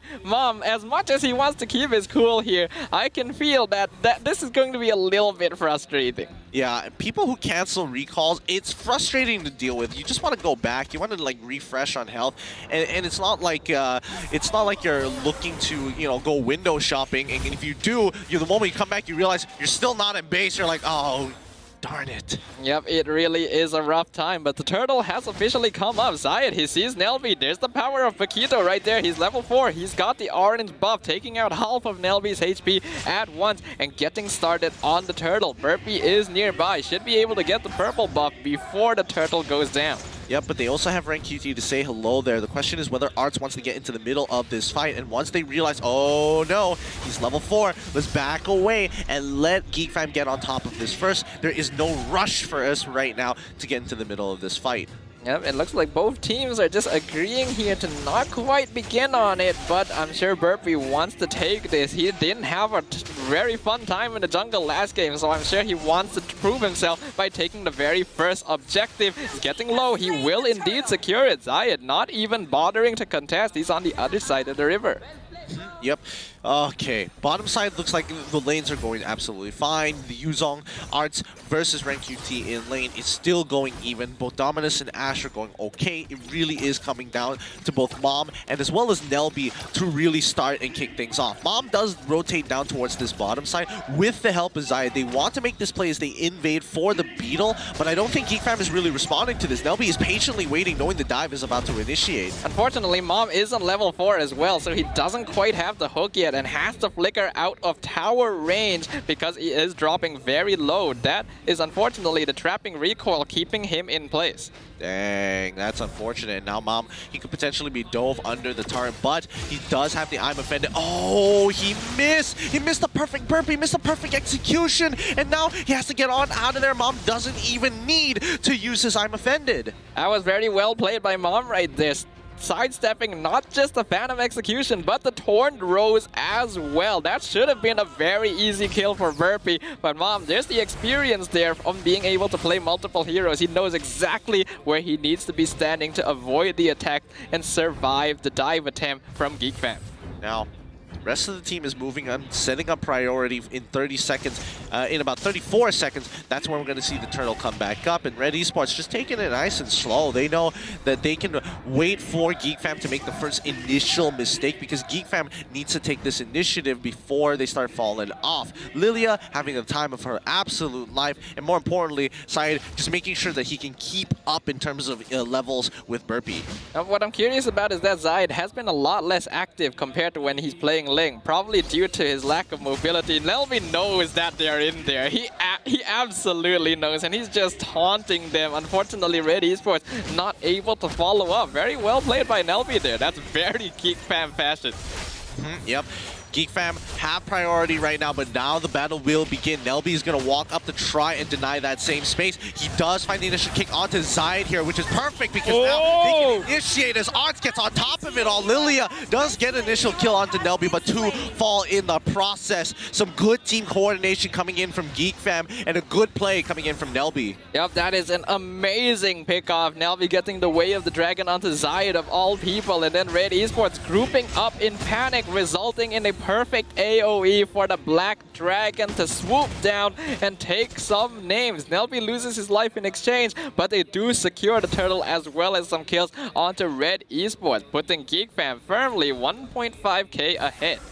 Yep, Zayed is going to continue just rotating across the map for now. He realizes that he doesn't have the space that he needs, and Mom doesn't necessarily have the items to be able to face tank his opponents, so they're going to have to play a little bit more of guerrilla tactics here. They have to stay towards their side of the map as the rest of the team continues to play. Rank QT will eventually be the one who opens up this map, but he needs 2 items at the very least for himself. On top side, however, they are looking to crack open this tier 1 with Brody, but here comes Burpee with a perfect execute. Oh no, not even using. Oh, okay. Not even diving as deep as I thought he went with the perfect execution. They just back off and focus on the wave clear. It is rather curious. That would have been a perfect time for the Lancelot to decide to jump in, but Burpee, playing a bit more wary, decided to use it to clear up the wave instead. I think he was suspecting that it was possible more members of RED Esports were waiting in the lurch, and his teammates weren't quite close enough to back them up yet. I mean, how far? Now, Mom is just way too far into the middle. Perfect execution comes out, but he doesn't want to go any further because Mom already has his I'm offended and doesn't want to get pulled under the turret despite the flicker being used.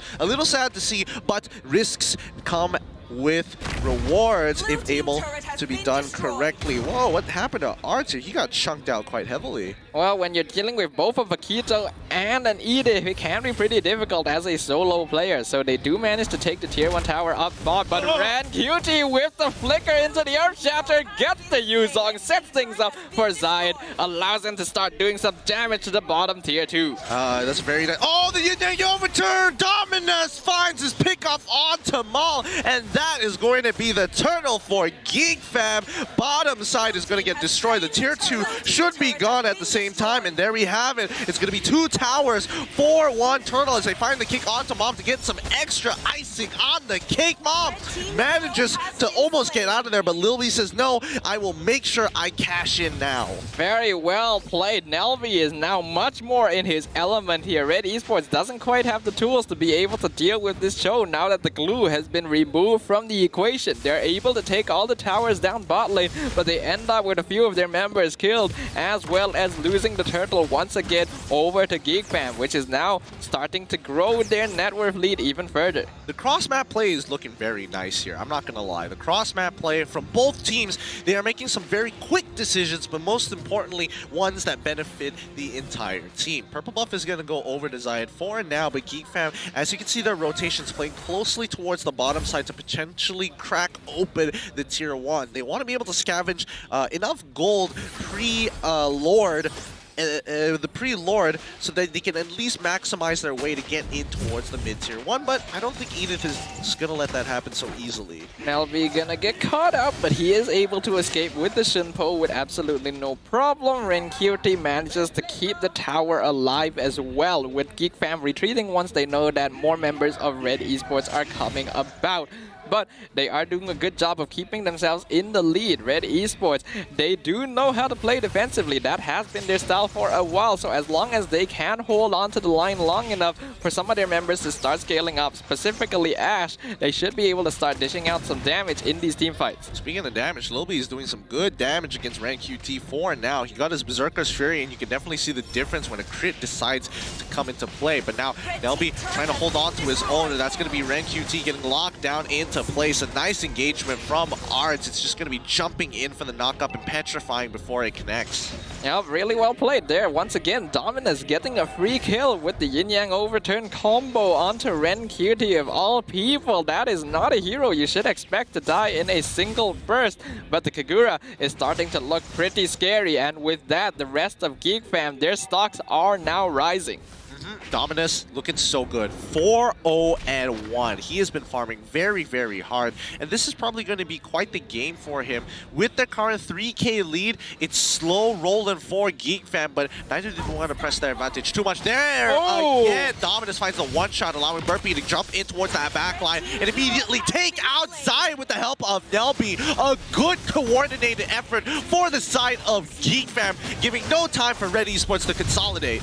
GEEK FAM are now in their element. A much more balanced lineup has enabled them to really start taking over this game. And if you guys were here, you'd be able to hear the ecstasy in their voice. They're very satisfied with their performance so far and looking to gain even more.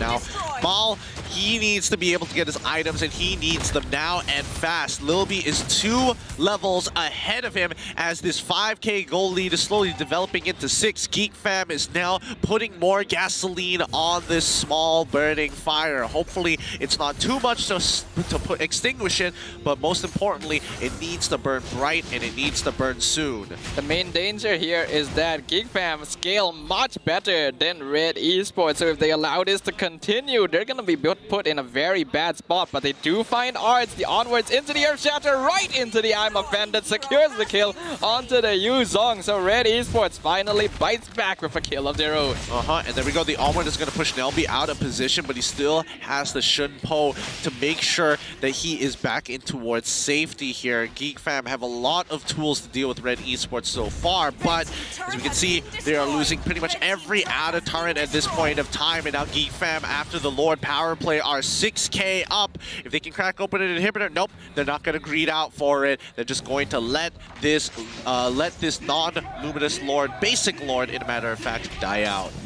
McDelivery in a little bit of trouble, but he is a Cho after all. The Shunpo will allow him to get out, no problem. Now the members of Red Esports have basically been pushed to the small area outside their base. Next Lord up in 80 seconds, but GEEK Fam don't even need to really play around that timing. They know they're comfortably ahead of their opponents. And now they're just going to start punishing Red Esports' economy by stealing away the orange buff, and even Mom himself. He unfortunately can only do so much about the situation. Wait, Zion, does he want to keep on going for this? No, he backs away. Red Esports don't have much position on this, but they do find Nelby here, and Mal is going to say, yes, let's take this fight, and forcing out a Flicker coming in from Nelby's side, and even a Black Dragon form coming in from Arts. Yeah, at the very least, Red Esports are able to hold their own, but GEEK Fam are certainly choking them out now, stealing away their jungle camps and preventing them from accessing any more farm. This is going to really grow GEEK Fam's lead. And again, if Red Esports aren't able to find a pickoff that allows them to close the gap, the late game scaling heroes on the side of GEEK Fam, like the Clint and the Kagura, are gonna start really taking over the game. Yep, Red QT finds the initial pick on towards Nelby and kills him straight away. Good chain CC coming out for the side of Red Esports, and they also manage to get a turret off. Rather interesting. Yep, that's just very well played by Red there. You can't blame Nelby for that. He is here to provide information and to open up the map. It's just unfortunate he got caught and basically wailed on by all 5 members of Red at once. Mom, he's looking for it. He gets the I'm Offended onto Dominus, but he already has the umbrella set up, able to TP away. Arts in the middle, all of them, gets a very nice Dragon Tail that immediately takes down Ren Cutie, and the rest of Red Esports are forced to retreat. That's going to be a 1-for-0 trade here. Arts with a really great Petrify has been making sure he punishes Ren QT, but Mom preemptively having to flash on out of there, knowing what GEEK Fam was able to do, just reacting faster to the situation. Yep, and now the Lord gonna drop down real low, and Zaya tries to steal it, but unfortunately is not able to. That's a death sentence right there. Going to get the kill onto the enemy jungler, which means that the Lord is firmly in the hands of GEEK Fam. Yep, and now this is going to be a tough defense here. Zaid will only be up once the Lord is already knocking down towards the inhibitor turrets here. GEEK Fam will now synchronize the waves. They're going to be pushing. Top side has already lost its wave, so he's got to push down bottom side. So it's mid and bottom that should be able to crash in first. And that's exactly what GEEK Fam are setting up to do. They're pushing all the waves at once as per usual to get as many structural objectives as possible once the Luminous Lord does indeed crash. And now Red Esports are going to need to mount quite the defense. Let's see how the defense is going to be played out, because they do lose their mid inhibitor turret. As we can see, that Lilia is trying her best to clear up as much as they can. 2 inhibitor turrets down as Rank QT should be the first one to fall, but manages to get out with the Divine Retribution as well. Mom is going to be the next to fall as GEEK Fam just goes straight for the base. There you have it. Lil beyond that Clint just did not care. Yep, and you can hear the shouts of excitement from GEEK Fam. They have successfully evened things up 1-1, bringing it to a game 3, no less than expected from these 2 long-time rival veteran teams. They're not going to be giving up without a fight. With a draft that they can actually feel a little bit more comfortable with, and especially after that first loss, GEEK Fam say clap back at Red Esports, letting them know that they are in the right position and they're not going to be falling back down anytime soon. That being said, let's break down this game. Yep, I think that was just, in general, a very classic GEEK FAM draft, and they were able to play much more comfortably than in Game 1 because now they actually do have a nice scaling curve. They have early game, mid game, and late game heroes that can really start playing around the map and taking control. Obviously, Lancelot as well was played really well. I think Verfi, although not at the top of the Lancelot game in MPL, was still a very solid performance, and Zayed seemed a little bit out of his element. Yeah, definitely. And I think, you know, in this particular situation, Dominus, he finds these just really good picks throughout the mid game. He just slowly builds up his lead to the point that he's just one-shotting the right targets. And when he gets into positions like this, it makes it so easy to transition in towards the late game and making it so quick to pick up Lords, break into the upper bracket when it comes down to gold deficits from a simple 2K all the way up to that 6K that really helped the team move forward. Yeah, Dominus on the Kagura, not usually a hero you'd pay that much attention to, but it is certainly a signature pick for him, and you just don't even notice, and all of a sudden, one member of the enemy team is gone. You just see the kill notification, you're like, oh, when did that happen? Yep, it's extremely useful, and you can see Dominus had a perfect game, 6-0 and 5. Wouldn't be too surprising if he does get the MVP of this game, but breaking down the item builds here, we're seeing Lil B very comfortably at 11,000, and the moment he got that Berserker's Fury, he was feeling so good as he starts shredding down his opponents with the natural attack speed. I do find it interesting that he wants to go for the Scarlet Phantom, not even considering going for like a Malefic Roar or even like a Blade of Despair third item. Yeah, Scarlet Phantom on a Clint is actually a little bit unusual, considering you'd usually buy it more on heroes that just focus on right clicks, such as the Mia, for example. But it certainly helped out with providing the attack speed needed, and considering he doesn't really need to care about being dived on since his team is doing such a good job of zoning out the enemy that he can just dish out as much damage as he can, including his regular attacks. Yeah. Oh, but I'm looking at Mal. How did it get to this? How did it get to the point where he was really struggling in his lane? 7K with only 2 completed items at this point of time. Level 13 to level 15 on to from Lil B 15 minutes into the game. It must have been really rough. I mean, Nelby was doing a rather good job with this Cho, continuing his consistent performance from game number 1 and bringing it over to game number 2. To be honest, just based on the way the hero plays, I wouldn't have considered Brody a Maul hero. Maul doesn't really play well on these early game aggressors. He wants to wait and farm, but let's just see who the MVP of this game is, and it's going over to Dominus on the Kagura, 605 match KDA. With an 85% match KP, it's just looking so good for him. He's part of every single fight. He has a traditional build. I don't see anything wrong with it. And Dominus, he just knows, he senses and understands how mages want to path and think, and gets into the right place at the right time to punish them.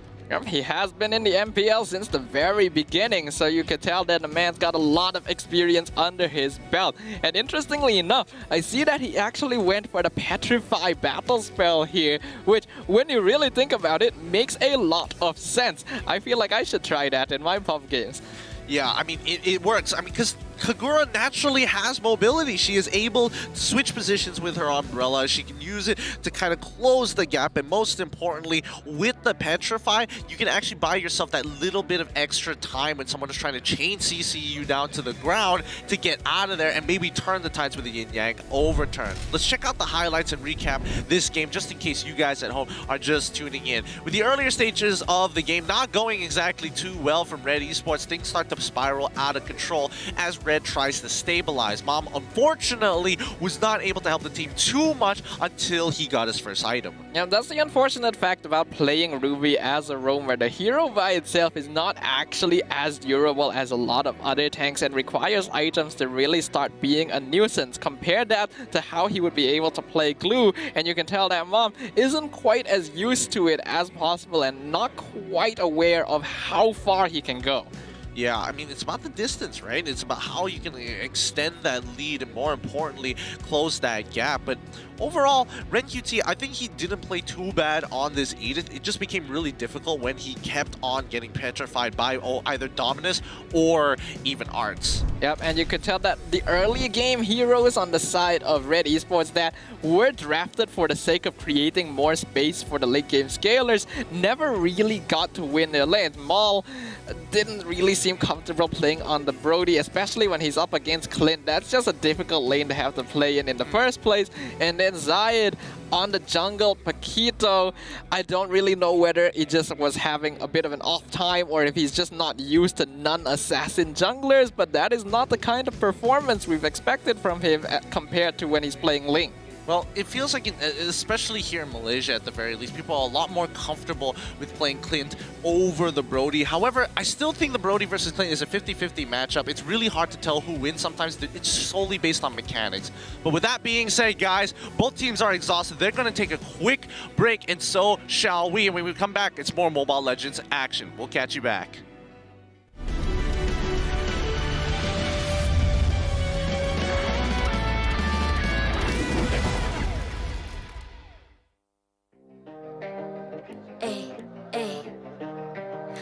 I'm a rock star.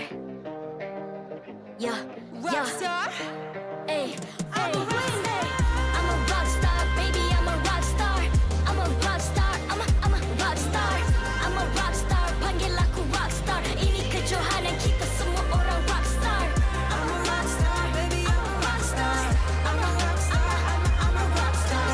I'm a rock star. Panggil aku rock star. Ini kejohanan kita semua orang rock star.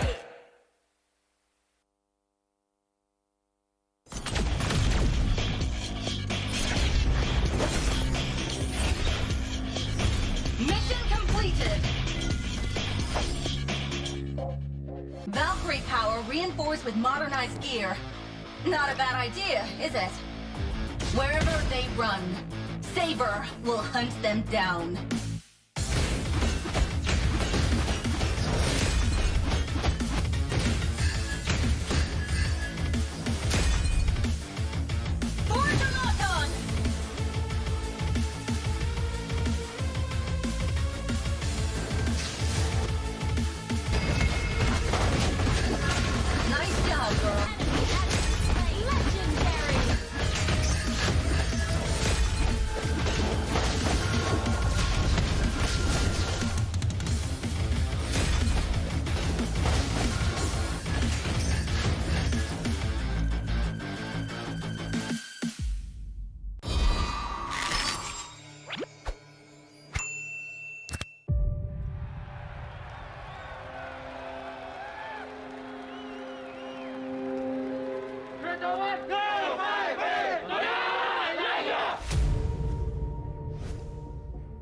So, diorang dapat pelbagaikan lagi gameplay diorang dan Angka yakin dua-dua tim ni boleh pergi sangat jauh dekat MPL.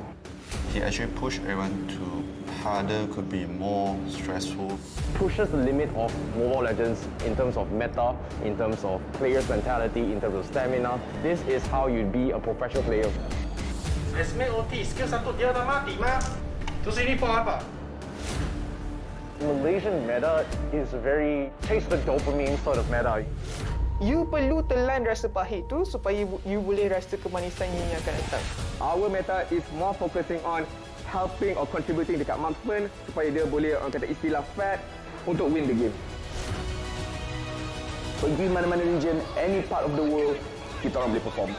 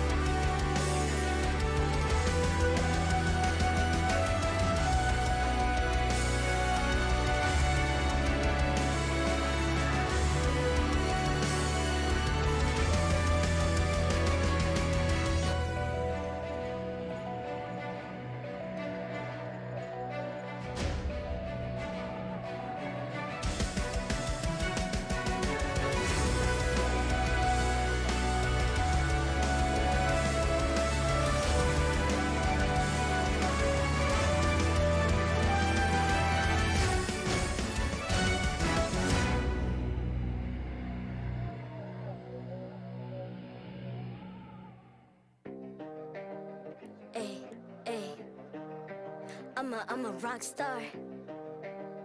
Yeah, rock star. Hey, hey, hey. I'm a rock star, baby. I'm a rock star. I'm a rock star. I'm a rock star. I'm a rock star. Panggil aku rock star. Ini kejohanan kita semua orang rock star. Kita rockstar, kita buat saja gaya kita. Makin panas apinya sudah membara.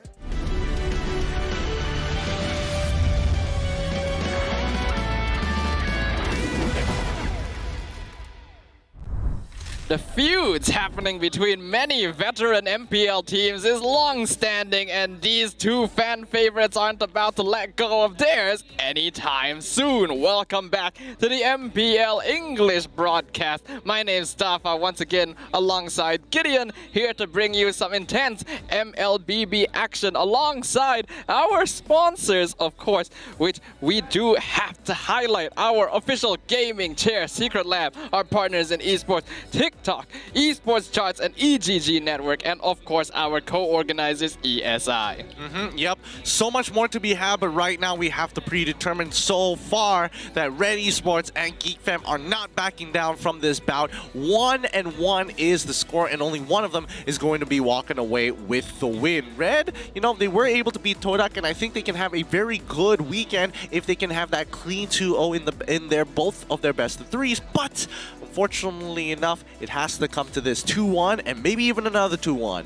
Well, when you're dealing with teams with the reputation that TODAK and GEEK FAM have, going for the 2-0 victories is never going to be an easy task. But their new and revamped style has allowed RED ESPORTS to really claim a new spot for themselves in the MPL Season 9. However, GEEK FAM aren't about to give it over to them for free, as they want to claim their very first victory as well. Yep, I mean, GEEK FAM definitely has stepped things up, especially in game number 2 to take it away. But let's have a recap here on exactly what happens. The score is 1-1 recently. Game number 2 has been won by GEEK FAM, the big impact player coming in from Dominus, making some really, really good plays to ensure that they have that victory after a 15-minute game. 38,000 overall damage. Yep, you can tell that the mages on both sides were certainly doing their best to bring their team to victory. Unfortunately, for the side of RED ESPORTS, it does look like all of their other players were just having a really tough time in terms of damage output. Obviously, we don't expect a lot of DPS coming out of Mom or Ren QT, but Zayed and Mal certainly weren't having the best game ever. Yeah, and I think that just comes down to the draft, and let's see how this is going to play out, because I feel like RED ESPORTS is most likely going to go back for the first pick on the blue side once again and start building up that advantage with the draft that they had previously and kind of threaten blue once more. Well, from what we've seen, having the glue on their team is incredibly important, as it basically allows Mom free reign of the enemy jungle. He just walks in, does what he wants, get out for free. He really could not do the same thing on Ruby in comparison. Zayed as well wants to see if he can grab that Ling once again, or at the very least play on another assassin hero, since this Paquito did not necessarily work out as well as they wanted. Is that because he himself isn't used to the hero, or simply because GEEK FAM were too effective at dealing with it? I feel like GEEK FAM was pretty effective in handling it so far, and most importantly, Nelby's consistency definitely played a very important role at slowing down Paquito and making sure that he kept him in check. If we look at the bans thus far, I mean, the Fanny Glue so far has been the two staple, the Fanny as well as the Lancelot usually is the staple, but they kind of changed it up, especially when they're on that first pick. So I'm guessing that GEEK FAM is probably going to keep up with the Fanny and as well as the Glue. Lancelot, I'm not so sure, because there still is the problem of Valentina. That is true. So for both teams, they do have to determine which heroes are going to be the bigger threat, which can they allow through, and whether or not they need to prioritize certain pocket picks on the enemy side to give themselves an easier time. I am personally still suspecting that things like the Valentina, the Fanny are going to be banned for sure. Glue seems to also be an evident issue, so GEEK FAM will probably want to get rid of that. On top of that, the question is whether or not they will continue banning out the Ling being played by Zayed, because once they were able to do so, his performance seems to have dipped. Yeah, and I think I do think that Zayed is a dedicated assassin player. There's nothing much you can really do about that, but maybe a marksman might actually be the way to go eventually. But we'll have to see. Either one of these teams could be looking to maintain their own draft strategies. We don't know whether they're going to start adapting any others just yet, but in the meantime, we just have to wait patiently. Yep, and wait patiently we shall. 30 seconds until the draft for game number 3. The final match in the series between Red Esports and GEEK FAM to commence, where we will once and for all determine who is going to be the winner of this match today. And I'm sure fans of both these teams are on the edge of their seats to find out who is indeed going to be the victor. Well, with 6 seconds more onto the clock, let's find out here as we're going to be rolling straight in towards the draft. As we can see, Red Esports on the blue side with GEEK FAM on the red side. Traditional bans all across the board. Valentina for the side of GEEK FAM, and Red Esports getting rid of the Selena. Indeed. The pretty typical ban so far, but here is where things are going to start changing up a little bit. I feel like Red probably wants to ban out the Lancelot, because GEEK FAM, they're gonna want to ban out things like the glue, and since Red is on the blue side this time, they want to be able to be the ones that make that first choice, whether or not they'll grab the Ling, whether or not they'll grab other options like the Kadita, so that they can allow the draft to flow more in their favor. How would they do that, though? And they're going to be banning out the Matilda. Okay, these are the two staple bans that they've been going to time and time again to make sure they can minimize the effectiveness of Nelby. Unless they're going to change it up by banning out Cho at the very end to really clip down on Nelby. I guess that makes sense. But yes, as I called it, GEEK FAM is making sure that both Valentina and as well as the glue is going to be down. The question is now, do they let go of Fanny? That is the question, isn't it? Fanny is a very, very annoying hero for basically any team nowadays to have to deal with. If Zorn was on the opposite side, definitely ban the Fanny. You don't let that through. But since he's not, there is still an argument to be made, since we're not certain whether or not the other members of GEEK FAM, especially Burpee, are able to pull it off. So they might leave things open. They could decide to ban out the Lancelot, but I personally don't know if that is the choice.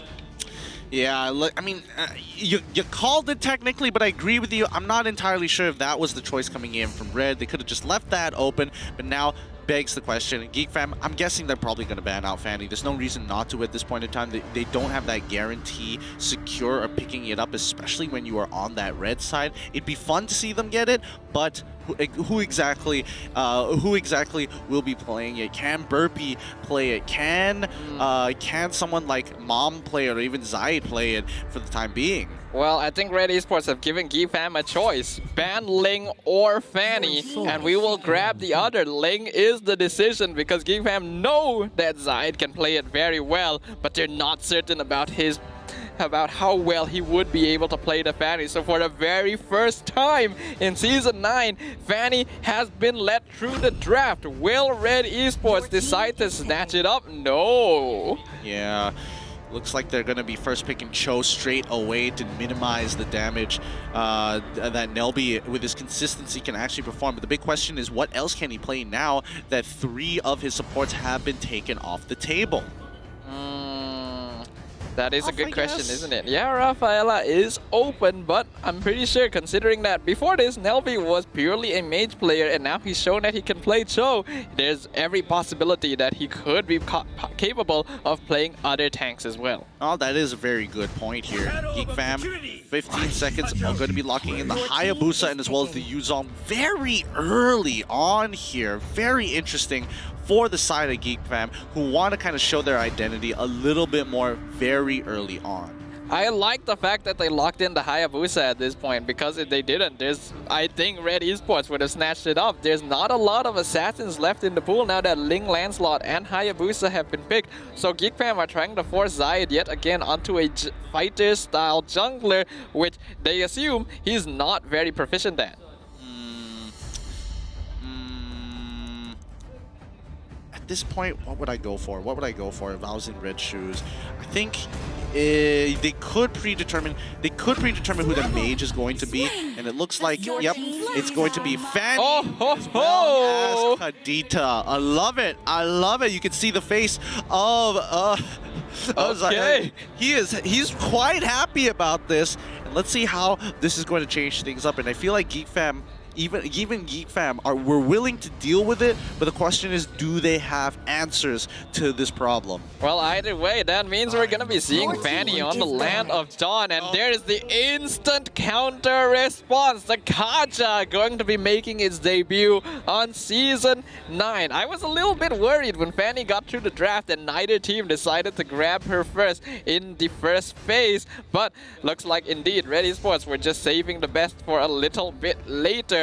Hopefully we'll be able to see some very cool Fanny plays here. The Kaja going to be there specifically to try and stop it. Yeah, very interesting. It's going to be some divine intervention here that's going to change the tides of battle. I was curious to see whether it was going to be Kadita or at the very least Saber. I was thinking about Saber a lot, and hopefully next time that we do see Fanny actually get through, we would like to see the Saber actually come down and actually try to go for that counterplay in general. But GEEK FAM now with the Clint this time going to be banned out. Red Esports going to respond. Now, while many people would assume that Saber is naturally a counter to Fanny, and he is, the reason why GEEK FAM wouldn't lock in the Saber at this point is because firstly, they already have an assassin in the form of Hayabusa. Kaja can play as a mage or even a tank if necessary, so he is able to flex into more roles in that sense. But also, I feel like there is a bit of an issue sometimes with the way Fanny flies around on her cables, in that I have personally played Saber against Fanny, and I will sometimes ult her, and she continues flying away. That's definitely feels bad. I get where you're coming from, and I've definitely experienced that before. And obviously, it's not the best, especially when she's like kind of like too close to a wall, and then she ends up on the wrong side of the wall. Sometimes it's bizarre. It's very, very bizarre here. But Brody going to be the upcoming ban coming in from Red, which leaves Beatrix in the gold lane, Popo and Koopa in the gold lane, Wan in the gold lane. Those are the ones that we've known so far that have been played. I think GEEK FAM will try to ban Wan here just because they want to try and deny as many options from Maul as possible, because we already saw when he's on a hero that he's not quite as comfortable with, he can have a bit more difficulty taking control of his gold lane. Other than that, Popol and Koopa is still an option, but okay, interesting choice. Rather than continuing to go for Maul, they instead ban out the Uranus. Okay, kind of interesting here. Get rid of Uranus to kind of just open up the map a little bit more. So I'm guessing they're focusing more of the tank section, which would beg the question, does Red want to bring out Edith again? Or do they want to play something along the lines of Esmeralda? I think, personally, if you're asking the question to Rank QT, he most likely would rather play the Edith matchup up against the Yuzong. He was doing it earlier, and yes, it was a little ineffective when it came down to the bigger team fights, especially with Petrify. But other than that, it kind of did its job most of the time. I personally would prefer Edith for Red Esports here myself, but it will depend what they themselves decide to go for. They're gonna be banning out the Ruby, which I think is a good choice. You don't want to give GEEK FAM even more crowd control options to stop the Fanny in flight, and GEEK FAM will lock in the Beatrix. Yep, they really needed some extra bit of damage there, and I think Beatrix provides it quite nicely, especially since that she has that burst, that sort of burst damage that works well in tandem with the Divine Judgment, as well as if Yuzong is able to get the initial knock-up. Now, Red Esports, what is the choice going to be? Firstly, I'm suspecting that this is indeed going to be a Mom Cho. We know that Ren QT can play Cho in the side lane, but I think this is more likely to be played in the tank position. So they are still looking for the gold laner and the EXP laner. Not a lot of options left for Maul, so he could go for Wan or Claude, I think. Not going to be too bad, but I feel like it's going to be 1-1, right? And there we have it. Oh yeah, Popo and Koopa was still up and about, which is a pretty good matchup, especially when you're up against Beatrix, a huge lane abuser, but we're also getting the Paquito getting locked in for the side of Red Esports. did consider the Popol and Koopa, but I didn't mention it because I was wondering if it was hero that Maul wasn't that used to playing. It looks like that is indeed still going to be the case though. Compared to Brody, Popol and Koopa is one of those heroes that wants to farm up a little bit to start doing damage, so it's probably a bit closer to his comfort zone as in comparison. Now the final pick for GEEK Fam, and it is going to be the Franco to counteract the Fanny. Okay, so they have multiple answers to the Fanny question. Now we'll see whether or not Fanny is going to be walking away with a 100% win rate or a 0% win rate in this upcoming bout here. Which do you prefer? I'm pretty 50-50 on either side. What about you, Staffa? Which do you like more?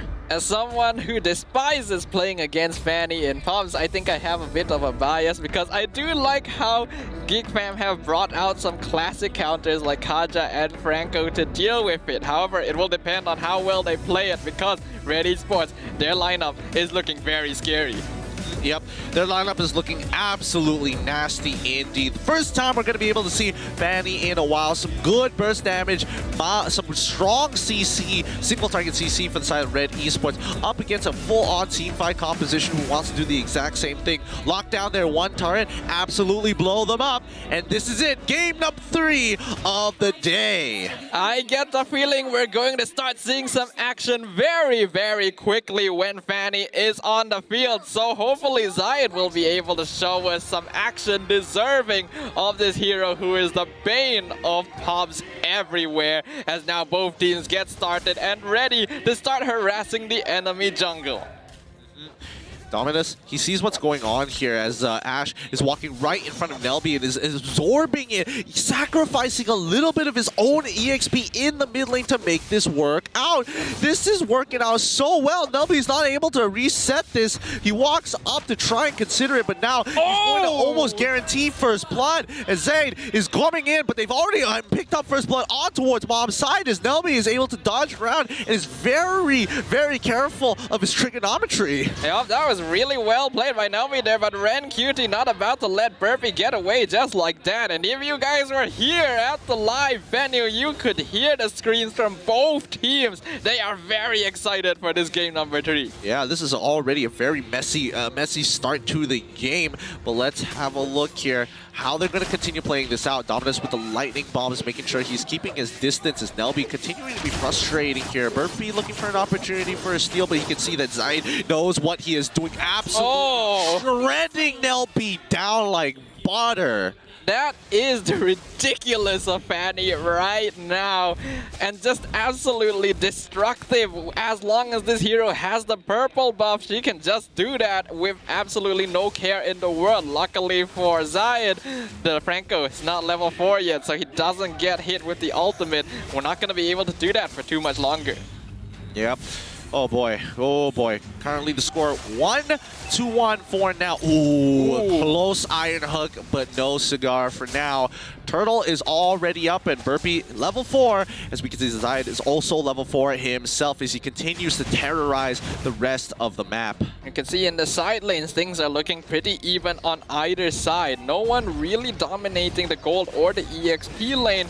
So it's all gonna come down to the junglers here. Mom coming up to... Oh! The burst from Ash catches out Burpee. What a good read. What a good read coming in from Red. And now they're going to look to attack mid lane once more. And they'll be in some trouble. But Zayed, he doesn't want to be part of this no more. He's got bigger fish in mind. He's got priority over bottom side with the help of Ren QT. They call the pause here. Oh boy, what a game this has been so far. Only 3 kills, but you're already getting to see some exciting action. Yeah, I think that was a good choice earlier by Zayed not to go in for the kill, even though we know that he has the damage to do so, because although Franco is not yet level 4, the Kaja is. And if he were to extend a little bit too far, he'd be feeling a little bit of that divine judgment raining upon him. Oh boy, hopefully the technical issues don't stand too long, and hopefully you guys at home can be a little patient here. We want these players to make sure that they're playing at their best, making sure that integrity is kept at an all-time high here at the MPL Malaysia. Indeed, both these teams, neither is going to give an inch over to the other. They've evened it up 1-1. So basically, we're looking at a best-of-1 series already. And whoever comes out on top will be the victor of this match. Red Esports wants to continue their trend after getting a victory against TODAK yesterday. And GEEK FAM, in their debut match of Season 9, wants to start off their momentum strong. I mean, you know, slow starters still don't necessarily mean that they are going to end strong. So let's see how this is going to be playing out shortly. But I'm thinking about how mid lane is going to start looking like, right? Fanny has already done a bit of damage. Nelby can only do so much. They have to wait until they have like their ult before things start getting out of hand for the side of Red Esports. The lead is very, very small, but Red Esports needs to really snowball this out of control. Well, they're gonna start that by taking away the turtle as Mom gets caught with the Divine Judgment from the dragon right back at the Hayabusa. He is not dead. Mom is still fine. And now Nelby is in a bit of trouble. Arts not quite able to land the Dragon Tail. Mom still alive. Just gonna shunpo straight into their base. He knows that he's dead, but he's gonna buy as much time for his team as possible. Oh my goodness, the initial damage that Zide was able to provide for the team as they secured those 2 kills. My lord. So much base damage. He barely even has any items on him as well. This is exactly the situation that Red Esports wants to play for. Let the EXP laner and the mid lane help out Zide with getting kills by invading the enemy jungle and provide Maul with a safe solo lane to farm until he gets his items. Zide continues rotating on towards the top side of the map with 60 seconds until the turtle comes back up. And you can tell that Red Esports has a good read on how GEEK FAM is kind of moving, and more importantly, how their jungle likes to play. So far, they've made this trap a couple of times on the top side, but this time it's going to be Nelby who's in some trouble. He gets kicked right under the turret, but unfortunately, the I'm Angry doesn't connect, but the Alpha Wolf does. Unfortunately, Abiru's Passion wasn't able to get max damage there as they're so spread out right at the edge of the ult. That's going to be so sad for GEEK FAM, who had a smart read, but Red Esports just one step ahead, even taking up a tier 1 turret. Red Esports actually messed up a little bit there because the Way of the Dragon and the Alpha Wolf landed on different targets, but they were still able to finish off Nelby in the end. So all things considered, it all ends well, but they could have definitely done that with a bit more precision. Fair enough. Now, as topside has already crumbled, we can expect to see the lane swap happening sometime soon, maybe after this inevitable turtle that's going to fall into the hands of Red Esports. But you can see GEEK FAM, they know that they want to give up this turtle. They're already rotating towards the bottom side to try and punish Ren QT. Yeah, I think this is a good choice. Oh, and the flicker right into the Bloody Hut, into the Divine Judgment. There's nothing you can do about that. We can't even blame him. That's gotta feel bad. Yeah, it definitely does. But they're sending members to reinforce the mid lane at the same time because they can't afford to lose out on that position, allowing both Hayabusa as well as Beatrix to just proxy bot side and then look to maybe crack it open. Yep, and now in the mid lane, looks like Red Esports are trying to siege it. Zayed already stealing the orange buff up top. He can see the Hayabusa down bottom. Black Dragon form comes out by Oz, not quite able to follow up on Maul as Zayed gets knocked out, but he's fine. The Way of the Dragon finds his way onto the Yuzong, but a nice iron hook from Nelby pulls Mom back. Not enough, however, to save Arts' life. Oh. Unfortunate. Unfortunate indeed. If they had one more person that could really change the tide of that particular fight here. And Lilby, he's getting some good shots in with Renner so far. However, it's not really going to do too much unless he is able to cash out. Yeah, now we can see Dominus and Nelby moving around the map together. This is a deadly combo between these two. If they can get their ultimates on the same person, they are confirmed dead. And it looks like Ren Cutie might be the one walking into that trap. But they are aware. Iron Hook gonna land on the Paquito. Zayed ready to give backup. But the double ultimates are just too much as the damage comes out from Zayed, instantly getting the mega kill onto the Kaja as the Rough Waves finishes off the Franco as well. Dominus and Nelby instantly taken out. Yep, that's going to be a 2-for-1 trade in favor of Red Esports. Did not even stand a chance there. Dominus could not breathe. They found the initial pick, but Fanny was still alive. Oh! The snipe from Lilby taking out Fanny.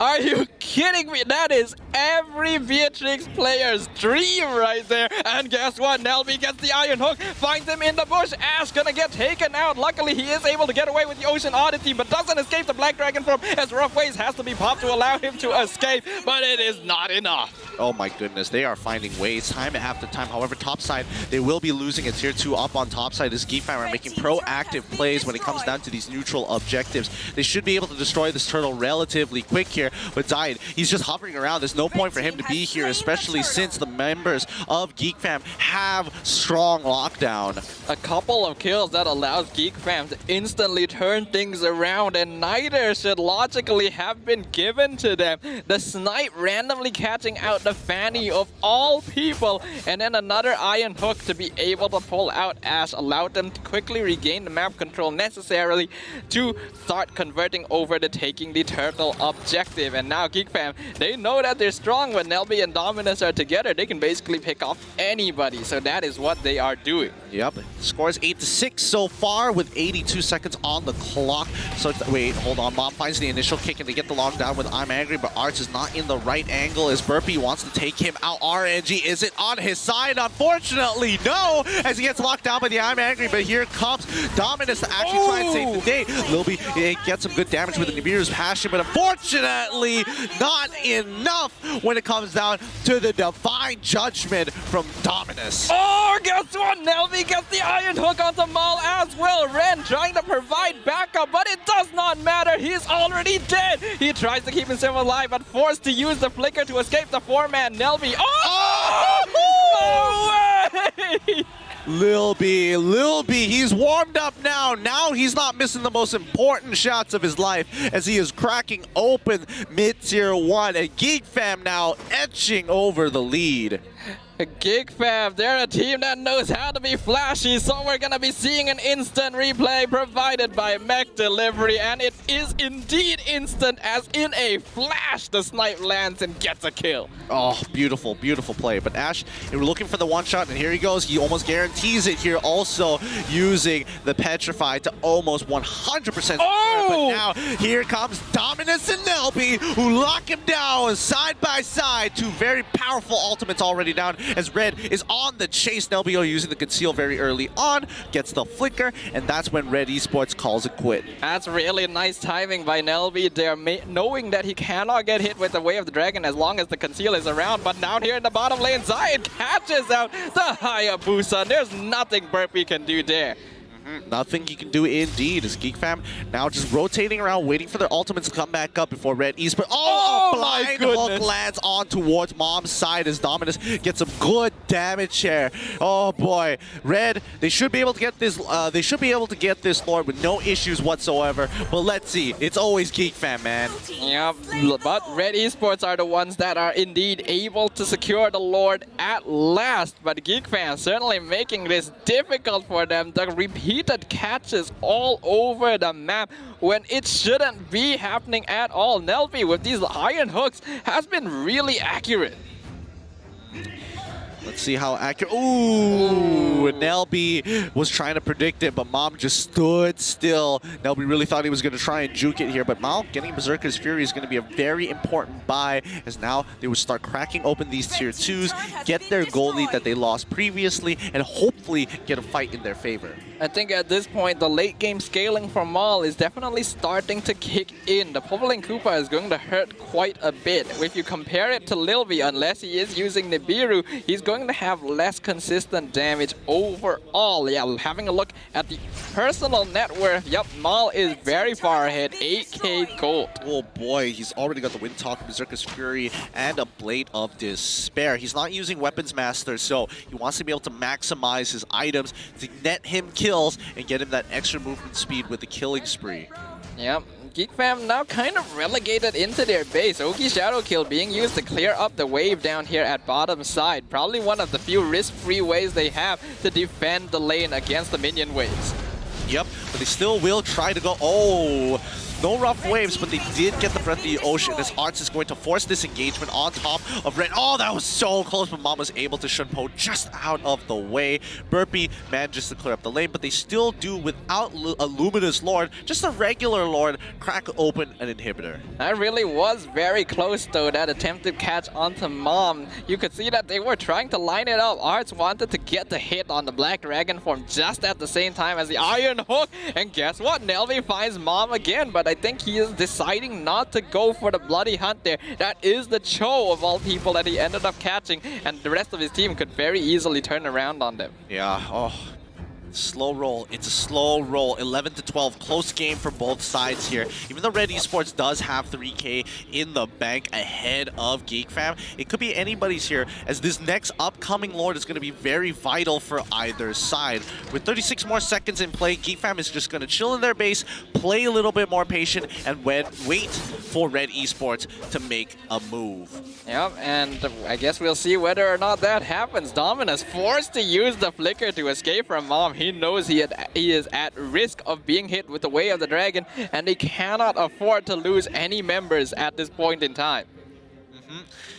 Genius Swan being purchased by Dominus, and as well as Burpee getting his endless battle here. Ash now purchasing a Holy Glaive of his own. Lord is up, and now the time is nigh. Zayed will be able to get his immortality, which is really great buy considering that GEEK FAM has been utilizing a lot of their resources just to lock him down. The Lord has come up, and now Red Esports are starting to work on it. Art's going to scout it out for the rest of his team, but its health is dropping really quickly. Immediately goes over to the side of Red Esports, and GEEK FAM has to make a hasty retreat.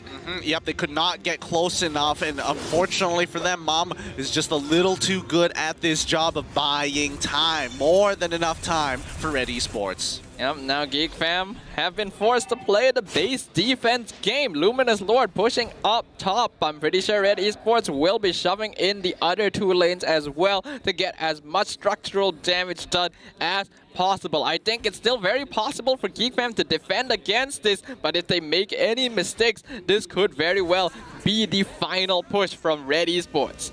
Yep. They're going to try and go for the base defense here, but Red Esports, the way they usually win the game is by the time they get strong enough, they crack open these structures and go straight for the crystal, disregarding who is there unless they're completely blocking their way. Now, Mom, he walks on over, using his presence to shove a GEEK FAM back. The Iron Hook doesn't land onto anybody here, but this is their moment to actually try to make something happen. But no, they're going to go with the safe play. They see the engagement force coming in from Arts. He's not going to go any further than this. Nelby throws the Iron Hook, lands it onto under the turret, and they found their first pick, and now they get pulled in. Another one. QT falls for the bait, allowing Zayed to get into the middle of the fight. He deals damage, but the immortality is going to bring him back up as Arts is able to lock him. No, he doesn't, but Nelby is going to be the one who sets it all up for a team play, and Lil B to finish it. That is what you call a perfect symphony of events for GEEK FAM. The hook onto Mom, flickered backwards into the rest of his team, set things up.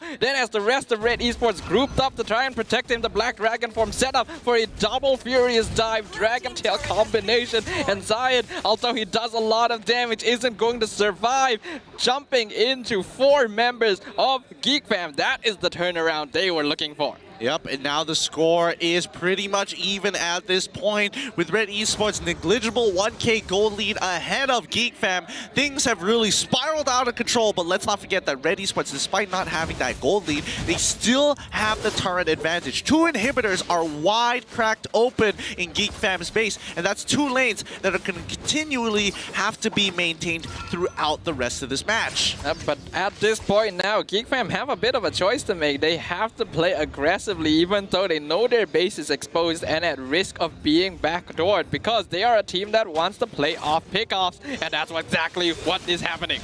Oh, Mom, he's already going to get the lockdown initially. He gets away with the Dragon just in time. The ocean into the rough waves, getting a double kill here. An amazing play coming out of Ash. Lil B misses the Iron Hook, but it's too late. Lil B has nobody to protect him anymore, and even the Winds of Nature just buying him the beautiful extra bits of time to get out as they are going to run them down one by one. The sniper shots are missing from Renner as Ren QT holding on to his own.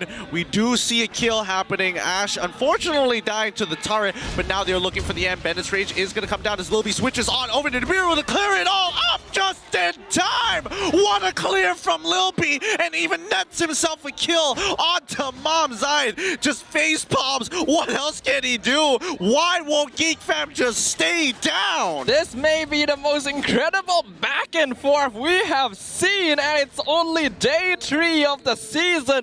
GEEK FAM and RED ESPORTS neither willing to give an inch, but the flashy gameplay style of GEEK FAM still showing itself against RED ESPORTS right now, as they are again able to defend their base and take names in their favor.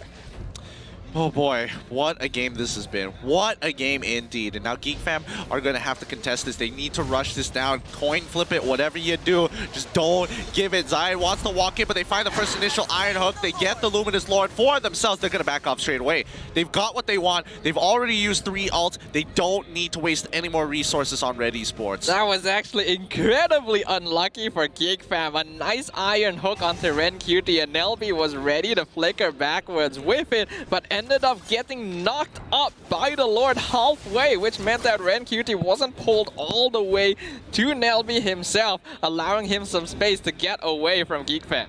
Yep, but with that being said, that's a Holy Crystal purchase coming in from Ash. So he still does major damage. It's whether or not he can set it up with a Petrify for his team, or if somebody is able to help him a little bit with a knock-up, either from Mom or maybe even Mom.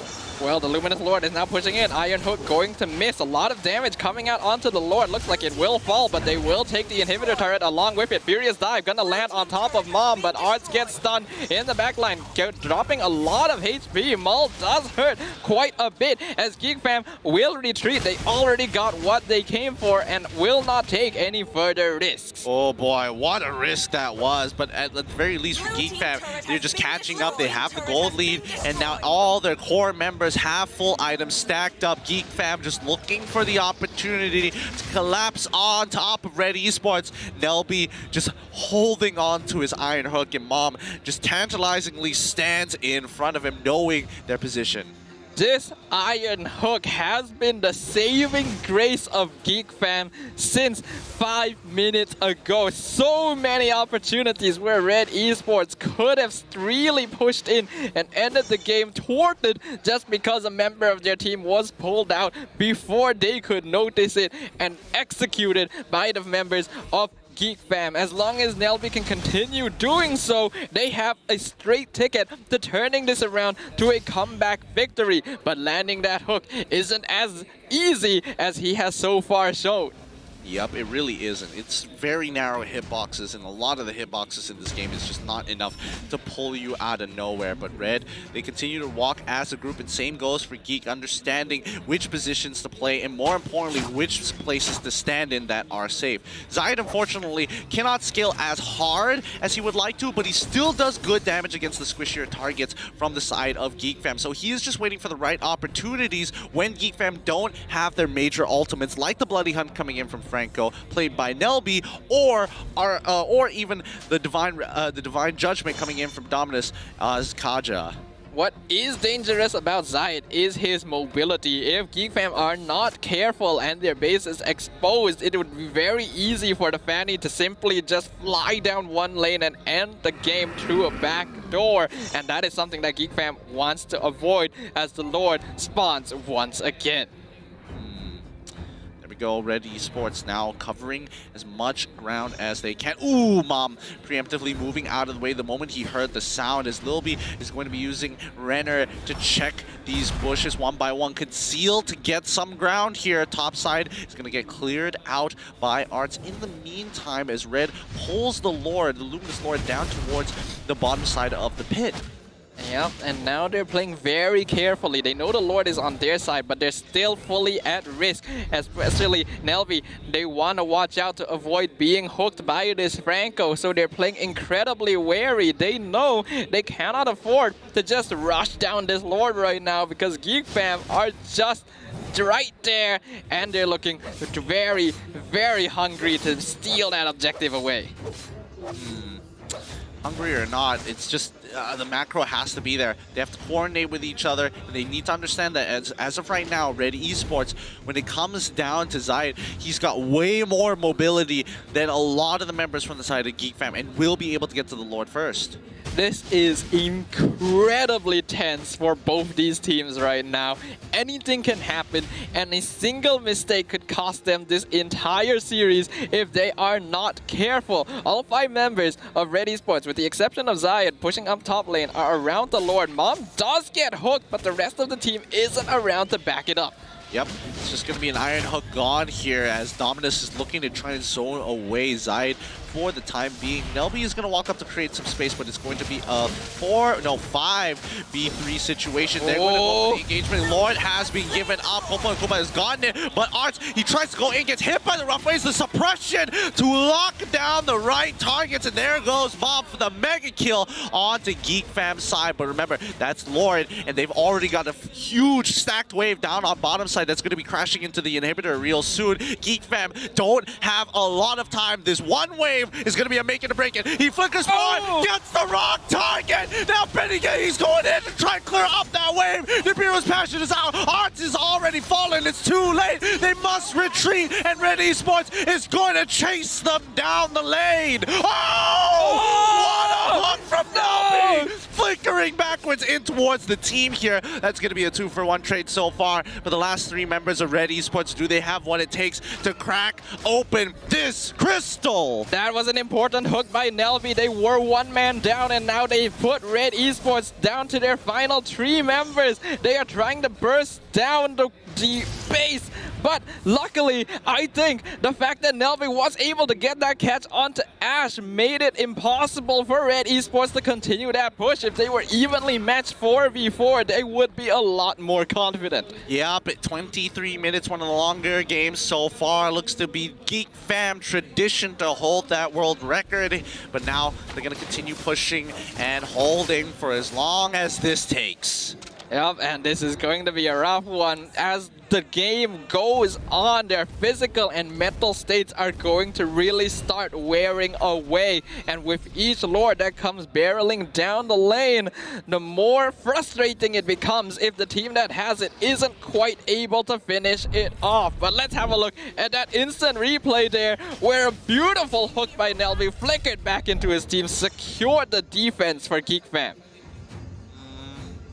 They secured it quite well, in a matter of fact, and I think even Red Esports has to kind of respect this, respect the fact that, you know, Nelby's Iron Hook is just so valuable. The moment somebody gets caught by it, it's almost guaranteed that GEEK FAM is going to secure that kill. So Red Esports just has to play off of those cooldowns and really respect the Iron Hook. But even if you do respect it, I'm pretty sure at this point, after everything that's happened, there is no way Red Esports isn't respecting that Iron Hook. But Nelby has proven to be incredibly proficient at landing it and just picking people off where they least expect it. Yep. Once again, we are seeing just the stalemate here. Red Esports not really getting too much. GEEK FAM also not really winning at this point of time. They're going to contest for the Lord once again, and I'm curious to see how this one is going to be different from the past 3 Lords we've already saw from both sides just battling it out. Well, I guess we will see. 5 seconds until the Luminous Lord once again graces the land of Dawn. Red Esports already in position, but they are waiting for the members of GEEK FAM to come out. Ooh, that was close. They actually moved out of the way, and that means Nelby doesn't realize they're all there. Gets caught out. Immortality has been spent as the Rough Waves finishes off the Franco with the Lord alive. This could be a chance for Red Esports. They need to set up a split push here. They already have a high boost, so they can go down towards bot side as Arts is already used his Black Dragon form, and Red Esports understands this as well. They're not going to immediately jump on towards Lord. They don't want to get held hostage, as their base could easily be backdoored at any point of time. GEEK is just holding them hostage in the mid side. I'm Angry comes out. Bennis Rays lands on towards his Ash, but Lilby, he's on the run. Mama got a good kick, but it's just not enough. Arts is the next to fall, and I think this is going to be it, as Red now has the Wait a minute.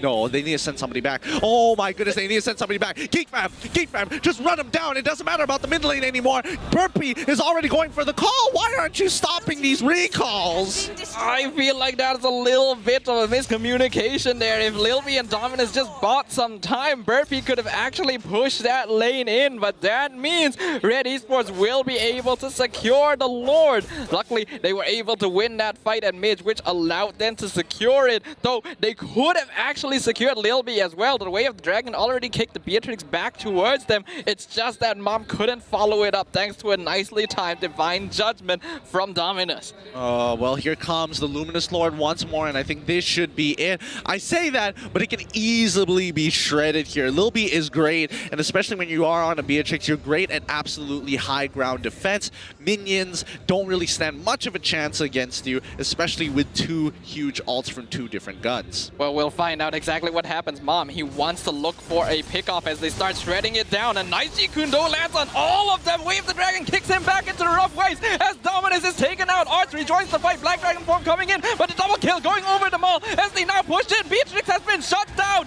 as the Yusong taken out as well, and they will just push straight in for the victory. Red Esports finally end the game in their victory. Ooh, look how sweaty these boys are. That was a tense game between GEEK FAM, but Red finally stand up on top. Red Esports with a 2-1 victory. That's going to be two clean, well, not exactly the cleanest, but two wins at the end of this weekend.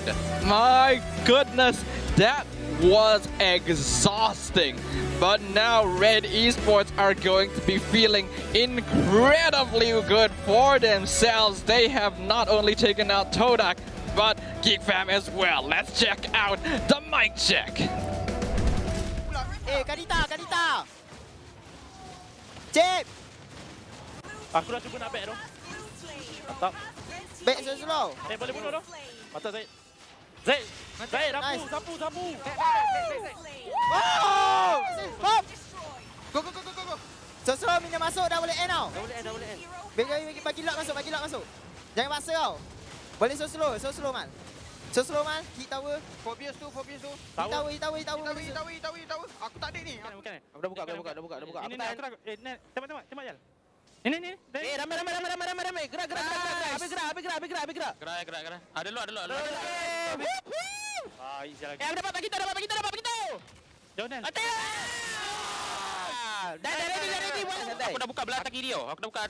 Ni atas kiri. Serang. Bagi tu.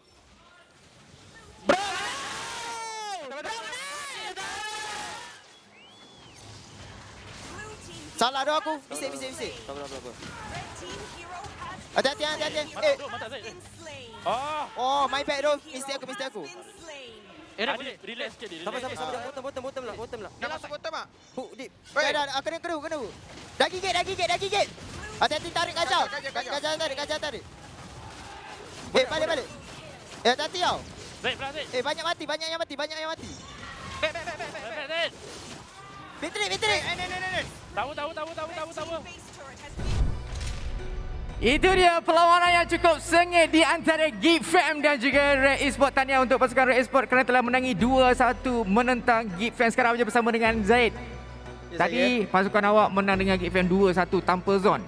So, saya nak tanya, ada beza tak kalau macam lawan dengan pasukan GEEK FAM ada zone dengan tak ada zone? Kalau ada zone tu seram sikit lah. Sebab cara zoning dia tu buat saya takut. Okey. Jadi macam Zaid sendiri sebagai ahli pasukan baru untuk Red Esports kan. Macam mana Zaid atasi Zaid punya pressure semasa pressure tu apa benda? Pressure semasa bermain di atas pentas. Agak menggetar tangan, kaki semalam. Hari ni dah kurang sikit. Hari ni dah kurang sikit lah. So far so good. Baik, sekarang mungkin Zaid ada apa-apa nak cakap untuk penonton-penonton ataupun peminat Red Esports, silakan. Teruskan support kita orang, doakan kita orang untuk next game. Itu je. Baik, terima kasih Zaid. Jadi, untuk mengulas perlawanan tadi dengan lebih lanjut, jom kita bersama-sama dengan Level, Zon dan juga Adin. Take it away. Terima kasih banyak Jah. Saya punya lutut pun sekarang bergegar sebenarnya. Selamat datang kepada post show. Anda masih lagi bersama saya Lefel. Post show ini dikuasai oleh Munton, dibawakan khas oleh McDelivery Samsung. Kita punya telefon pintar rasmi dan raikan bersama Nescafe. Kita dah kenal Adin. So Zon, Dia kata kalau Zon main tadi dia akan lagi seram. Ada apa-apa komen ke? Lutut dia bergetar hari tadi. Lutut dia bergetar tapi cara dia cakap pun dia macam tengah takut macam lutut kalau kaki lawan Zon seram. Zon ni tak tahulah kalau rasa dia seram memang patut dia seram lah kot. Ya memang betul. Kita duduk kat sini Adin kan, GEEK FAM kalah. Saya punya lutut pun gegar. Macam mana kita nak analisis ni? Awak lah yang buat. Okey, kita cuba analisis. Nantilah kita lihat game yang sebentar tadi. Back and forth macam permainan joget-joget. Ada ketikanya pasukan GEEK FAM dapat momen-momen yang baik. Nelby menggunakan Franco begitu baik. Dominus dapat dengan Divine Judgment Blow. Tapi bila dua watak ni dijatuhkan dengan pantas, itu yang menyebabkan pasukan GEEK FAM bila dah tak ada lockdown untuk tangkap Zaid, untuk tangkap pasukan pihak lawan dan memberikan ruang kepada pasukan RED eSports pula. Okay guys, ultimate dah tak ada, kita boleh go, kita boleh fight, kita boleh push untuk dapatkan kemenangan. Okay, so ini saya akan tanya soalan jahat. Macam mana perasaan Zon tadi bila nampak Kaja tarik kupar, tarik anjing tu? Rasanya malu dah tak tahu nak tak mana lah Dominus Saya rasa Dominus dia punya kaki pun dah kena ketar dah. Kita punya MPL kali ni ramai orang takut dia punya. Tapi ya, kejap lagi kita akan tengok itemization. Tetapi saya rasa kat bahagian highlight yang banyak yang kita kena ceritakan Nadine. Tapi tidak apa, kita tengok daripada sudut itemization daripada RED eSports. Saya dengan Lafaz ada bincang tadi. Pada minit-minit terawal kita nampak Zaid 1v1 dengan Burpee and begitu mudah dia boleh jatuhkan Burpee dan mudah, tapi dia cepat, sangat-sangat cepat. Dia cepat. The first hit damage tu yang sangat-sangat membesarkan dan item tu dah dijual juga sebenarnya, which is Blade of Heptasis yang memberikan macam tersasul sedikit sebentar tadi. Tapi Blade of Heptasis, dia punya initial damage tu yang menyebabkan Hayabusa tak boleh nak survive. Tapi bila game ini dah boleh jantuan, dia jual item tersebut, dia beli Bloodlust, dia ada Blade of Despair dan sustainability juga ada. Walaupun kena Augie Shadow Kill, dia tak terasa sangat sebab anti keras memberikan physical damage reduction. Ya, sangat-sangat menarik di mana pada bahagian awal-awal game dia utamakan Blade of Heptasis dan juga Malefic Roar untuk pastikan dia punya initial damage tu sangat-sangat kuat. Dan Burpee dekat dalam game ni dengan kosong kill nampak gayanya dia kurang selesa main on stage. Tetapi yang betul-betul impact adalah di mana Dominus menggunakan Kaja. Saya rasa dia punya damage bagus, dia punya KDA pun bagus, itemization fokus lebih kepada bahagian damage. Tapi dia tak bagus tadi. Bukan satu je, ada banyak sebenarnya. Tapi kita akan tengok kat bahagian highlight di mana itemization dia ada Calamity Reaper, Genius Wand, Holy Crystal dan juga Divine Glaive. So nampak memang dia punya idea dekat dalam game ni nak keluarkan burst damage yang besar, bunuh sesiapa yang dapat ditangkap dengan cepat. Tetapi dia punya defense agak rendah, jadi kalau dia buat kesilapan nanti dia sendiri akan mati. And kita boleh tengok damage yang dikeluarkan oleh Popo-Kupa pun sangat-sangat sakit. Mal pun mati sekali sahaja dalam perlawanan ini menyebabkan dia Yelah, yang kena tarik Kupa bukan Popol. Kalau Popol kena tarik tu lain pula cerita dia lah tadi. Tapi tak apa-apa. Kita lihat post game stat untuk lihat sudut damage. Siapakah yang paling tinggi daripada pasukan RED eSports sekarang ini? Mal dengan 82,000. Tapi Zaid tak jauh di bahagian belakang. 72,000 damage yang boleh dilontarkan kepada pasukan pihak lain. Dan kerana itulah pasukan GEEK FAM perlu berhati-hati. Burpee, I wish sangat-sangat dia dapat keluarkan lagi dia punya kekuatan sebab damage dia 23,000 saja nak dibandingkan dengan jungle versus jungle. Nampak sangat Zaid dapat menang battle tersebut. Kalau kita cerita pasal jungle versus jungle, kita kena tengok di mana Rich Guy Zaid berjaya untuk dapat dengan 705 gol per minit. Kemudian lebih sebenarnya yang keluarkan damage paling tinggi, 87,000 damage yang dikeluarkan. Arts menerima sandbag 139,000 damage taken dan Forgotten One Mom 13 total assist dekat dalam game ni. Dan Mom sangat-sangat annoying tadi sebab kita pun nampak beberapa kali dia pergi ke depan, KDA dia tak nampak cantik, tapi berapa banyak kali dia paksa Dominus untuk tangkap dia, Nelby untuk tangkap dia. Speaking of which, Dominus punya damage not bad, 59,000. Tapi kalau boleh kita nak damage tu kena kepada orang yang betul lah, yang tepat pada waktunya lah sebenarnya. Berbalik kepada Mount tadi, gerakan dia tu yang sangat-sangat bijak. Mungkin KDA tak nampak berapa cantik sangat, tapi anda kena lihat apa yang telah dilakukan oleh Mount, macam mana dia zone out ke pasukan pihak lawan, macam mana dia dapatkan pick off kepada pasukan pihak lawan, especially daripada ke atas Burpee ataupun Dominus, antara watak-watak yang penting daripada sudut pasukan GEEK FAM. Nelby ni walaupun saya mungkin lah, kita nanti tanya Zon, dia mungkin tak jadi roamer yang lama, mungkin akan digantikan dengan Saijin dan sebagainya, tapi sebenarnya not bad. Dia punya damage sama dengan jungler dengan EXP laner. Jadi DNA Zon ada dekat situ. Walaupun dia yang main tank, tapi dia yang keluarkan damage yang tinggi. Tapi macam mana pun, sekarang kita akan tengok MVP of the game untuk pasukan RED eSports. MVP akan diberikan kepada Zaid daripada RED, 6-4-7 match KDA. Dan Adin, dekat sini kita kena tanya, apa yang RED lakukan? Kenapa diorang selalu dapat hero-hero macam ni? Kenapa diorang dapat Valentina? Kenapa diorang dapat Fanny? Diorang jumpy apa ni sebenarnya? ni kena tanya lah. Kita mungkin kena tanya manager mereka yang boleh dikatakan flex katanya. Tapi tak tahulah sebab semalam Donly tu kan yang Donly tu. Bukan nama sebenar. Bukan nama sebenar, dia lakukan Akal sesuatu. Cikanok pun bukan nama sebenar. Bukan nama sebenar juga. Abdul Wahab lah. Tapi tak nak mengapa lah. But ya, semalam dapat Valentera, hari dapat Fanny. Tapi again lah Fel, dapatkan hero yang kuat is one thing. Macam mana nak main hero-hero tersebut, itu pun adalah satu perkara yang harus dilakukan dan telah dilakukan oleh pasukan Red Esports. Namun begitu, apa kata kita lihat highlight sepanjang perlawanan sebentar tadi. Banyak momen yang kita boleh bincangkan di sini. Pada awal kali je kita lihat Zaid memang menyelah sebab belum lagi level 4 daripada Dominus ataupun LB untuk tangkap Zaid. Yang dekat sini saya cuma cakap unlucky lah. Bukan salah Burpee nak masuk dekat dalam tu, tapi ini adalah salah di mana Nelby dah tangkap. And saya rasa boleh dikatakan confirm kill. Bukan part ni saja tapi beberapa kali di mana Kaja pakai ulti dan juga Franco guna ulti dekat target yang sama, menyebabkan sekarang mereka dah tak ada apa-apa, senang untuk Fanny masuk. Dan kita boleh nampak Fanny punya impact dekat dalam game ni bila dah tak ada crowd control. So mungkin panic button Dominance kat situ macam dapat takkan siapa, kita kena make sure kill. Saya rasa kalau dia tak pakai dia punya Divine Judgment still boleh dapat kill, tapi tu saya punya opinion lah. Kalau highlight yang this moment ditarik ke belakang sikit, sangat-sangat cantik sebab sniper dapat kill, and before that Nelby dapat tarik Mal, kalau tidak silap saya, dapat berjaya menarik Popo dan Kupa, berjaya untuk dapatkan kill. Dan inilah dia initial damage daripada Zaid tu. Nyawa Burpee penuh terus hilang nyawa dia sebentar tadi. Menunjukkan kenapa Blade of Heptasy sebenarnya sangat-sangat sakit. Lagi kepada Assassin yang dia boleh tunggu kejap, dapat dia punya Assassination Passive pergi ke depan, and dia keluarkan damage yang besar. Dekat dalam game ni nampak imbas-imbas di mana GEEK FAM boleh mendapatkan comeback. Lagi daripada Nelby berjaya untuk dapatkan Iron Hook kepada sebenarnya sesiapa pun. Kalau dapat Mom sekalipun, is actually a good target. Dekat sini sekalipun Nelby performance sangat bagus. Very great. Tak, I tak nak hypercritical lah kat Rebel sebab dia dah cuba sedaya upaya, all the hooks dapat kena dekat pasukan pihak lawan, tapi again nasib menyebalahi pasukan Red Esports. Tapi untuk kita lihat kedudukan kumpulan di Grup B, pasukan Red Esports semalam berjaya menewaskan pasukan TODAK, hari ini berjaya untuk menewaskan pasukan GEEK FAM. Mereka akan duduk di tangga yang pertama dengan 4 mata mereka, manakala RSG MY sekejap lagi mereka akan bermain duduk di tangga yang kedua dengan 3 mata sekarang ini. Saya rasa untuk sesiapa yang katakan tak tengok lagi kita punya MPL ni, dia just tengok result je. Diorang tengok MPL last season, diorang akan anggap yang kita punya grouping punya markah akan terbalik. Ramai orang mungkin akan tengok sama ada TODAK, RSG ataupun GEEK FAM yang paling atas, tapi Red Esports yang paling atas. Dan walaupun GEEK FAM tadi sekurang-kurangnya diorang atas TODAK lah. So sekarang ni GEEK FAM better than TODAK lah kot. Betul lah, boleh dikatakan. Mungkin Zon Karakal ada belum pendapat. main. Mungkin Zon ada pendapat dia, kita boleh tanya dia. Karakal belum main, kejap lagi kita akan tengok. Kalau Karakal menang 2-0, so Karakal better dan GEEK FAM dan TODAK ke macam mana? Risau saya tak dapat gambar dengan Zon lepas ni. Awak lah tanya saya bergetar. Saya bergetar nak tanya. Saya takut. Tapi tak apa. Kalau kita ceritakan balik dekat dalam game tadi di mana GEEK FAM standard 3 game, benda tu kita dah biasa. Tapi first game nampak macam Nelby dia punya show tak okey. Zon tahu ke apa yang Amos cakap ataupun Zon sendiri cakap yang menyebabkan game kedua dengan game ketiga Nelby punya performance actually naik quite a lot? Barangkali sebab dia nervous kot, sebab dah lama tak main. First time main atas stage setelah berapa lama dia tak main. Lepas tu maybe dia baru selesa lepas game kedua tu.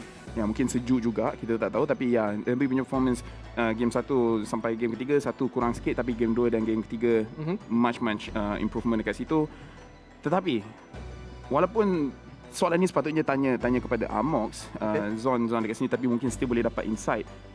Adakah benda ni yang korang memang dah training untuk try lepaskan Fanny and then cuba untuk counter balik dengan Franco dengan Kaja? Dan kalau itu plan dia, adakah execution dia sama macam mana training ataupun ada mistake daripada segi execution?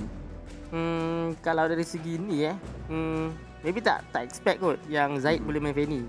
Macam fikir 1-2 game dah ban Fanny. Tapi dia still ada link. So maybe tukar sikit, mana tahu dia tak pick Fanny, tapi bila dia pick tu nampaklah yang kita orang semua tak expect dia main link. Dia main Fanny. Tapi dengan kekalahan GEEK FAM dekat sini, orang lain, team lain yang dapat info, so sekarang ni Red orang boleh main Valentina dengan orang boleh main Fanny. Terkejutnya kita. Jangan lepaskanlah hero tu dekat Red Sport. Jangan lepaskan hero tu dekat mana-mana tip sekalipun. Tapi good effort daripada pasukan GEEK FAM. Diorang cuba bawa masuk Franco, cuba bawa masuk Kaja untuk try counter balik ke atas Fanny tu. And at one moment dia berjaya untuk melakukan perkara tersebut. Tapi mungkin ada kesilapan daripada sudut Again, that dominance punya tarikan tu yang menyebabkan rasa agak sukar sedikit lah untuk pasukan GEEK FAM. Ya, tapi macam mana pun kalau kita tengok, kalau awal tak apa. Sebab kita ada 8 minggu untuk recover and bahagian playoff lah yang penting. Tetapi bila kita cerita pasal penting, ini gaya kita. Tunjuk kepada kita apakah gaya awak dekat sini. Tunjukkan semangat anda untuk MPL Malaysia musim ke-9. Dan mari kita tengok TikTok ni. Okay. Cool. Rupanya bukan gameplay. Betul. Something unique, something different. I terbayangkan apa ya? Karina. I terbayangkan Karina. Terbayangkan Karina sekarang ni. Wait, that's good. Satisfying. Sangat satisfying. Okay, yang ni I okay. Yang ni I approve. Uish. I tak tahu macam bergetar. Tapi apa benda tu? Itu pisang ke? I don't know. Tapi lawa dia punya pusing tu semua. Either Kari ataupun Hanabi punya weapon nampak lebih kurang sama antara dua tu. Tapi awak boleh buat macam tu? Tak boleh buat. Sebab itulah dia yang boleh buat. Sebab itulah dia yang menang sekarang ni. Cuba tanya saya, boleh buat? Awak boleh buat ke tak? Tak. Tapi Kari tanya, Zon boleh buat. Zon boleh buat? Boleh buat. Boleh. Zon, apa je tak boleh buat? Come on guys. Zon good. Zon, dia buat ni bukan setakat buat macam ni. Dia sambil emote dia buat. Sambil dia pusing-pusing macam ni. Well played bro. Well played bro. Tapi ya, congratulations kepada kita punya pemenang kat sini. And kita ada lagi satu video. So kita tengok apa gaya dia yang nak tunjukkan pada kita. Semangat. Penat. Okay. Dia tahu perasaan customer macam mana. Okay. Kita dah jejek, kita haus tau. Betul. Tapi kalau guna ni sekali, Mija tu tak nak minum. Tak apalah, kita minum. Tahu Mija pakai siapa? cawan. Masih ada cawan kat sini. Kita punya wife kot. Ready? Okay, ada cawan? Tak ada apa-apa cawan tu kosong. Tak ada apa-apa. Nampak kosong. Kita ambil air ni. Kita memang kena buat macam kita. Penat geng. Weh, best gila weh MPL kali ni. Letak air ni. Pernah tengok ni? Belum. Cawan. Tapi ini actually quite impressive. Okay, kita tengok. Kita fokus eh. Okay, air. Tapi kenal ada ni. Pakai straw sedap sikit. Straw.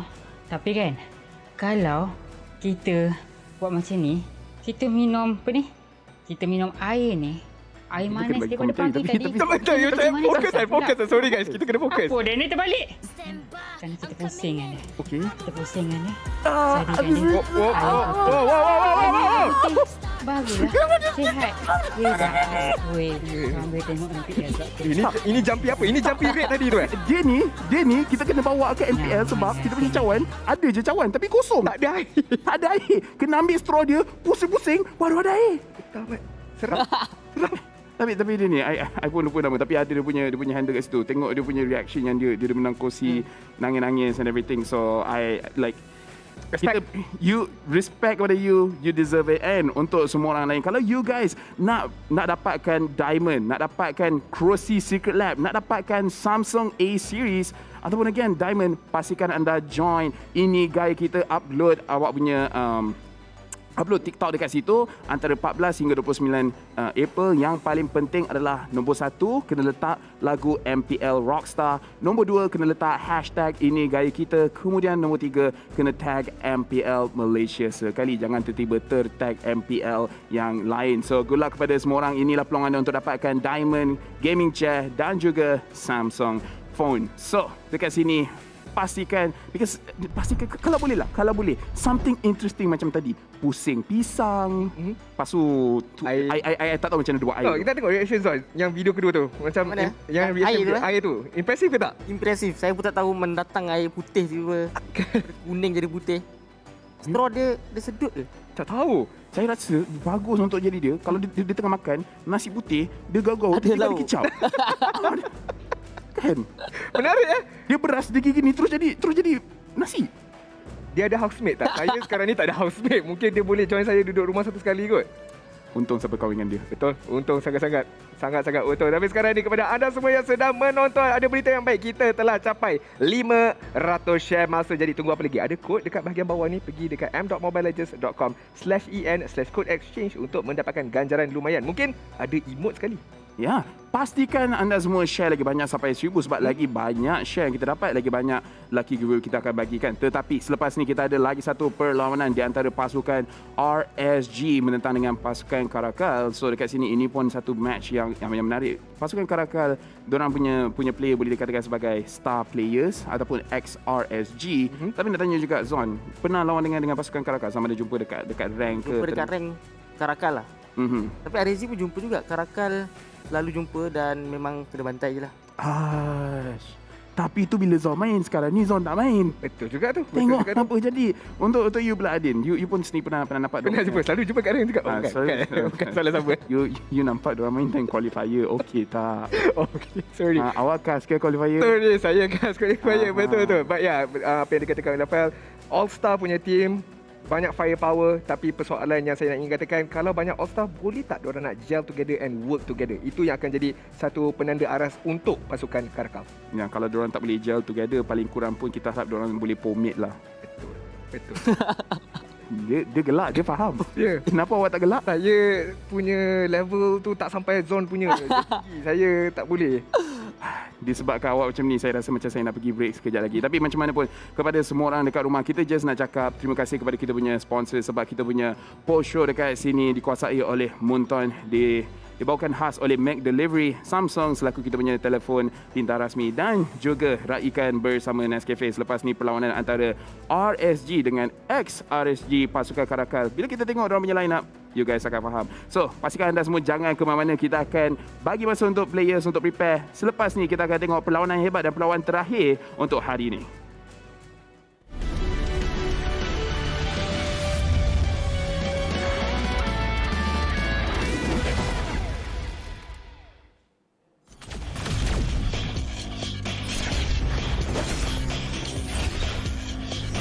Mission completed.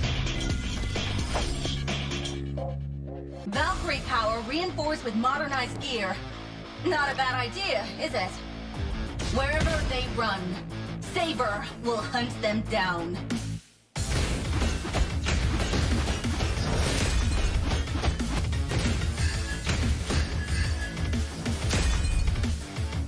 Forge a lock-on!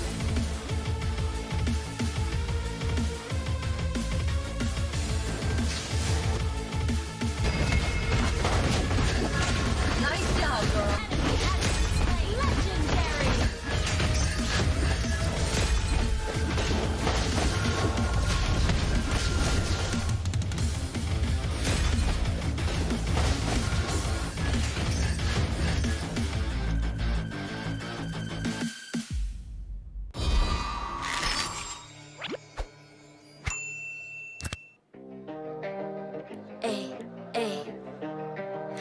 I'm a rock star. Yeah, rock star. Hey, I'm a rock star. I'm a rock star, baby. I'm a rock star. I'm a rock star. I'm a rock star. I'm a rock star. Panggil aku rock star. Ini kejohanan kita semua orang rock star. I'm a rock star, baby. I'm a rock star. I'm a rock star. I'm a rock star. I'm a rock star. Panggil aku rock star. Ini kejohanan kita semua orang rock star.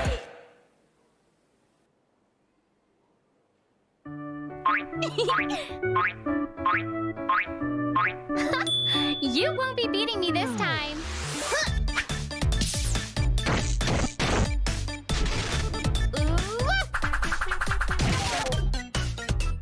Why am I always the one getting hurt?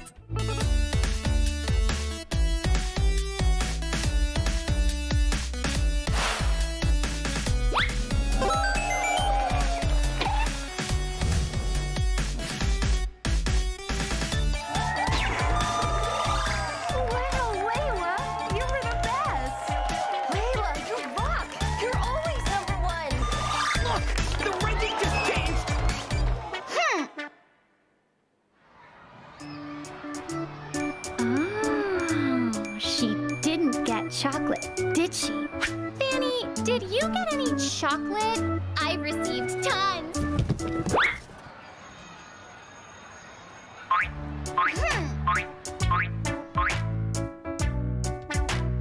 I'll win next time for sure.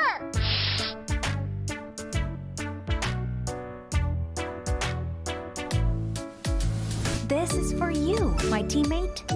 For me? Well, it'd sure be rude of me not to accept your kind gift. Uh-huh.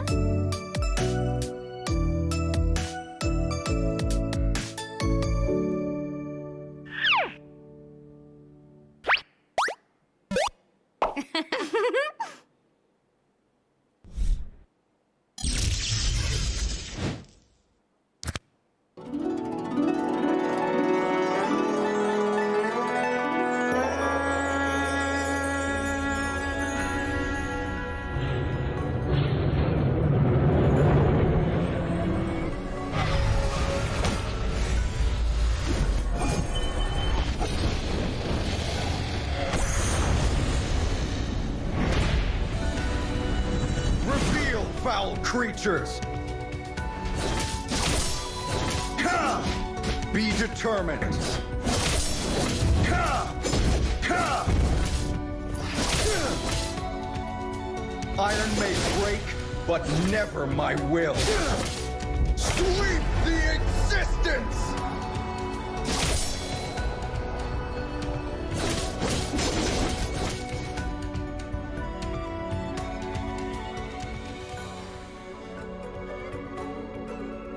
Always at the tip of the spear.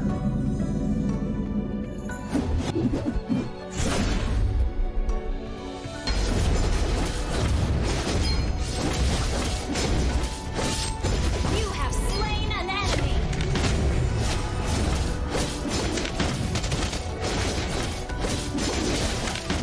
Godlike.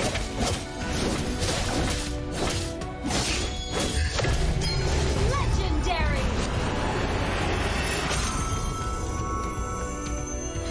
Victory.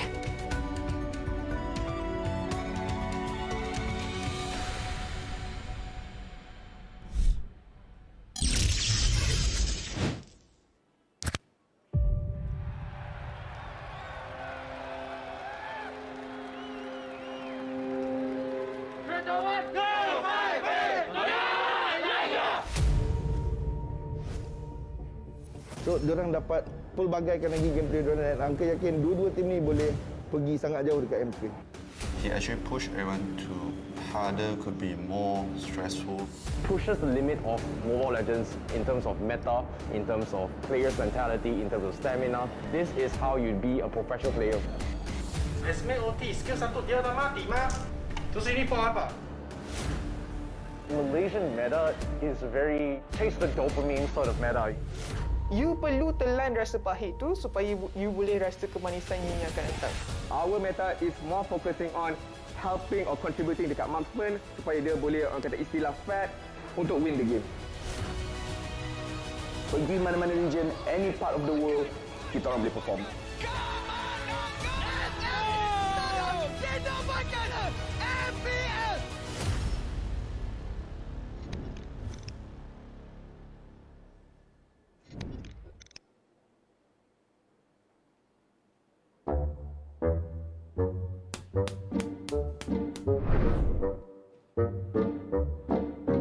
Okey, rambut pun dah kemas.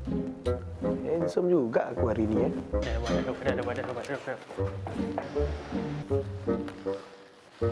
Alamak. Tenang Jamil, kita boleh. Hello, kita jumpa lagi. Good afternoon. Wah, sejuk ya office you. Hi, I'm Sasa. Look at me. I'm the captain now. Saiful, kereta kami dia sakit perut. So saya nak ganti untuk hari ini. Ada M, Link Eza, Kaiser juga. I ingat you nak butiran SAI kan? Nah, inilah SAI. Roster kami baru tetapi kuat. Sangat kuat. Cantik tak that painting tu? I yang lukis kan? Wait dong, bukan SAI aku lah. SAI tim kita, Aipan. Sorry nanti kita hantar lagi. Apa? Kekuatan roster kami? Of course, it's me lah. Saya kot. Saya kot. Saya. IJN pun dah DS. Kan orang tak tahu lagi. Lexia also good. Strong. We can call combo. Raksasa. Nice one. Dah habis dah. Ada lagi tak? Walaupun ada player-player berpengalaman. Walaupun season ni kami tiada zone. Walaupun Ciku tengah rehat. Walaupun roster kami tetap sama. Walaupun champion season lepas, we have to work harder. Target kami setiap musim pun sama. Pastilah juaralah. Abang Racket. Respect to back champion. Tak kisah, Todak tetap langgar. Tak sabar lagi lah. Ini musim kita. Okey, terima kasih. Okay, thank you. Okey, jumpa di regular season.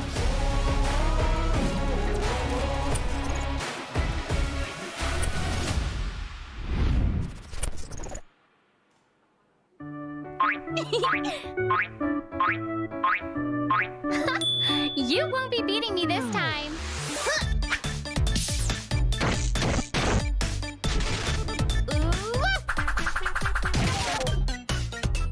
Why am I always the one getting hurt?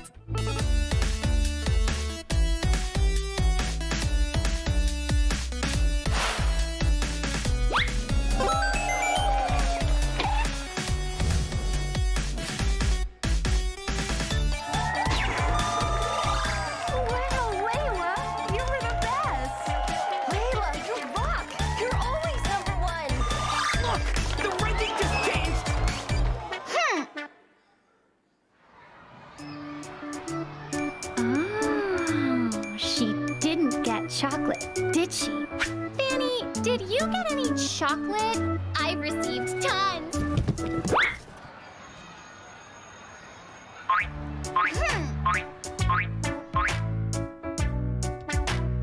I'll win next time for sure.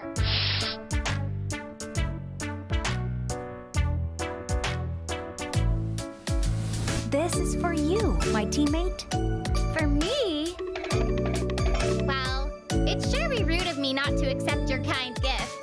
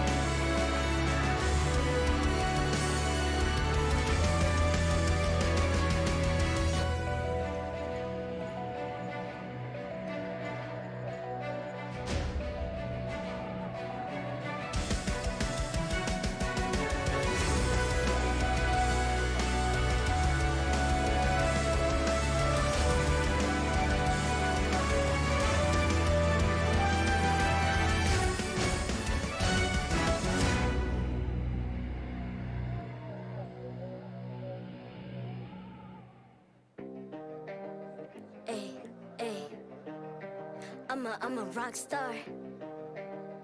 Yeah, rock star. Hey, hey, hey. I'm a rock star, baby. I'm a rock star. I'm a rock star. I'm a rock star. I'm a rock star. Panggil aku rock star. Ini kejohanan kita semua orang rock star. Kita rock star, kita buat saja gaya kita. Makin panas apinya sudah membara. Macam mana pun kau menempuh segala.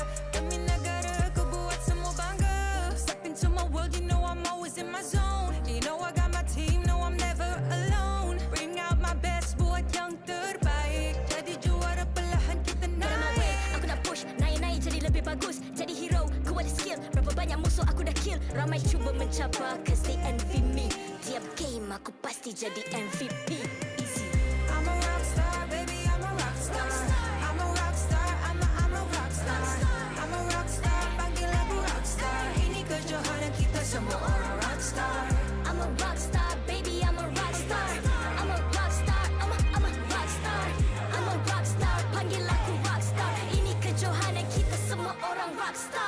Tengok nanti siapa yang juara. Ni peluang kita bawa pulang piala. This is my game, this is my time. Menang semua, everything will be mine. Kalau jatuh kau pasti kembali. Bangun balik ku tegak berdiri. Kuatkanlah tenaga, ganjaran diperoleh. Ni kejohanan kita, Malaysia memang boleh. Rise up to the top, kita buat bersama. Semangat kita kuat di bawah satu bendera. I'ma go hard for the win.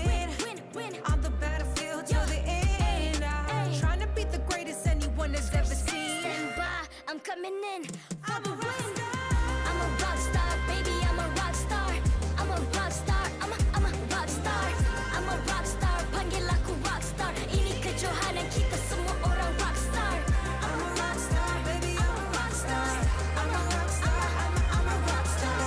I'm a rock star, panggil aku rock star. Ini kejohanan kita semua orang rock star.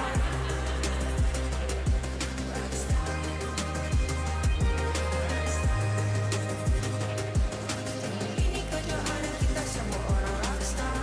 I'm a rock star, baby, I'm a rock star. I'm a rock star, I'm a rock star. I'm a rock star, panggil aku rock star. Ini kejohanan kita semua orang rock star.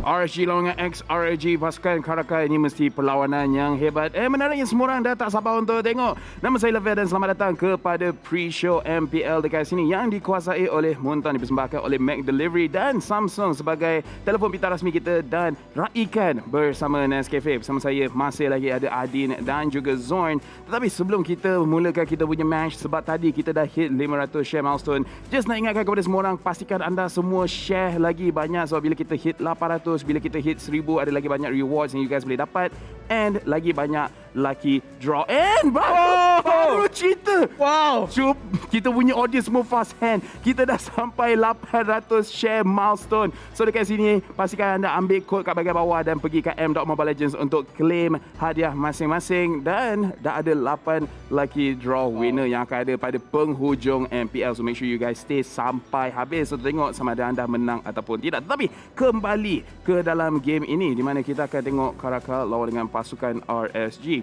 So dekat sini Zorn, sebab you pun dah tengok performance Red tadi, saya punya soalan ni simple. Red dan juga RSG dua-dua berjaya untuk kalahkan TODAK, tapi adakah disebabkan Red dengan RSG punya level memang dah sangat-sangat kuat, ataupun disebabkan TODAK yang tengah sakit yang menyebabkan mereka berjaya untuk menang? Barangkali TODAK yang gameplay sakit berbanding nak kata, tapi yang nampak betul-betul kuat RSG lah kalau saya. So kita tengok performance Red dengan RSG, memang nampak RSG jauh lebih dominating. Lagi kalau kita nak recap balik, kita akan tengok roster tak lama lagi. So bila kita tengok roster baru kita recap betul-betul. Tapi bila RSG dah tukar mereka punya line up, mereka hilang Lezia tapi dah dapat Kuza, and Kuza punya performance juga sangat-sangat kuat. Jadi apa kata kita discuss lebih dalam dengan tengok roster untuk pasukan RSG MY dekat sini, di mana ada Hakim TikTok Iznami Zakus, Kuza Fenrir dan Mortal Lalalala. Mortal Lalalala adalah antara pemain yang saya nak highlightkan di sini. Rookie di bahagian EX pilih ni, kita tahu Iris tak dapat diturunkan padam, tapi Motorola nampak gaya kalau dia teruskan prestasi dia seperti mana di hari yang pertama, kalau tidak salah saya pasukan RSG main, nampak gaya mungkin dia boleh gantikan tempat Iris sepenuh waktu. Walaupun Iris boleh dibawa masuk, tetapi kalau Motorola performing, might as well main sahaja Motorola dekat bahagian EXP lane tersebut. Memang betul, sebab hari itu pun saya berbual dengan manager RSG. Dia macam, okey lah kita letak Motorola sebab nak ganti Iris, tapi kalau dah macam ni, stay je lah. Kan? Tapi ni daripada side Zorn, di mana kita tengok pasukan RSG MY, Zaku sekali ni dah main balik dia punya tank yang keras. Rasanya performance Zaku untuk season kali ni nampak lagi okey, ataupun sebenarnya lebih kurang sama je dengan performance last season? Yes, nampak Zaku lagi lebih better daripada season lepas. Nampak yang macam dia kurang okey lah sebab season lepas kan meta berubah. Betul. Roma tak main sangat tank. Dan sekarang dah back to the tank and then dah nampak dah Zakus dan Izanami ni dah nampak dah chemistry diorang dah klik balik. Zon macam boleh baca apa yang kita cuba fikir. Sebab kita sebenarnya nak cerita nak segue ke situ juga sebenarnya. Sebab Zakus dengan Izanami pada waktu yang diorang gila time MSC dan sebagainya, performance diorang memang sangat hebat. Bila diorang tak boleh work together baru nampak RSG punya kelemahan. Tapi sekarang mereka nampak lebih in sync. Kalau biar diorang main pun tak apa. Tapi sekarang kita nak cerita pasal kita punya all-star line-up pasukan Caracal. Ini saya kena cakap laju sikit. Ciwing Neo, Lolia Zaraki, Aim, Linkeza Kai dan juga Logando. Inilah dia pasukan Caracal All-Star team kita. Rookie of the season musim lepas iaitu Ling Eza berganding bahu dengan adanya Aim, dengan adanya Lolias dan juga veteran-veteran player yang boleh memberikan sedikit sebanyak info, sedikit sebanyak pengetahuan kepada mereka. Tetapi persoalan yang masih sama. Kalau kita letak semua All-Star dalam satu team, masih lagi belum tentu mereka boleh bekerjasama antara satu sama lain. Siapa yang nak give in, siapa yang nak tak menyerlah sangat, kerana tak semuanya boleh menyerlah dalam satu pasukan sebenarnya. Jadi dekat sini saya akan bagi saya punya pendapat. Enzon boleh setuju ataupun tak setuju. Tak setuju pun bagus. Tapi untuk pasukan Caracal, yang saya risau adalah mereka punya pasukan banyak fokus kepada farming, di mana Lolias dia nak cari farm, Ling Eza tengok dia punya junglers pun suka yang jenis farm. Aim sebelum ni menggunakan Sicilian pun perlukan farm, and Kaiser pun sebenarnya jenis tank yang suka duduk kat dia punya lane sendiri. So adakah itu fair assessment di mana tim Caracal fokus kepada farming, and mungkin itu yang kita akan nampak dalam perlawanan hari ini? Rasa benda tu macam tak ada impact sangat kot. Sebab walaupun diorang farming, tapi dari segi diorang punya fahaman dalam game tu boleh membuatkan diorang punya farming tu tak nampak macam farming, tapi dalam masa sama diorang tengah buat something yang boleh buatkan diorang lebih okey lah. Maksudnya walaupun diorang farming tak nampak macam diorang pasif, diorang masih cuba ada objektif. Diorang masih cuba untuk lakukan sesuatu. Tetapi ya Adin, untuk cerita pasal you punya soalan tadi, di mana pasukan All Star boleh ke tak diorang gel together ataupun pomade. Tengok dia still gelap. Okay, I punya joke boleh pakai Adin. So dekat sini saya rasa yang kita kena tengok siapa yang akan jadi shot caller. Itu pun kita tak ada dia punya info. Tetapi siapa yang boleh, kira the rest of the players kena turunkan diorang punya ego and kena dengar satu suara.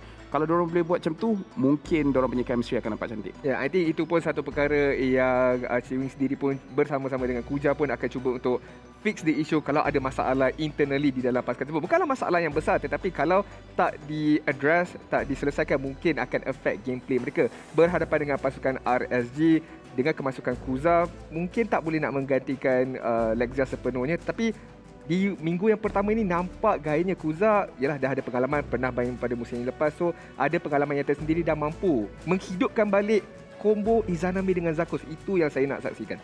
Ya, combo Izanami dengan Zakus itu yang sangat baik. Tapi kita pun dah berbual. Saya ada berbual dengan manager pasukan RG. Apa yang dirisau sebenarnya adalah Kuja, di mana you sendiri berbual tadi, di mana Kuja satu coach yang bagus, seorang yang garang. Sebab ada saya pernah jumpa dengan Im, saya tanyalah dia okey ke kerja dengan Kuja kan. Geletar.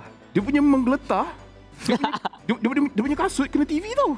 Punya kasut kena TV? Kena TV. Wow, punyalah garang Kuja tu sampai begitu sekali. Dia bayangkan dia. Sorry kamera. saya ingat kamera tak akan tunjuk ke saya. Saya faham. Okey, tak apa. Tapi maksudnya dekat sini kita cerita, tapi mungkin tak ada masalah pun dekat kawasan dekat pasukan Caracal. Diorang tak ada ego masing-masing, diorang masuk fresh sebab semua kawan-kawan. Tapi dekat sini juga Zon, saya nak tanya, in case kalau buat team baru, lagi suka kalau join team yang kawan-kawan ataupun tak kenal tapi semua mekanik memang gila? Tak kenal dan mekanik yang gila. Lebih senang lah nak, kita dah tahu orang tu individual skill punya dah kuat, so just kita nak cari chemistry je. Sebab ini pun dah jadi orang kata perbualan yang lama yang semua orang tanya, sama ada lagi bagus main dengan orang yang you memang kenal, yang chemistry tu memang ada, ataupun chemistry tu sebenarnya taklah ambil masa lama untuk build up. So just ambil player power, play all star, and then bagi seminggu 2 minggu chemistry tu dah ada. Kalau nak tambah sedikit daripada apa yang kita bincangkan ni, saya nak petik quote daripada one of my favourite caster, Gideon Q, di mana dia kata antara talent dengan chemistry mana yang nak dipilih. saya mungkin sama juga macam Zon akan pilih kepada talent. Sebab talent dia macam is either you ada atau tak ada. Manakala chemistry, you boleh bina. As time goes on, you main bersama-sama, scrim, training dekat rank, you boleh bina chemistry. Tapi talent tu, again, is either you dilahirkan ada ataupun tiada. Dekat sini saya rasa happy sikit lah Din, sebab kita punya tag tu talent. Sama ada ataupun tak ada guys. Sama ada ataupun tak ada. Tapi kita akan tengok untuk match yang akan datang dekat sini. Kita selalu jangkakan mungkin season ni tak nampak Valentina. Dah nampak Valentina. Kita rasa macam tak mungkin lah nampak Fanny. Akan nak lepaskan. Tapi Fanny telah dilepaskan. Macam mana Cortez ni cakap season ni drafting sangat-sangat susah. So bukan sangat susah untuk predict sebab hampir semua hero boleh pakai. Tetapi Zon, kalau boleh pilih satu hero yang macam mana pun tak boleh pakai, Zon nak pilih hero apa yang macam mana pun memang tak boleh pakai sekarang? Maksud dia? Okey, kita ada banyak hero. Sekarang ni ramai orang cakap, okey, pakai hero apa-apa, meta ni, still boleh pakai. Tapi ada tak satu hero, apa-apa meta pun, yang pada Zon, yang bukan apa-apa meta lah. Okay lah. Sekarang. Meta sekarang, hero ni memang tak boleh pakai. Aku pilih dulu lah. Hanabi. I pilih Leslie. Vexana. Tapi tak apa, Vexana. Quick shout out, Vexana akan di...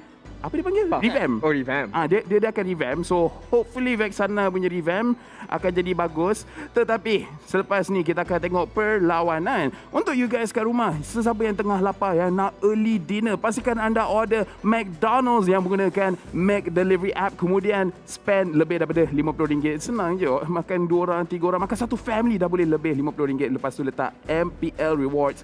And you guys boleh dapat 6 ketul McNugget for free. Dan juga boleh mendapatkan eksklusif skin. Nampak tak? Kita belanja orang lain makan, kita yang dapat skin. Benar sekali. Tanya ataupun terima kasih sebenarnya daripada McDelivery. Tapi nak tanya Zon lah, kalau nak tanya prediction untuk game yang seterusnya dan juga skor di antara RSG dan juga Caracal, dua-dua mungkin ada sahabat, mungkin ada lawan dekat situ, Zon akan pilih siapa? Kau tanya? Yes, kita tanya RSG kot. Rasa macam still lagi RSG sebab tak nampak gameplay Caracal. Tapi rasa game ni akan 2-1 juga. Wow. Apa yang saya mahukan 2-0. Tapi mungkin 2-1 lah. Kita tak tahu. Hanya takdir menentukan. Kesian kepada semua orang yang nak pergi ke wedding selepas ini. Tapi macam mana pun, Jah Suzran dah ada dekat atas stage. Jadi tak pun buang masa. Jah ambil coin toss ni. Siapa akan first pick dan second pick? Terima kasih Level, Adin dan juga Zon. Baiklah, untuk game kita yang seterusnya di antara RSG dan juga Team Caracal. Tim mana yang akan menang, sama-sama kita nantikan. Tapi sebelum tu, saya ingin menjemput Head Marshal kita, Oh Han Siong, dan juga kedua-dua ketua pasukan untuk datang ke hadapan stage bagi melakukan coin toss.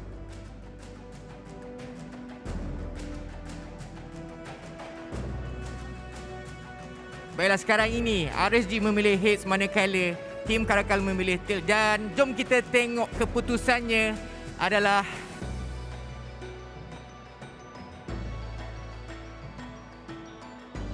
heads. Dan ini bermakna RSG telah membuat keputusan untuk melakukan first pick terlebih dahulu. Terima kasih Oh Han Siong dan juga kedua-dua ketua pasukan. Jadi untuk perlawanan kita yang seterusnya di antara RSG dan juga Team Caracal, pasukan mana yang akan membuktikan sesuatu di game sekejap lagi, sama-sama kita nantikan. Sekarang ni kita tengok caster-caster kita telah pun bersiap sedia. BM caster, English caster, take it away. Thanks, John. Thanks for the coin toss here. Once again, welcome back, everybody, to the MPL MY Season 9. We've got the best stage across the board, and we have our integrity at an all-time high. Welcome back to the show. My name is Getting Q. This is going to be Sadafa here at the very final best of 3 of today with RSG versus Team Caracal. But a quick shout-out to our sponsors who made all of this possible.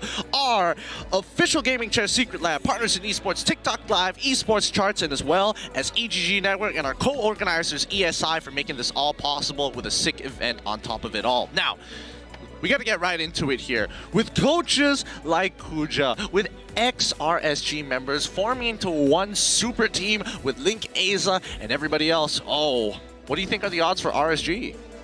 This is an interesting question and a very interesting matchup as well. I'm sure a lot of people out there are very curious about Team Caracal. Many people would consider it to be the all-star team of MPL because they just came out of nowhere. All of these really established and accomplished players deciding to form a team together to see exactly how far they will go against a lot of teams. Many would be favoring Team Caracal just because of all the favorites that are in there, but I think a lot would be interested in finding out about RSG as well because their performance has been really top tier. But speaking of both these two teams, let us witness their walk-in.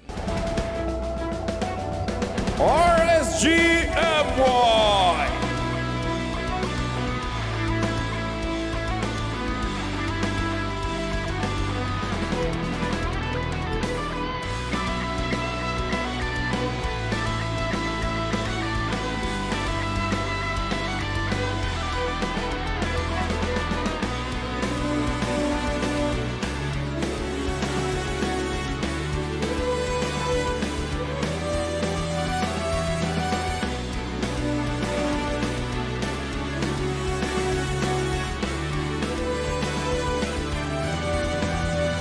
Team Caracal.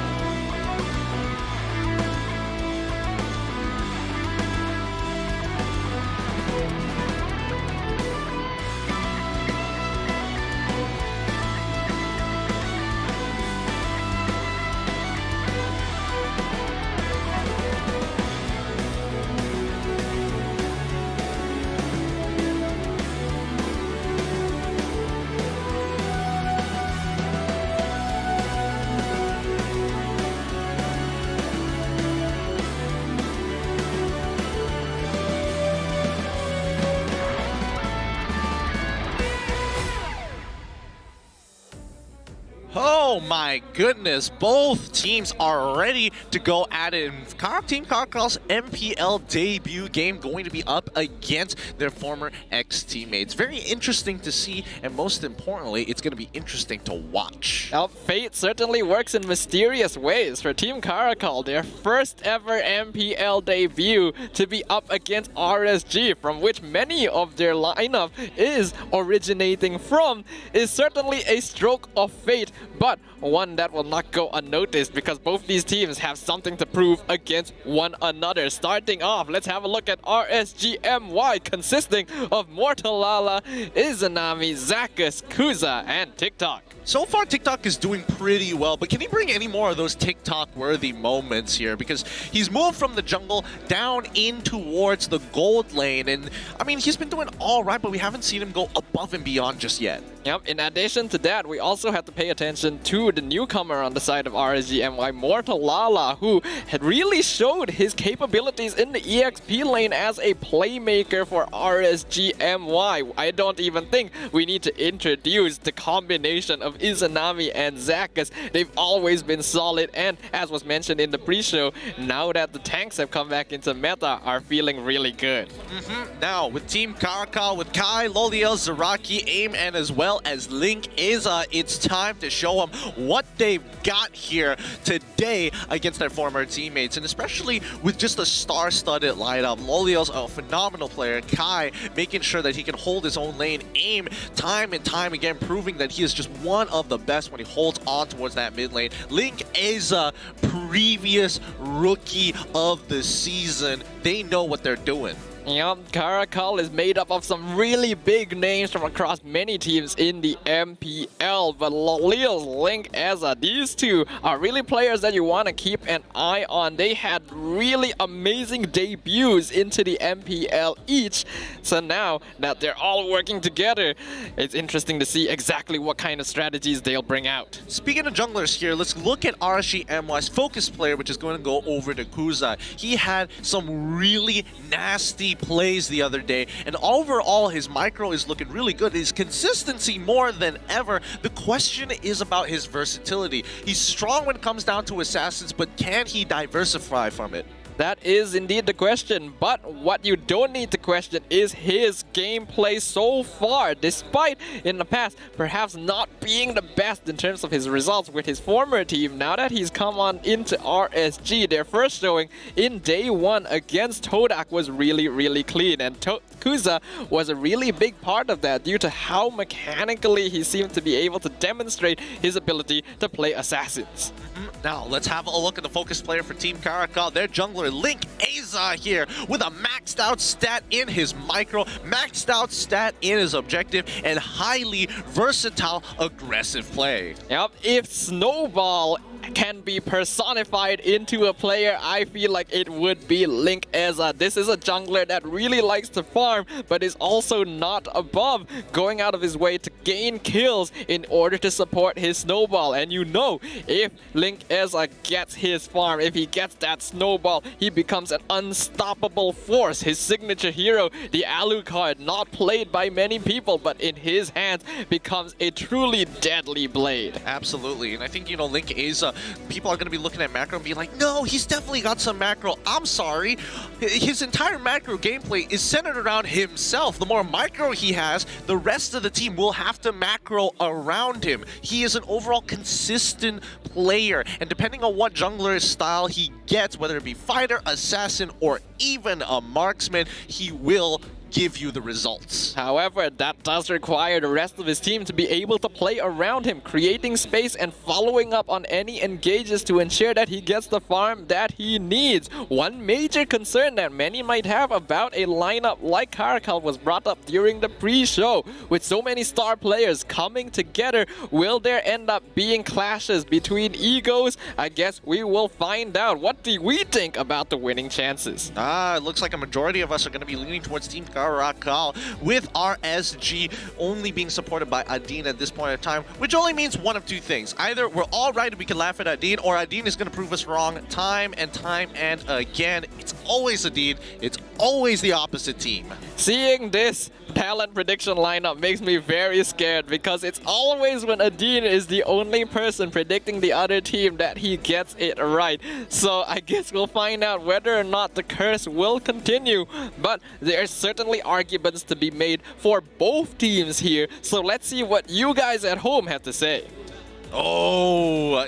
Honestly, I thought it'd be a little bit more overwhelming for Team Caracal, but there are still RSG supporters holding strong to the name, saying that they can take it away. I love the belief from either side, and nobody's entirely wrong here, but it's a little hard to predict. We're given these, you know, games beforehand. We have to make a prediction at this point of time, and RSG, after yesterday's performance, is looking so much better, and Caracal, for all we know, have taken into consideration their gameplay. It's going to be an awesome game regardless. It will indeed be an awesome game, but if you guys want to have awesome games of your own, then maybe you guys should consider checking out the Samsung Galaxy A50 2S 5G. If you guys want to play Mobile Legends Bang Bang with a brand new smartphone with a sleek design, make sure to check out this official smartphone here from Samsung to really level up your gameplay. I can't wait to see how this is going to be playing out. We're going to see two of some of the very youngest players we have here in the league, with Link Aza being 17 and Kuza being 19.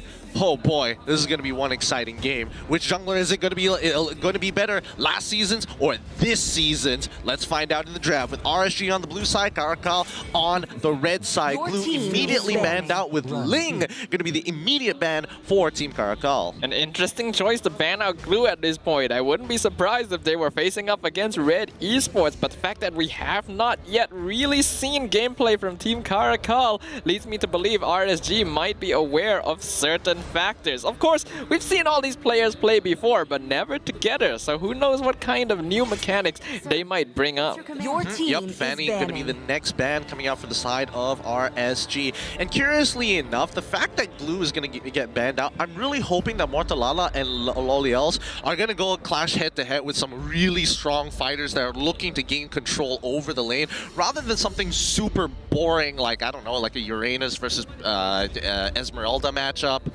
Absolutely, that is what we want to keep an eye on, but we do know that Kai likes to play these sort of tankier side laners, so there is still a chance of something like that happening. One thing's for sure though, we've already seen how flashy Mortalala likes to be with his fighter picks, so we can definitely expect to see some really cool playmaking from either side. Selena going to be the second ban coming out from Caracal.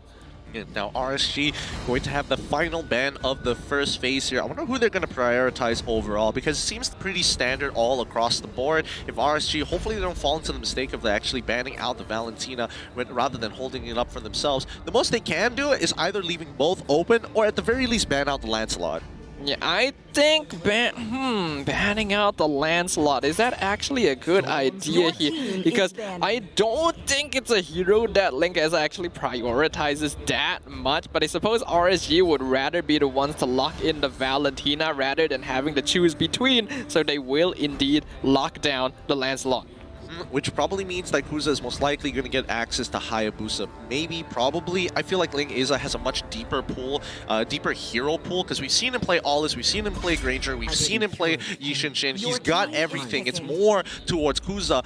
How deep is his pool, as we see Valentina finally getting banned out from Team Caracal. Alright, that means that RSG going to start with their very first pick. Now, we do know that while Zakas is known for playing tankier heroes, he also enjoys playing Enchanter support, specifically Matilda, so that is still an option open on the table. But RSG are going to start things off by locking in the Paquito.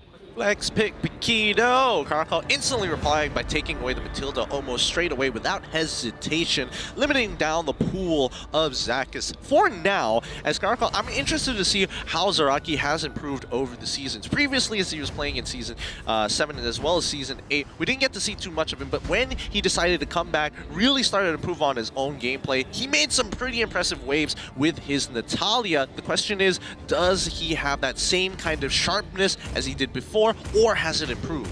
Well, I guess we will find out as the draft now continues. Caracal have to make another choice as to what kind of hero they want to go for here. Who do they want to prioritize? Looks like the choice is going to be the Lilia, so they want to keep things a little bit safer here. Don't want to reveal too much of their strategy just yet. More importantly, I think they're making the call just in case if RSG decides to pick up the Hayabusa, that they have ways to kind of clump together and group up. Now, RSG, for all we know, Sicilian has been one of the higher picks when it comes down to the majors. Kagura, you know, the obvious fallback, but it's between Lilia and Sicilian from this past week. I don't know if RSG want to be able to pick it up, and I feel like Izanami is that kind of guy to be like, you know what, we could, but I feel like there's better options. Hayabusa, as predicted, RSG is going to be able to nab that for himself. Are we going to see a support pick first? Your team. Nope, Sicilian. Okay, Sicilian being locked in by RSG. I was actually suspecting they might go for a Kadita, because we have seen in the past that's not a bad matchup against the Lilia. Can't black shoes if you're already dead. Instead, RSG are going to focus on the late game scaling. We'll see whether or not they can match up to the performance we saw of Zach QT when he was able to get farm on this hero. Team Caracal with the final pick of the first phase. Do they want to match and reveal their jungle early, or they decide to go and lock in something like their gold laner, or maybe even threaten a flex for the EXP? Your team. Oh no, straight away with the jungle. Oh, that's an interesting choice. I would have actually thought that Caracal would leave their jungler for a little bit later because, as you highlighted earlier, Link Eza has a pretty deep hero pool. I'm pretty sure he would still be able to pull something out regardless of who was banned, but looks like they want to lock that in first. And Roger is a surprisingly safe pick, all things considered. We know Link Eza for picking up some weirder junglers here, but I guess on their debut match, they don't want to take too many risks. Yeah, the moment they saw Sicilian, they also saw Paquito. It's like, okay, sure, we can brickwall the Paquito, but at the very least, we know that he's not going to be in the jungle, so therefore, we can play for the earlier stages of the game, especially against a mid laner who needs that time. Cho going to be the next ban for Team Caracal, which is a really good option, and I think the other really good option is getting rid of Kufra as well. Yeah, I think getting rid of the Kufra here would work out. It is one of Zaka's signature heroes, and it would work well to counteract dashes from the Roger as well as the Matilda. After all, they don't want to give RSG control over the early game so that they can really start getting some farm into Link Eza and get that usual snowball that we expect from this player.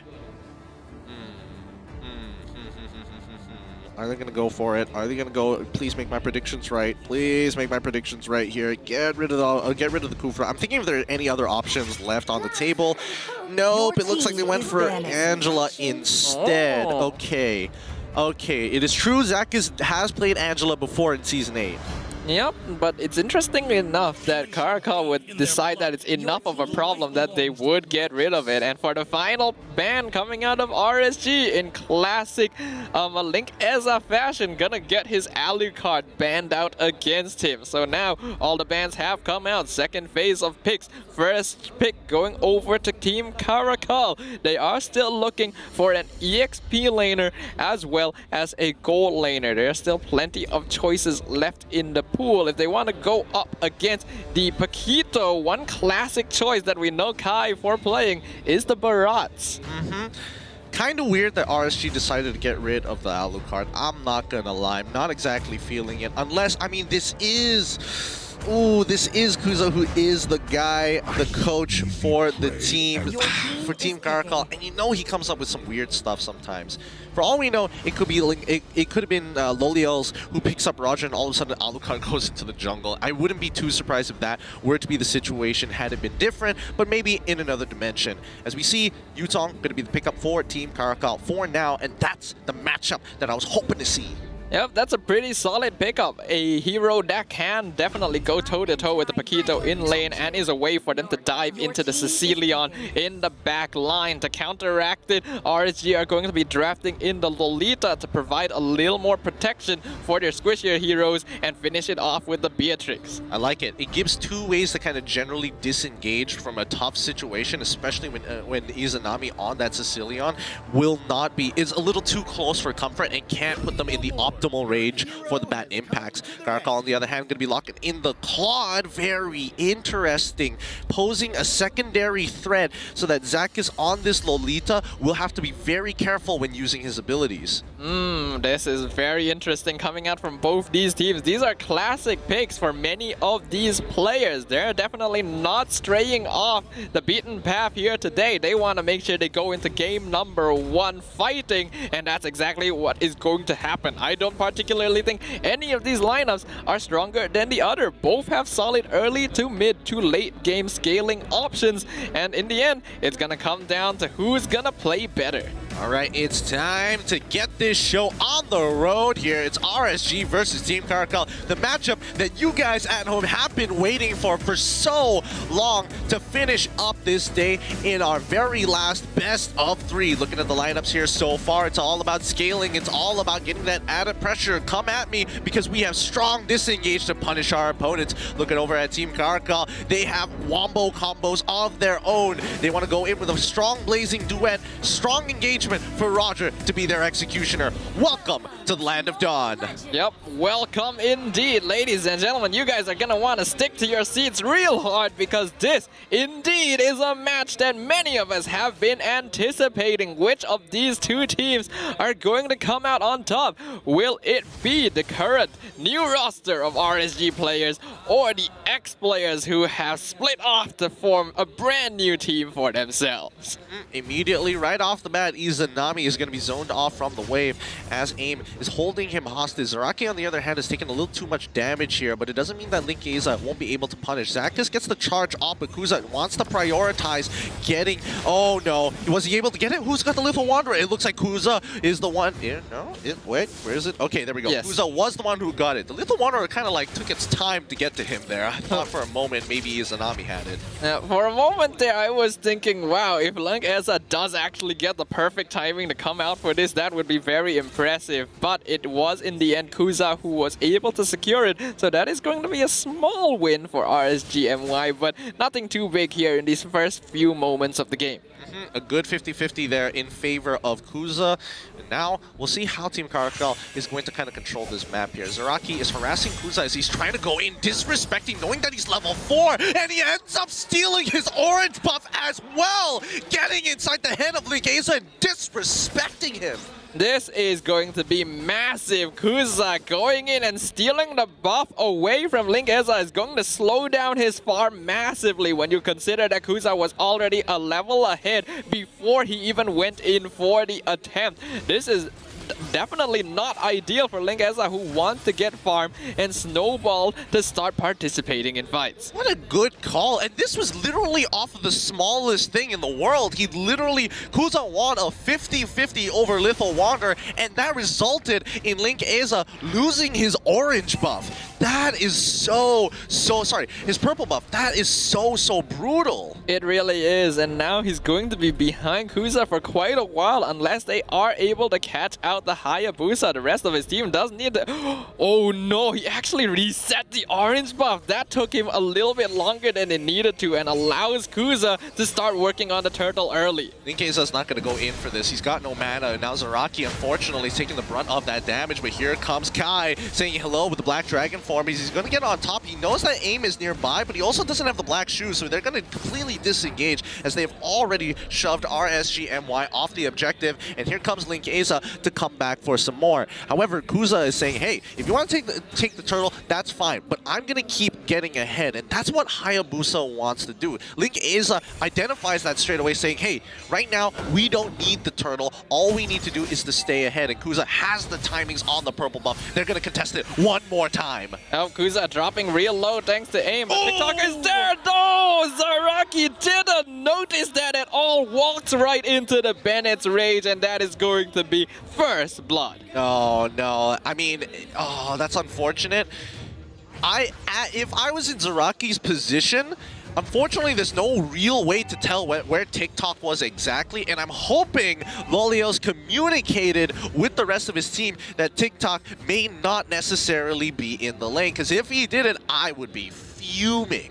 Yeah, but there's not much you can do even if he does say it. I think Zaraki was just collateral damage there. He was not actually the target. They were going for another member of Team Caracal, and he just happened to walk by at the wrong moment into the ultimate, and that set him up for death. However, it's still not too bad of a situation. Team Caracal not that far behind as of right now, but RSG MY starting to take control of the map. Yeah, this is a hard... I mean, honestly, I would have thought that Mortalala would be in a better position up against Kai, but it seems like Kai's doing a phenomenal job of keeping him in lane and also maintaining a good majority of his health. He's got priority, but here comes Kuza. He wants to get into the middle of this fight. Both sides have not been able to take a single turtle at this point of time, and they are still hovering and juggling this one turtle. There's massive respect from both these teams. Oh, a nice Newman on blast. The flicker ensures they catch Zaraki, and that's going to be another death on the Matilda as the Black Dragon form has been used by Kai, but won't be able to engage on anyone. Wait, hold on. Kai is in trouble as he gets out of the Black Dragon form. Kuza and as well as Mortalala are there in the wings to try and punish him. That's going to force Kai to actually recall for now, but it does mean that Linkeza has opportunities to get back into this. Bottom side, they're deciding to give up the turtle, going to take the entire bottom side jungle while also breaking open bottom tier 1.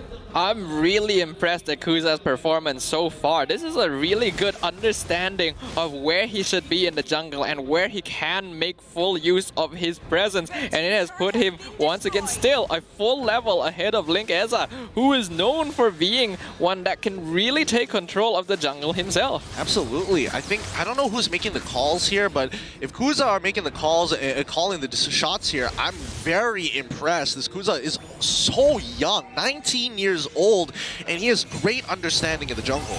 Yeah, in the meantime, Zach is doing a very good job of providing information and zoning out the rest of Team Caracal. Kuza is farming very comfortably right now, and I would assume the rest of their members are as well. While it's true that Mortalala hasn't quite been able to win his lane, he is still a level ahead of Kai because the Yuzong has been forced to swap lane and roam around to provide assistance to his teammates. Yep, and there we see it. Kai is down on the bot side, but this is not good as TikTok will be able to bully him even more down here, and that's going to be another tier 1 falling into the hands of RSG MY. But here comes Loliels. He wants to get into the middle, but Mortalala is very confident in taking him out, especially with Paquito. It's a much easier job for Paquito to take out marksmen in comparison to Yu Song actually getting on top of them without a petrify. Yep, and while all of that was happening, Kuza actually got a solo kill onto AIM, so that is yet another kill under the belt of RSG MY. Team Caracal finally had enough, sending 3 people up top to finally take the tier 1 tower up there, but RSG responding by rotating just as many people down to the bottom lane. Yep, Kuza is just going to shove this lane in as Caracal says hello. 3 members showing up in towards the mid lane here. A great Numenor blast. Zakas finds it! And an immediate follow-up from the side of RSG. This fight is over before it even starts. Lolius gets hit by the edge of Izanami's bat impact. A beautiful setup from RSG MY. Well played to RSG. For a moment there, it looked like the Numenor blast was actually aimed at a weird angle, but Zakas made it work and managed to clip the Roger. Now they're looking for Zaraki. Flicker has to be used, and luckily RSG MY will retreat, but that zones them off the purple buff and gives it once again over to Kuza. Oh, such a beautiful setup coming in from Zakas. It's good to see him back up to form on his hard tanks, and TikTok taking full advantage of Renner's range to absolutely shred down the turrets. All tier 1s are in favor of RSG MY, and more importantly, RSG MY still holds their mid-tier 1. This is honestly unprecedented right now. A 5-0 kill lead in favor of RSG. 5k net worth difference almost. Only 8 minutes into the game. We knew that RSG MY were strong, but Team Caracal is putting up a lot less of a fight than I'm sure a lot of us would have expected. 66 more seconds until the next neutral objective is coming up here, and Mortalala, he's getting bored of his own lane. He knows that as long as he is with his team, he can ensure to make some impact. If Yuzong keeps him there, there's only so much he can do. But now Zaraki is in a lot of trouble as he goes straight into the Oki shadow kill. That's going to be Kuza picking up another kill. Blazing Duet is coming straight up and dies instantly to Izanami as TikTok and Kuza are on the run. It's going to be AIM the next. Oh, he manages to flicker just out of the way right after the stun coming in from Zakas. And a nice set of pickoffs again for RSG MY. They're playing off each other very well. Gets the stun on Kai, forces the Furious Dive over the wall as well, and they will be able to get this tower. This is really good communication coming out from RSG MY to the point where it looks like there's almost nothing Team Caracal can do. They're getting shut out here. It's a 7-0 right now when it comes down to the kill score. 9 minutes into the game. Tier 2s are coming down as Kuza goes into the Oki shadow kill, but once again the Numenor blast shutting out Kai, and they managed to pick off Zaraki as well. The circling eagle was uncalled for, and he needed to play a little bit more defensively. The timing that Zakas finds with these Numenor blasts, it's just so well done. We've already known Zakas to be a very efficient and aggressive tank, and he's certainly showing it. We've not seen him play Lolita so far, but he's certainly showing that he has experience under his belt, and the rest of the team is coordinating so well around one another. They currently have a 7k net worth lead, and while it's true that Team Caracal can still look to farm and scale up on their later game heroes, the window is starting to really open for RSG MY to potentially close out game 1. Yeah, 10 minutes and they're already basically at an 8k goal lead. This Lord is essentially theirs, and Team Caracal is in a very difficult position. RSG MY recently getting hit the 32k mark, meaning that their cores are going to have power spike items. Yep, there we go. That's where we see it. We're seeing the dominant eyes from Zakas, and most importantly for Kuza, it's going to be the endless battle. Yep, and the Lord is going to fall in their favor. No contestant at all from the other side, and who can blame him? Team Caracal are in no position to fight against RSG MY right now. They've already been reduced to a single outer turret, and the less space there is to farm, the less space there is for many of their cores to be able to scale up and become relevant. Look, a lot of their members are already on their 3rd item here, and even though Loliels does have his 2-item power spike, it might not necessarily be enough. TikTok is going to be the fallback damage for RSG MY, and he already has a Winds of Nature, so even if they try to blow him up with a Blazing Duet, he's not going to lose that much life.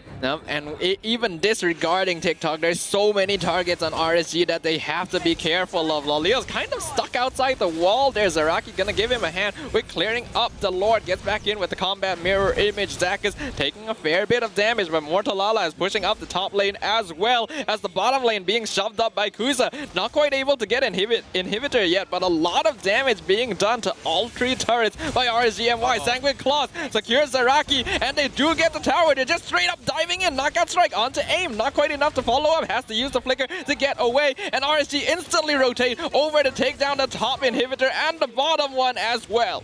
Oh my goodness, all of this snowball, they are looking like an absolutely well-oiled machine. They're looking so polished right now for the side of RSG MY that Team Caracal cannot come back from this sort of deficit. They've lost all their inhibitor turrets off the very first Lord, RSG MY.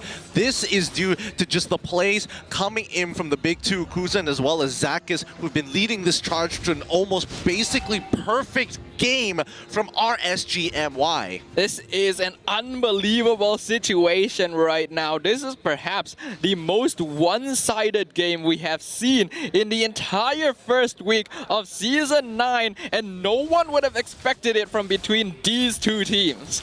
Absolutely. Kuza so good, and I think, you know, we might have some nominees here for potential best jungler for Season 9, but let's see how this plays out here, because Link probably isn't going to give up that title just yet, as he still has an opportunity. However, he needs his team to shove them down, get 50% of their HP down. That's all he needs to make the rest work.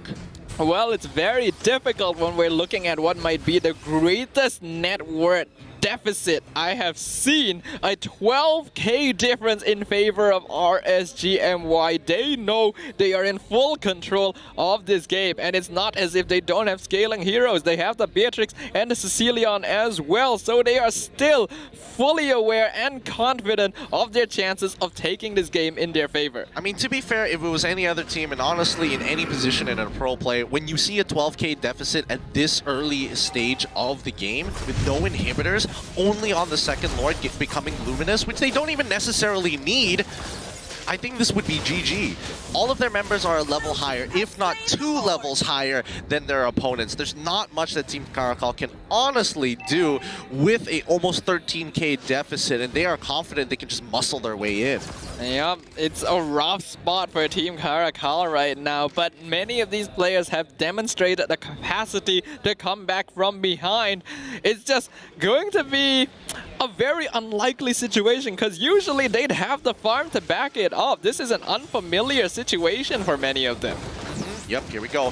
Goleos is trying to get as many stacks as possible. Zakis doesn't mind standing right in front. He already has immortality. They're just zoning them out as Mortalala gets into the middle fight. Numenon Blast to try and get him out of there. Flickers 4, catches aim, unable to do anything left. But Link Eza is trying his absolute best as Zaraki pushes him off. That's going to be RSG for the win. If that fight lasted for 10 more seconds, oh, that would have been so different. But well done for RSG, playing it down to the wire. A perfect game. Indeed, perfect. That was the cleanest victory we have seen so far in Season 9, and RSG MY are showing themselves to be real contenders. They're showing their stuff, and the newer members have meshed really well with the veterans to form a well-oiled machine that I think many of the other teams in the MPL lineup have to fear. Yeah, that is refinement, and honestly, like, if MVP does not go to Kuza, I'm gonna be real upset about this. Real upset. It's honest, but it really is amazing to see how Kuza has grown now that he's able to find a team and teammates that he can really mesh and grow with. Obviously, we know previously he was part of Iblis, who didn't really have a good track record in Season 8. To think, coming into Season 9 like this is unthinkable, and there's a sense of pride seeing a player grow like that. Absolutely. I mean, I can definitely understand, especially from the manager side of RSG, that they are proud of their players so far, but they still have one more game to go.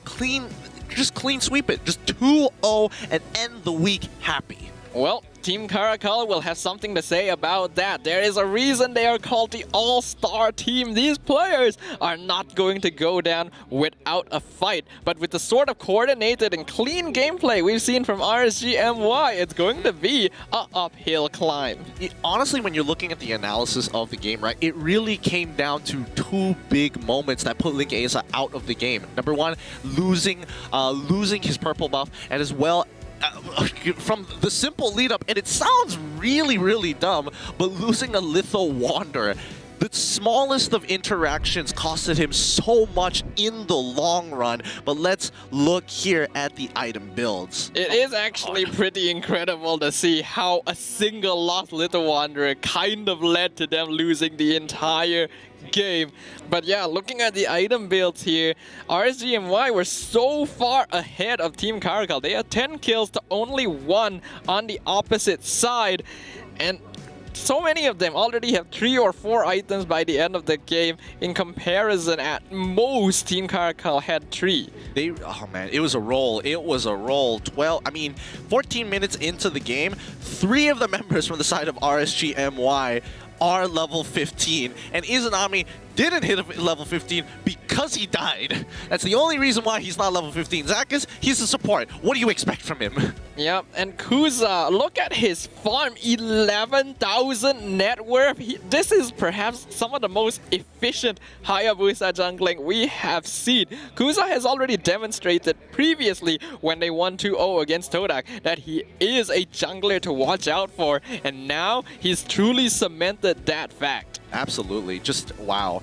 What a jungler this is right now. Team Caracal isn't going to take this, but honestly, I don't know how other Kuza is going to figure this one out. It's tough. It really is tough because it's not even about the decision making. Team Caracal made the right decisions, but we're unable to foresee certain movements coming in from specifically Zakas, which really put the final nail in the coffin in these bigger team fights. Yep, unfortunately, I do feel like Zaraki kind of got caught out a bit too often to provide information, but the MVP of this game is going over to Zakas, and it seems like Gideon is not very happy about it. I am not happy about this. Yes, Zakas, I'm not going to take credit away from Zakas. Absolute beast. He did some good work with those major setups, but Kuza is the one who set the tempo for the rest of the team. I'm not happy about this. I told it earlier that I would not be happy if it wasn't Kuza, but well done to Zakas.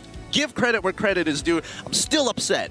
I think we do have to give credit to most of the members of RSG MY here. Obviously, Kuza, Zakas, these were really outstanding performances. And I do agree. I do think Kuza did deserve MVP there. He was really good at rotating, identifying when he could invade the enemy jungle, and just pushing Link Asa out of his own farm. But Zakas, of course, did manage to set up some really good kills with the Numenon Blast. On top of that as well, I do kind of feel like we have to shout out to some of the other players. I think TikTok and Mortalala, although we didn't see a lot of them, did very well. I mean, honestly, just after this interaction here, it was all about who can follow up the fastest. Izanami was always first responder when it came down to that big follow-up when Zakas was making a play. Boom, he hits there. Guess what? Kuza already making a move. Mortalala comes in to help out for the rest of these plays. Zakas, boom, comes in for another one. Izanami, first responder to get on board with the plan with the Sanguine Claws. Overall, Mortalala was able to hold his own against Kai despite the fact that Kai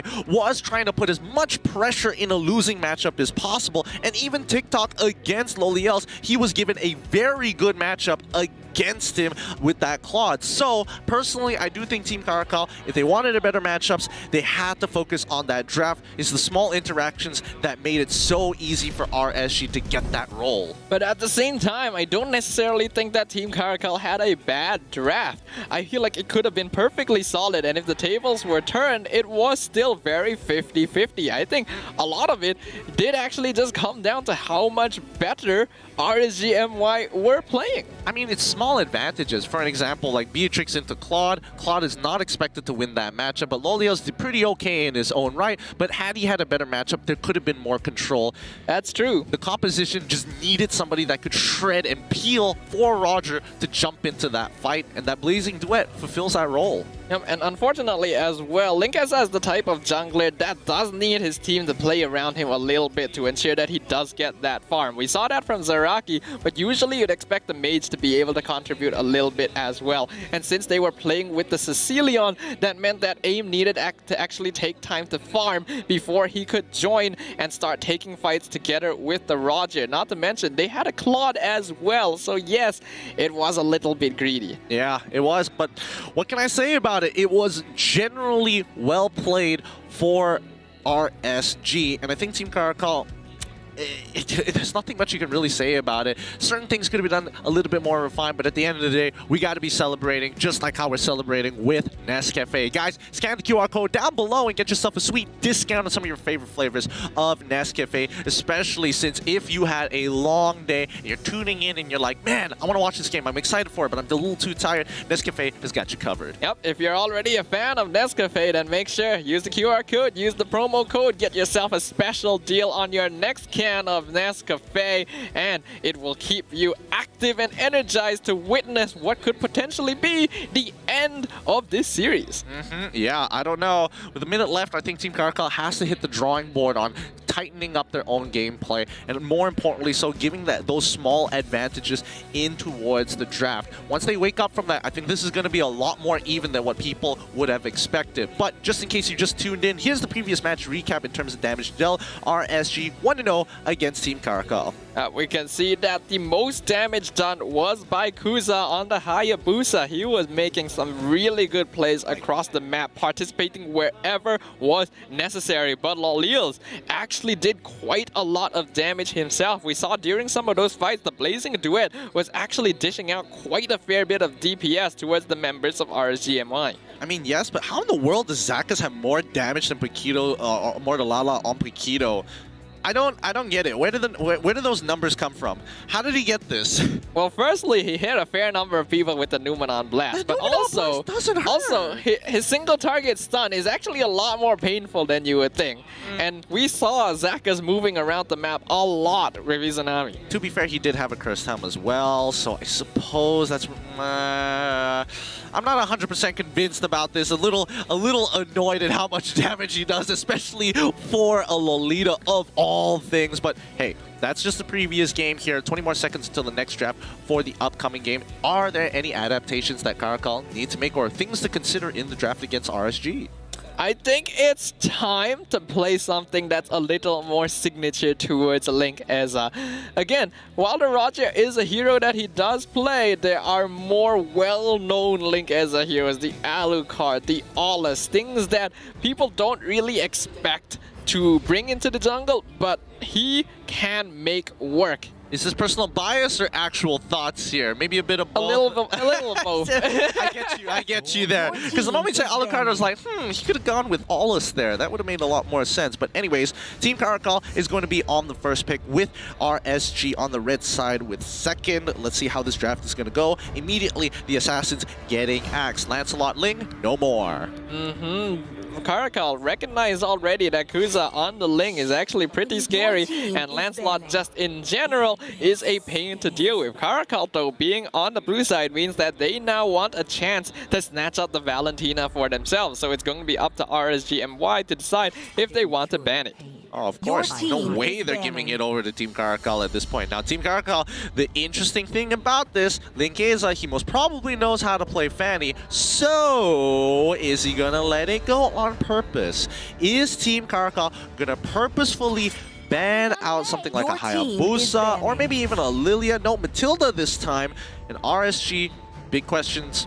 Are you going to get rid of Glue? Is Glue that important to you? Or is Fanny more important to you? That is definitely a tough spot to be in. You never want to be forced to choose between these two, but one safe way of going about it is just to leave the draft open so that you can grab whichever one has not been locked in by the enemy team. The question is, will they do that? No, they do ban the Glue. Give it to him. Fanny, second time today. Come on. Come on. What's the hesitation, Team Caracal? What's the hesitation? You know you want it. Just lock it in. Is it what I think it is? Absolutely. With Fanny 17 times banned. Second time it's going to get picked with a 100% win rate. All right, we're gonna be seeing Link Eza on the Fanny, and I think that sounds very exciting. But we already know there are ways to counteract this hero, as we saw previously. Getting good amounts of lockdown, like the Kaja, like the Franco, like the Cho, are all solid solutions. But if you focus too hard into getting these lockdown heroes, you put yourself vulnerable of losing out on team fight utility. That's going to be Kufra, going to be the first lock-in for the side of Team RSG, as well as Paquito.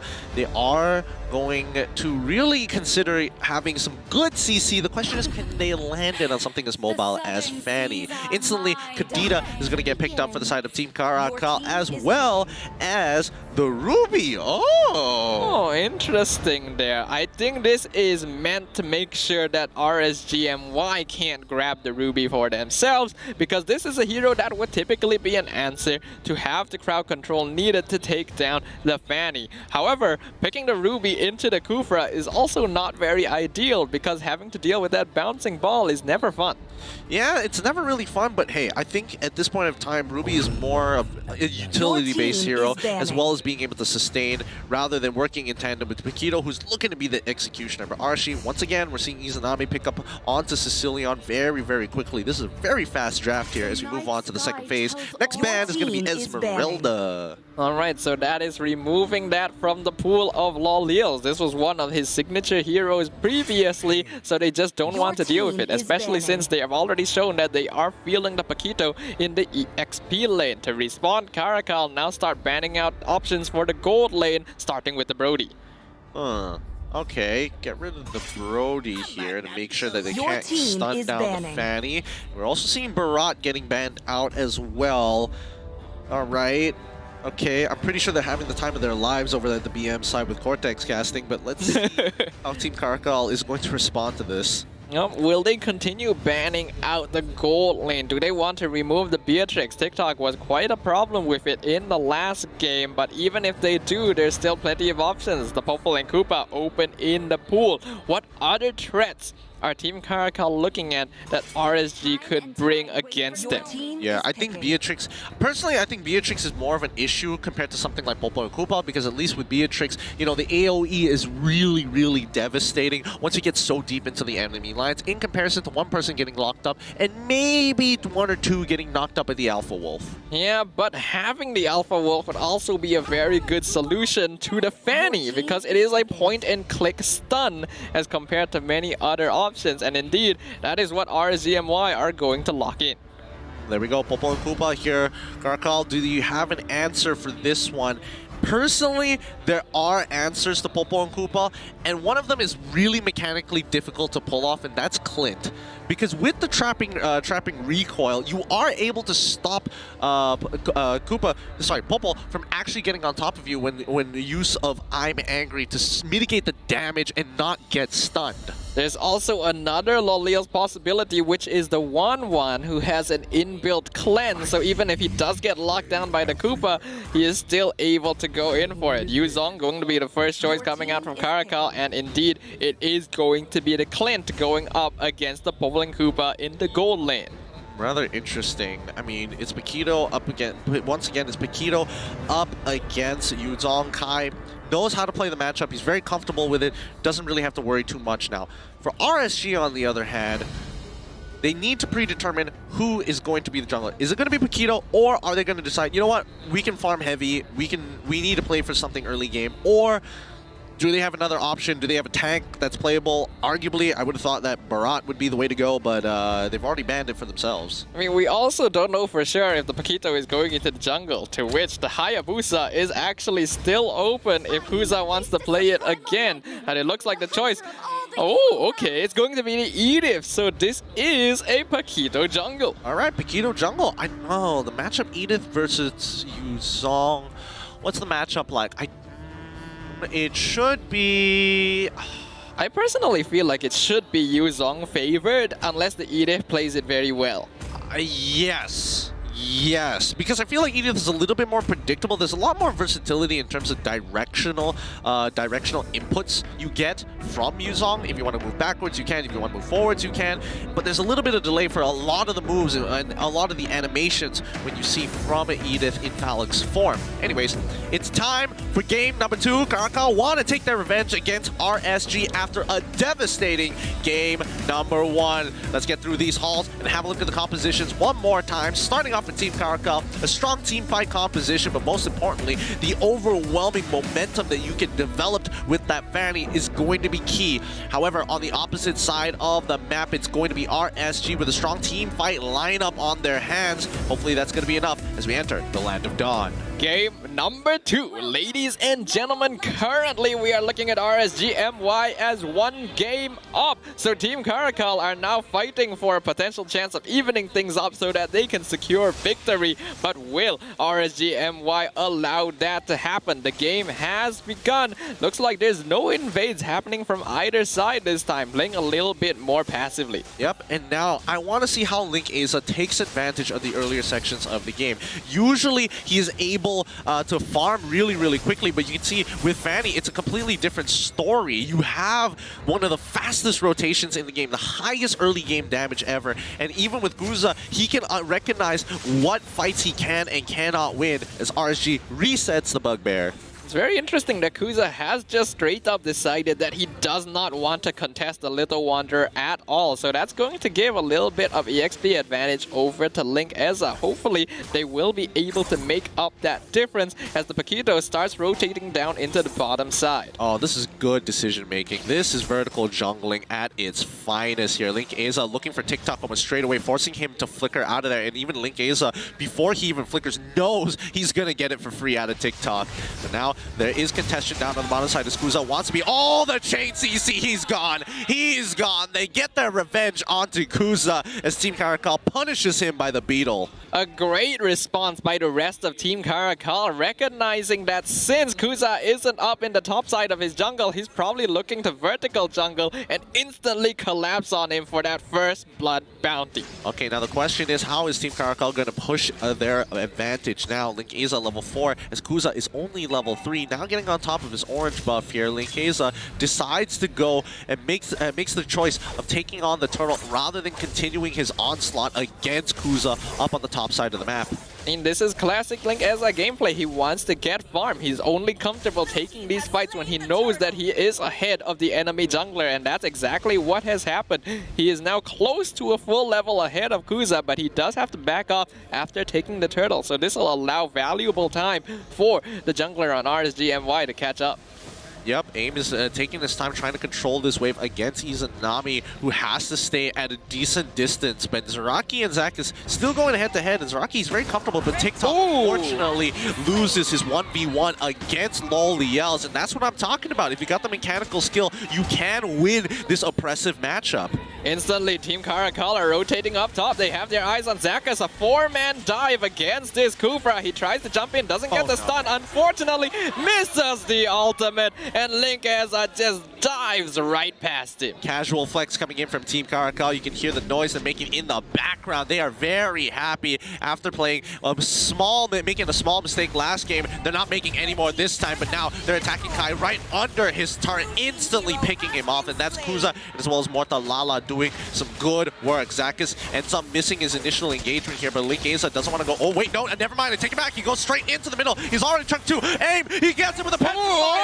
Link Eza says, no more. I am the aggressor this time. Beautiful timing by Link Eza, recognizing that the only threat among this duo is the bouncing ball coming out of Zakas. And once he used it to disengage, Link Eza knew now is the time to go in. And that early game Fanny damage really rearing his head against RSG MY. Oh my goodness, Team Caracal making a statement saying, hey, game 1 was nothing. We're coming back with so much more force. As Zach is now having to be a little bit more careful and a little bit more precautious using his abilities as Team Caracal are onto him.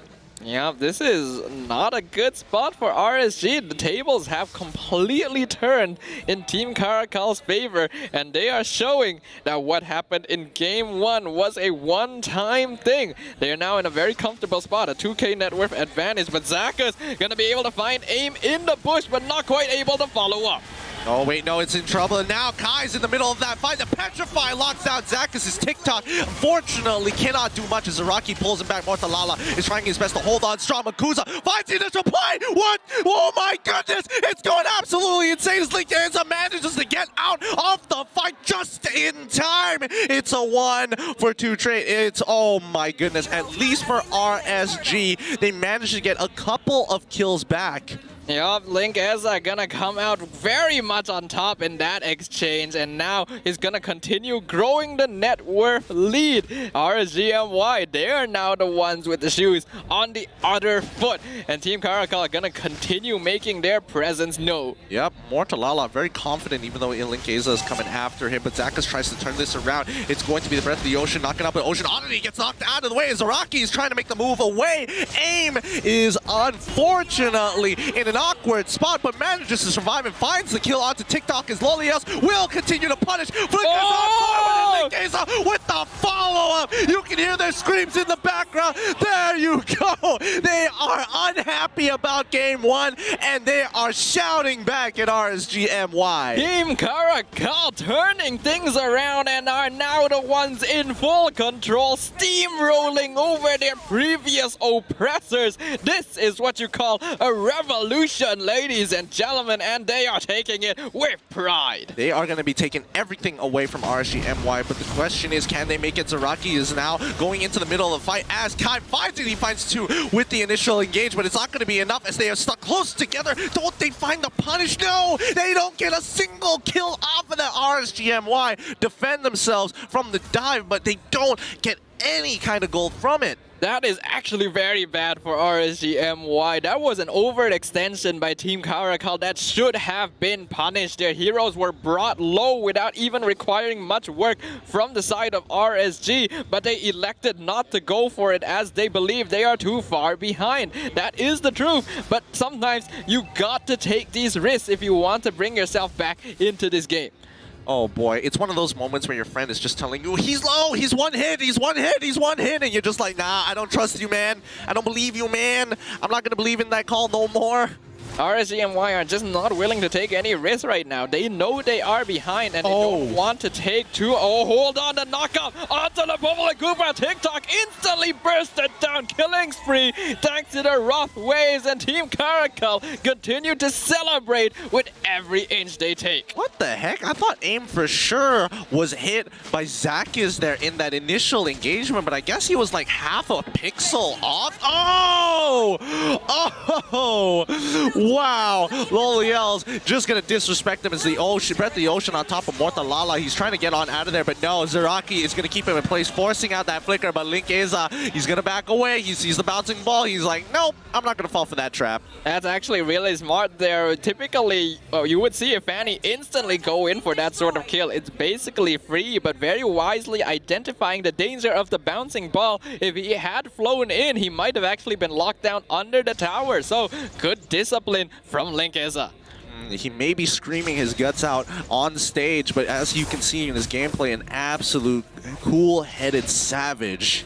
And now RSG MY are the ones reaping the punishment. Meanwhile, Caracal still continuing to dive in. Aim trying to go for TikTok. Unfortunately finds Koopa instead. Zaraki coming in from the side. Earth Shatter gonna find him. Throws him backwards. Gonna get taken out straight away. Kusa comes in from the side. Not quite able to finish off. Linkenza is coming in. Dishing out quite a lot of damage. Furious dive. Not enough. They do pick off Zakas. Linkenza doesn't have enough energy to continue. But Loliel flickers in. Gets the kill. Not quite able to find more. Mortalala jumps in, not able to hit the onward as Loliels is caught by the Sanguine Claws, but both teams will disengage. Oh, pixel perfect coming in from Loliels, making sure that his trapping recoil is able to protect him. Well, good use of the Clint. However, Team Caracal did get punished. Another 2 kills falling into the hands of RSG. They do lose Kuza, but Kuza did more than enough trying to punish Aim, and Aim continuously is baiting RSG into into these fights because he knows for a fact he can get out of them with the Ocean Oddity,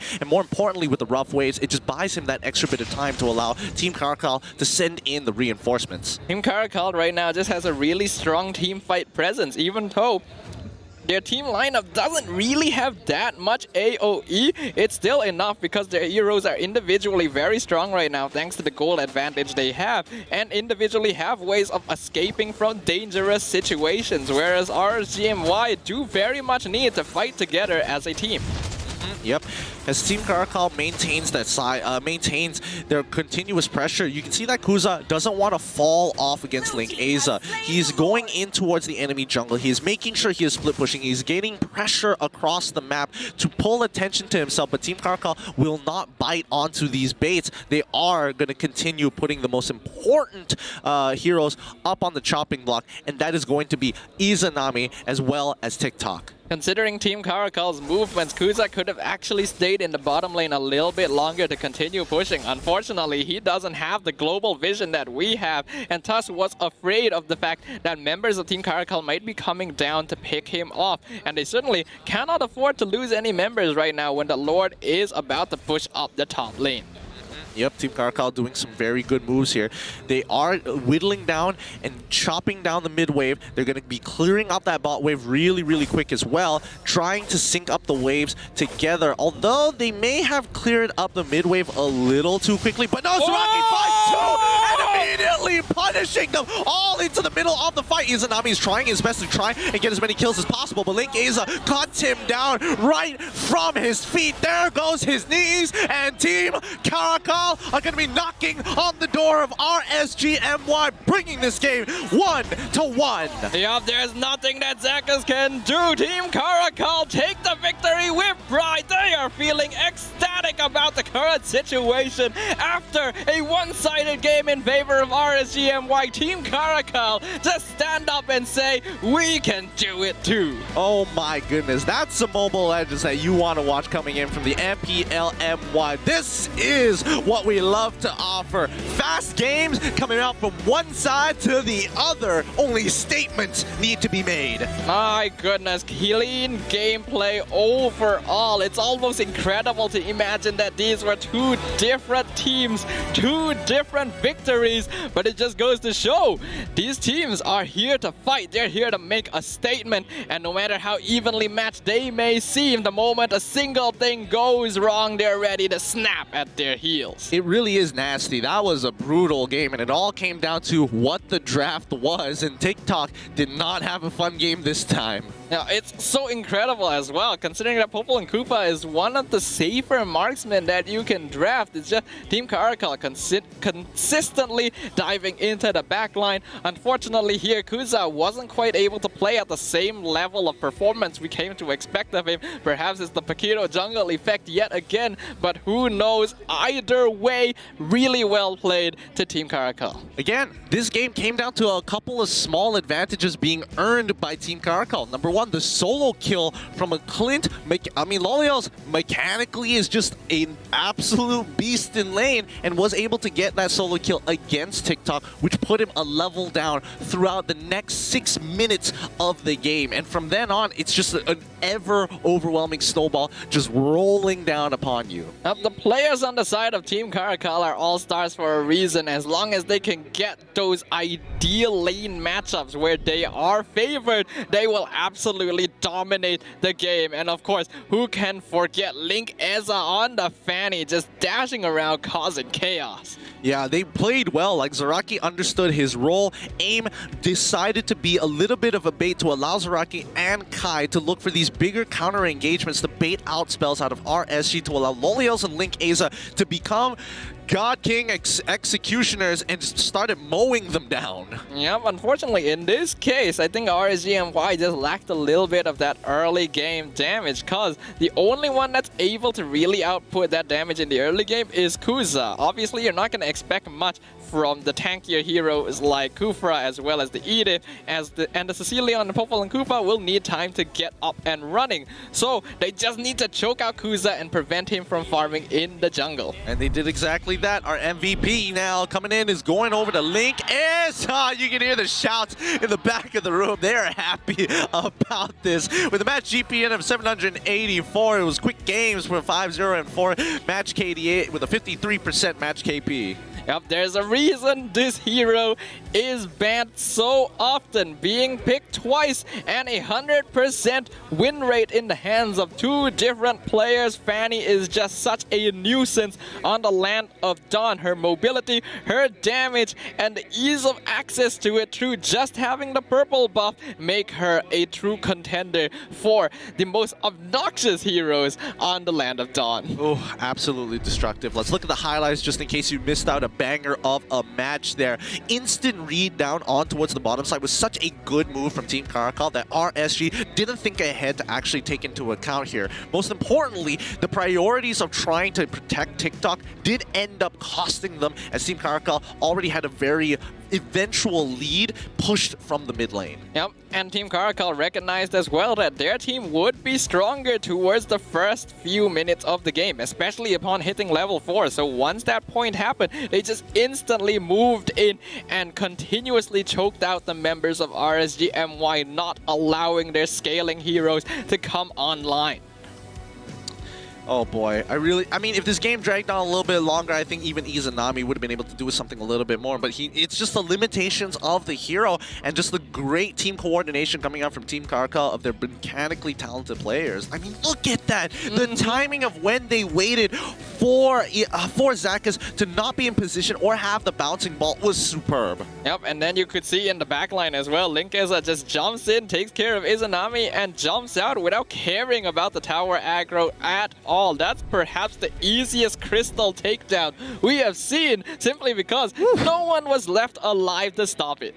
Absolutely. Oh boy, I can't wait to see what Game 3 is going to be about. Honestly, it really came down to who has the first pick to predetermine what the draft is going to start looking like, and I think maybe RSG might have this in the bag. Possibly, whether it's going to be Caracal, it's tough to say. But hey, good news to you guys here at home. With 1,000 shares, we've hit our next milestone this time around, which means you guys can claim the code down below. By all means, please take it away, but also lucky winners have been increased not only from 8 all the way up to 10. You guys are just getting rained upon with rewards. Now, thank you very much for everyone who is enjoying the stream and taking the time to just click on that share button. If you haven't done so yet, make sure to do so as well so that you can participate in the lucky draw rewards and raise that share milestone even higher. Well, with that being said, both teams, Team Caracal as well as RSG, are going to take their time to take a breather, re-strategize their draft to come up with one more banger game. Show your support in the chat down below. With that being said, take a break here because we're coming back with more Mobile Legends action after this.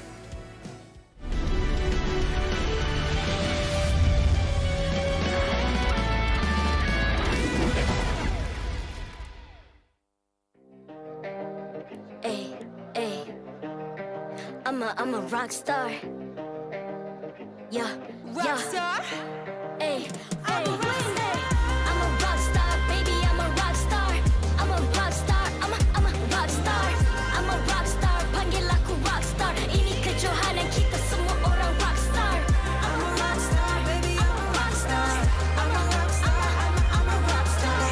I'm a rock star. Panggil aku rock star. Ini kejohanan kita semua orang rock star.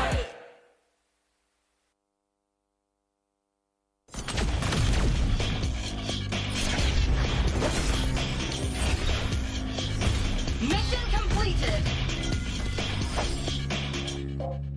Valkyrie power reinforced with modernized gear. Not a bad idea, is it? Wherever they run, Saber will hunt them down.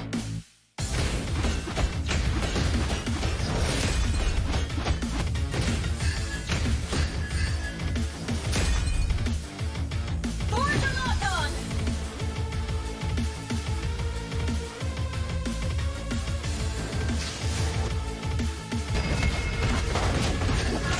Nice job, girl. Legendary.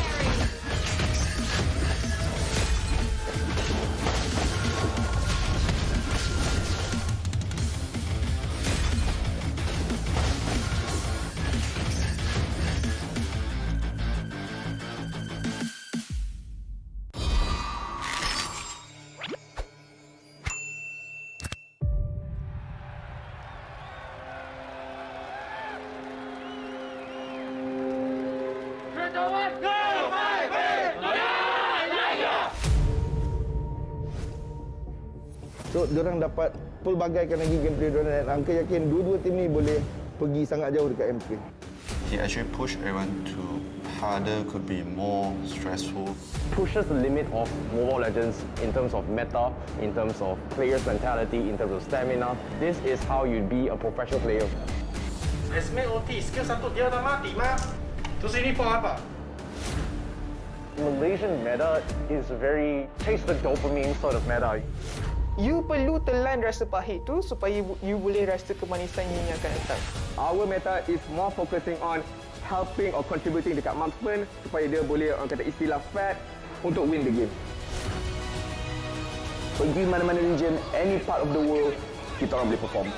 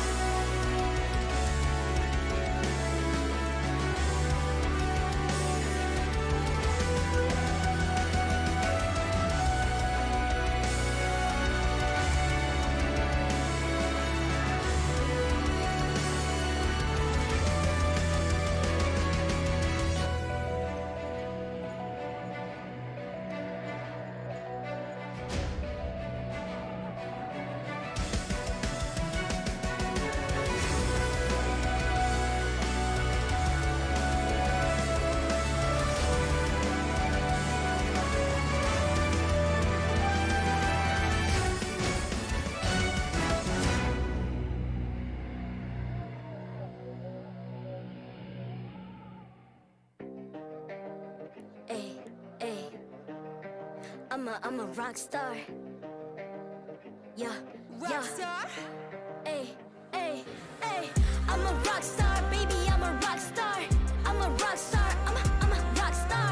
I'm a rock star. Panggil aku rock star. Ini kejohanan kita semua orang rock star. Kita rockstar, kita buat saja gaya kita. Makin panas apinya sudah membara. Macam mana pun kau menempuh segala. Demi negara kau buat semua bangga. Step into my world, you know I'm always in my zone.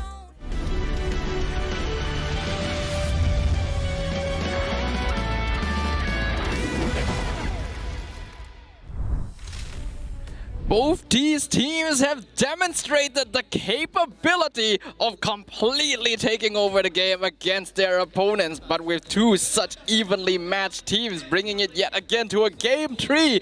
Which one is going to come out on top? Once again, for the last time today, ladies and gentlemen, my name is Tafa. Over here is Gideon, welcoming you back to MPL MY Season 9, brought to you by our sponsors, Official Gaming Chair Secret Lab, partners in Esports TikTok Live, Esports Charts, and EGG Network, and our co-organizers, ESI. Thank you to all of our sponsors for making this day so great here with a beautiful game at hand, now pushing on for one more. Only one of these teams are going to be walking away happy. It's either RSG or Team Caracal. Current score 1-1. Predictions on this third game. Who are you banking on this time? Momentum from Caracal or the vengeance from RSG? Well, that is the question now, because it's very difficult to tell after the performances between these two teams in the first two games. I personally, of course, we saw our talent predictions. Most of us thought it was Caracal, but RSG MY have come out in full force as well. Having a look at this previous match recap. Yeah, look at the damage that we're getting out from Loliels and as well as AIM. Even Link Asa is just not being able to match up with any of their damages. He's there just to be the executioner, to wipe the floor with RSG when the opportunity presents itself. However, this is still a tough matchup regardless, and I think it might just be RSG favored slightly because they are going to get first pick in the next upcoming draft. It does certainly seem for both these teams that getting to pick first is a great advantage for them. After all, that is what allowed Team Caracal to obtain that Fanny for themselves. And while it's true that Linkeza didn't do as much damage as some of the other members of his team, one of the most dangerous things about Fanny, other than her mobility and damage, is basically the headspace that she takes from the opponent's team. There always has to be a part of your mind thinking, where is the Fanny going to come from? What skills do I have to save to lock her down? It's tough, and I don't think Fanny should be let through in the next draft, and hopefully we can see a little bit of adaptation coming in from RSG. I'm not entirely sure, but like when you're sitting right in front of Team Caracal, the English broadcast at the very least is literally right in front of Team Caracal. You can literally hear them shouting across to RSG when it does occur. Yeah, personally, I enjoy it quite a lot. I think it adds a bit of atmosphere to the cast. I think it's good to see that the players are truly enjoying themselves and are expressing it 100%. But now it all comes down to this. Best of 3 now becomes a best of 1. RSG MY drafting on the blue side, Caracal drafting on the red. Yep, it looks like Caracal will have to ban out all the meta, the general strong S-tier meta picks, while RSG gets their pickings of what they don't want to see. Number 1, AIM coming in is AIM on this Kadita is more important than banning out the Lancelot here. So that kind of tells you their priority list a little bit. Indeed, and since they're on the blue side, they can be the ones to force Caracal into a situation between Valentina, Glue, as well as the Fanny. Of course, 2 of those have already been banned out, one of them by RSG themselves, so I get the feeling they don't know how to play this hero. Possibly, or they just think that Glue is just that much better. I was thinking Caracal was either going to get rid of Glue or Selena, but that means the first pick, it's going to be... Wait, that did not sound like Glue. Matilda instead. That means Caracal is still going to get Glue, but they banned it out. But RSG... Wait, but RSG banned it out in second game. What's the logic behind this? I have no idea myself. I personally know that Zakas likes to prioritize this Matilda a lot. He likes to play the hero. But giving Glue away to Caracal puts them at quite a bit of risk. The question is, will they lock it in? Would be surprised if they didn't. Indeed, it's gonna be the Glue as well as the Sicilian. Yep, Sicilian stealing it away from Izanami. Glue, just an overall strong pick, but what does RSG prioritize Matilda over Matilda Selena over something like a Glue? Something to keep an eye out for next time, but RSG for now needs to make the best of the situation. There's still plenty of mages to actually go around. I think Lilia is not too bad in this situation as well. I would argue that maybe they should look for the Farmers counter pick against Kai playing the Glue. Could be not, but I still feel like Faramis is in a very weird spot in the meta. Yes, it is a hard counter to the Glue, but I don't think it's really good enough to warrant being picked up at this stage. They are indeed gonna go back to the reliable Hayabusa as well as the Beatrix, which were part of the factors contributing to their first victory. Absolutely. Now Team Caracal on the other hand, Your immediately team going to be locking in the Roger. Didn't even have to think twice about this one. Okay, so generally even compositions on either side. Beatrix is great. Matilda is a great pick. Hayabusa, I'm kind of feeling it, but Caracal, this seems a little bit more reminiscent to game number 1. Let's see whether or not Kuza is able to just out-micro Linkeza. Yep, but the big difference now is that Caracal have access to Glue, which is much more efficient at defending the jungle as compared to what he was playing before. So that should allow them to protect Linkeza a little bit more and not allow Kuza to so easily jump in and steal away buffs. Well, let's find out here. Is Caracal going to be starting off the second ban phase, getting rid of the Esmeralda, while RSG, on the other hand, will have to decide what they want to get rid of. Possibly team I don't is know banning. whether Glue is going to be played by Zaraki as a support or whether or not it's going to go straight into Kai. I feel like it's going to be Your into Kai's team hands, is but you know, banning. I don't want to place too many, put all my eggs in one basket. Actually, I feel like that is going to be the case because if you look at the bans coming out from Caracal, they've removed Esmeralda and Yu Zong, which would both be solid hero pickups to go into the EXP lane against Glue. So that might very well be the case considering that this was a hero that Kaiser did enjoy playing before. I mean, Paquito is still wide out in the open. Nobody has picked it, nobody has banned it. Ruby gets banned out, and I think RSG has caught on to what is going on here. And they make sure they get rid of a pseudo flex pick just to minimize and get a clearer picture since Caracal is the one going to take that first pick in the second phase. Yep, that means now we will see what is going to be the next pickup from Caracal. Looks like they are grabbing that Popple and Koopa, so a little bit of a swap around. This time Loleo is going to be getting that hero. RSG now has to finish off their composition here. They don't have a lot of ideas as to where this glue is exactly going to go, but I don't think that's going to matter at the end of the day. They have to finish off their composition within the next 30 seconds or so. Beatrix is already locked in here, but for all we know, Beatrix could be thrown in towards the mid lane, and then they can get something else to go down into the gold lane potentially. So it's going to be Cho, and as well as Veil this time around. Veil? The debut of Veil. Now this is a hero that we know Izanami has played before and does output a lot of DPS as well as AoE damage. That would be pretty efficient at taking down the glue, but we'll see how successful it is in RSG's hands. As for Caracal, if this is indeed an EXP lane glue, I'm suspecting a potential pick of the Lolita. As a way to counter the Beatrix. Yes. I think there's enough value. It's not just for the Beatrix, but there's just so much that you can actually block, and you're absolutely right there. You called it. Yeah, you called it straight up on the head. Like, it blocks out the wind blow coming in.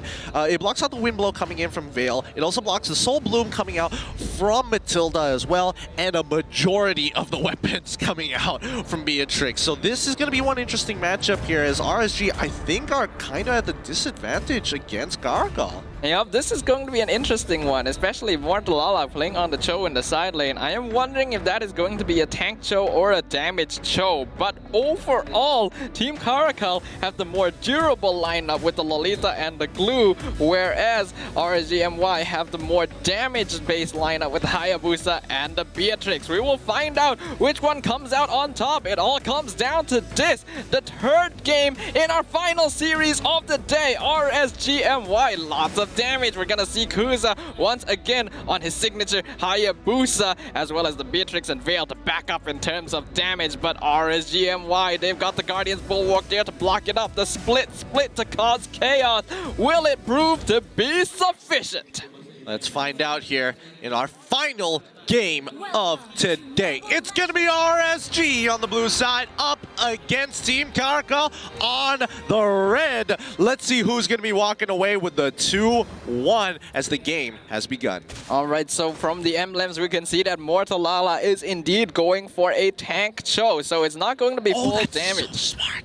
That's so smart. TikTok thinks that, oh my goodness, TikTok knows for a fact that Zaraki is in that brush right now, and he had to be careful to make sure that he's not so close towards the opposite brush, as Loliels immediately zones him out. They are gonna babysit Loliels for this game. Indeed, they want to make sure that he gets fed. After all, when he was on the Clint, he basically did most of the damage for his team. Meanwhile, RSG already trying to invade into Link Eza's jungle a little bit, and he is slightly behind in terms of EXP. Oh, but an attempt onto TikTok, not quite panning out. Interesting. I don't think that was the right input coming in from TikTok. For sure, he ends up tactically rolling in towards Lolios. Probably wasn't the smartest move in the world, but I definitely think that was a misinput at the very least. Veil coming up towards that top side, knowing that a dive is almost imminent, as Link Eza started off on his purple buff, then made his way on top towards the orange. Izanami also losing out on his flicker as well. very big abilities as TikTok rolls backwards to minimize the damage. Zakas comes in to protect him from any more DPS. Yep, but we have to note, Linkeza coming up here to try and gank has put Kuza quite a bit ahead. We know that he farms very fast on this Hayabusa, and he has been level 4 for a while, whereas Linkeza still hasn't quite hit that mark. Yeah, let's see where the impact is going to come, because we can see that Kuza can start making his way up towards that top side, but he can't really punish it at all, as the members are just Zakas and as well as TikTok are just way too low and have not even hit level 4. Caracal will take this turtle down, but RSG needs to set up a plan to punish a lane. Interestingly enough, they're not even looking to contest it. I would have thought that they'd actually try to put in an attempt, but I suppose they recognize that in the early stages, Team Caracal are going to be very scary since they have the Lolita as well as the glue to provide a front line for the rest of their damage dealers. Yep, I think it's good that they're playing around TikTok. They understand that, hey, this early EXP and also this buff isn't going to do too much. Zakas is going to get hit here, but Lolia flickers on forward to knock Izanami up with the Alpha Wolf play set up by Lolios, all because Izanami was a pixel off from the wind blow. Very well played by Team Caracal. Good protection by Zaraki into an instant aggressive play by Lolios. He knows that he can dish out that damage even if it's early in the game, and that's going to be first blood bounty. Guys, make sure to use the checkout code. Oh, TikTok manages to get out of there. The flicker was already up. That's going to be Numenor blast down, and now they can go for looking for a dive as bottom side does get initial punish onto Glue. However, will TikTok survive with the help of Zakas? Yes, he does. Yep, well played. Good defense by RSG MY. That looked to be very, very dangerous. A nice timing to flicker out of the Numenor blast. Not a lot of people can do that. Really nicely done. Honestly, he played that well. TikTok is holding on to his own, but more importantly, so he is a level down as Lolios is, he is 2 levels down. That is not a good sign. In the meantime, we can see Zaraki and AIM making an attempt up here, but Zakas is in the bush. He already knows he's around, so the attempt by Team Caracal not really going to pan out. Meanwhile, though, they are trying to move over to the purple bot. Yep, Zaraki gets hit by the wind blow as AIM is looking for an opportunity, but Zakas goes straight in towards this fight. TikTok is holding on his own. He gets some good shots onto Zaraki here, punishing him for attacking his lane. Nicely done as Lolios looks to try and get some early damage, but even so, Mortalala waiting for an opportunity. Can he find this kick on towards AIM? No, he backs away. That was really well played, though. The 3-man Jeet Kune Do knockup by Mortalala into the kick secured that kill for RSG MY and will allow them to be 1-man up as they proceed. Ogi Shadow Kill being used. 2-man onto the Jeet Kune Do. Linkeza is real low. They find Lolios, and now Kai being kicked into the rest of his team, but he doesn't mind that at all. Split. He's aiming for Kuza, but then Buru's Passion doing a lot of damage. Kuza dropping real low. He gets it. The kill going over to Zaraki. The fight is not yet over. Mortalala is aiming down for AIM, and they've managed to find the glue in the backline. Linkeza is there, going to be providing the backup needed to take out another member of RSG MY. Honestly, well played to Zaraki there. He did literally everything right. The only person who could turn that fight around was TikTok, and he zoned TikTok completely out of that fight, forcing him to switch from Nibiru back into Renner, where there is a significant drop in DPS consistency while absorbing as much of the damage as possible. Well played to Team Caracal in that fight. That was a very hard 50-50 to win. After the first 2 games, we're now seeing 2 teams that very much understand how each other want to play, and in comparison, this is no longer a one-sided steamroll. Both teams are taking fights back and forth, and anything could happen.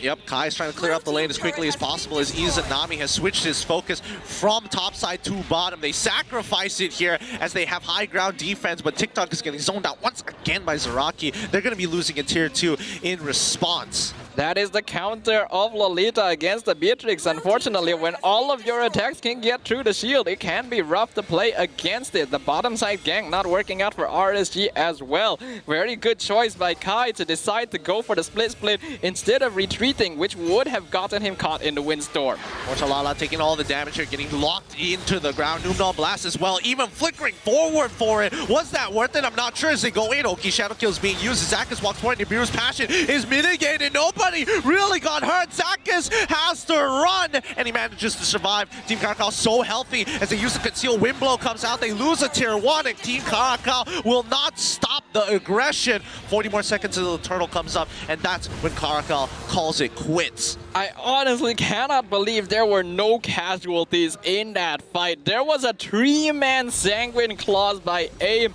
They just weren't able to follow up on it. A good attempt by RSG MY. They managed to dish out a fair bit of damage, but the rest of the team being caught out by Team Caracal had to force the retreat. Overall, no losses for either side, but Team Caracal are now taking over the map. They've taken way more turrets in comparison and have a 2k net worth gold lead. Yep, and now they will sit and hover around the mid lane. They were able to crack open top side, but Hayabusa continuing to look for any goal to scrap up for the team. Any little bit is going to be important because Team Caracal isn't too far ahead when it comes down to EXP or even gold in this case. Well, Lingeza wants to expand that lead, so he's getting started on the turtle. Kai now buying time, zoning them out. A nice kick by Mortalala right into the windstorm. 2 people instantly first down. Lolios. Numenon Blast not going to hit. Zakka's doing a good job of zoning them out with the circling eagle. They do get the turtle, but RSG MY get a kill on the goal laner in return. Oh, what a play with Mortalala Izanami. My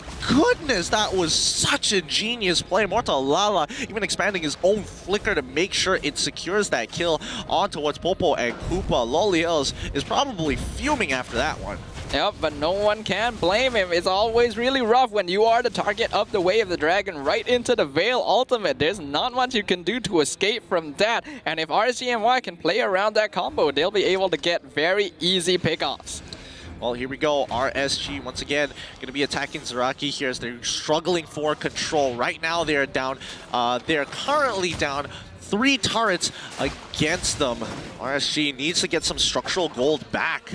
Yeah, we can see that Kuza is doing a good job of slip pushing, but the conceal being used by all the members of Team Caracal. They want to catch someone out. Lolios will be able to get the stun out to Kuza, but the wind instantly Lolios drops down yet again. Luminon Blast not going to be able to land. Nibiru's Passion being used to do quite a bit of damage. They find the Matilda. Kai still being able to jump onto Kuza. He gets the kill on the Hayabusa. 3 members surviving of RSG MY. They get 1 kill, but they lose 2. Team Caracal won that 50-50 there. RSGMY almost played that perfectly, dodging and canceling the Numenon Blast. Zakis unfortunately has to bite the bullet for that one, but Kuza almost making it out. That split from Kai making all the difference, being able to latch on to a low target who is high priority. Yeah, that was unfortunate for Kuza there. If he had latched on to anyone else, we might have seen Kai being the one that was taken out because his health was actually pretty low at that point.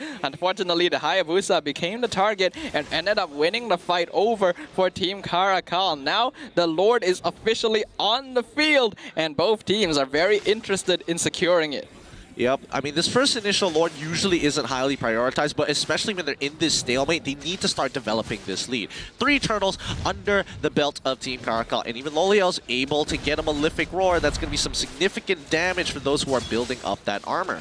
Yeah, I don't know if RSGMY are going to contest this. In fact, it looks like they aren't going to do so. Kuza is actually pushing down bottom side as Zaraki stops Mortalala from breaking down mid. Link has already Numenon Blast going to miss, but they do they get the tower? Oh, it's so close. It's so little help, but they do get bottom tier 1 for Lord. So this kind of evens out the gold. RSG, clearly they need to be able to start clearing it up. Team Caracal clearly having some fun in their own side, but they're communicating a lot. RSG, cool, calm, and collected. All things considered, both teams are still very, very even. 6 kills to 6. Only a 1k net worth difference at this point in the game, but the Lord is pushing up top. Shouldn't be too much problem for them to defend against this, though. You know, speaking of problems, Lord's going to be knocking on their door in about 5 seconds or so, and that's going to be a tier 2 down on bottom side already gone here, and they need to do something about this. Caracal just waiting for them to walk walk out of their base.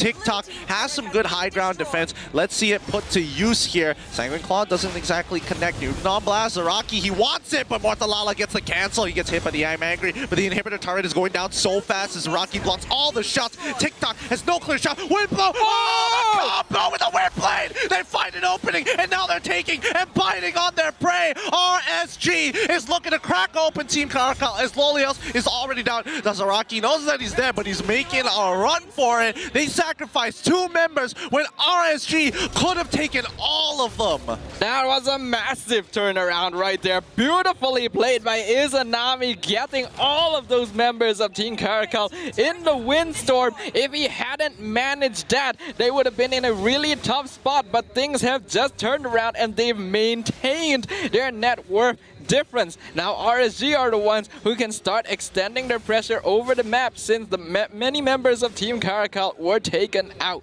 Oh my goodness, AIM must be thanking his lucky stars he took Purify, because if he had any other ability, he would have been one shot straight away, not even given a chance to play the game. But 8-6 right now with Team Caracal in the lead, 1.3k worth of gold, every single turtle, literally every single objective as well, and RSG only slightly behind.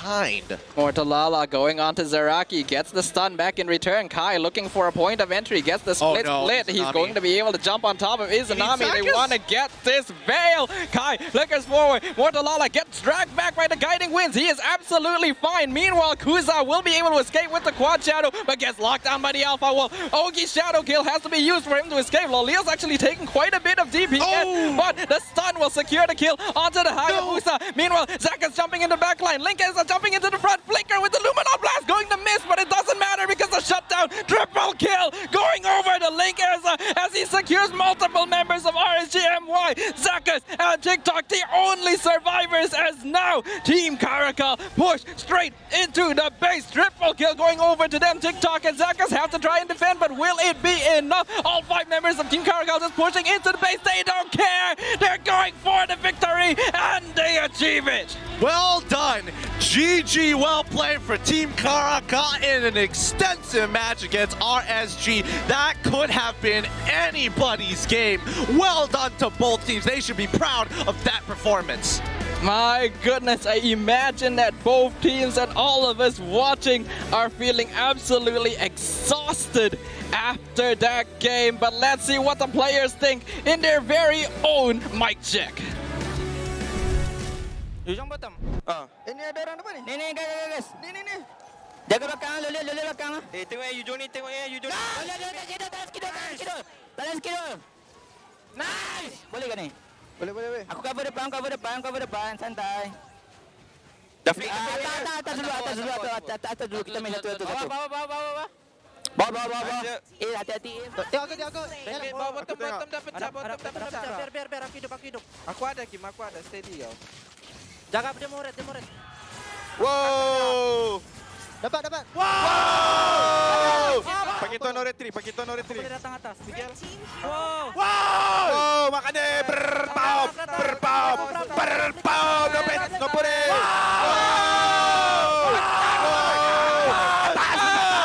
Ya, aku bisa tak.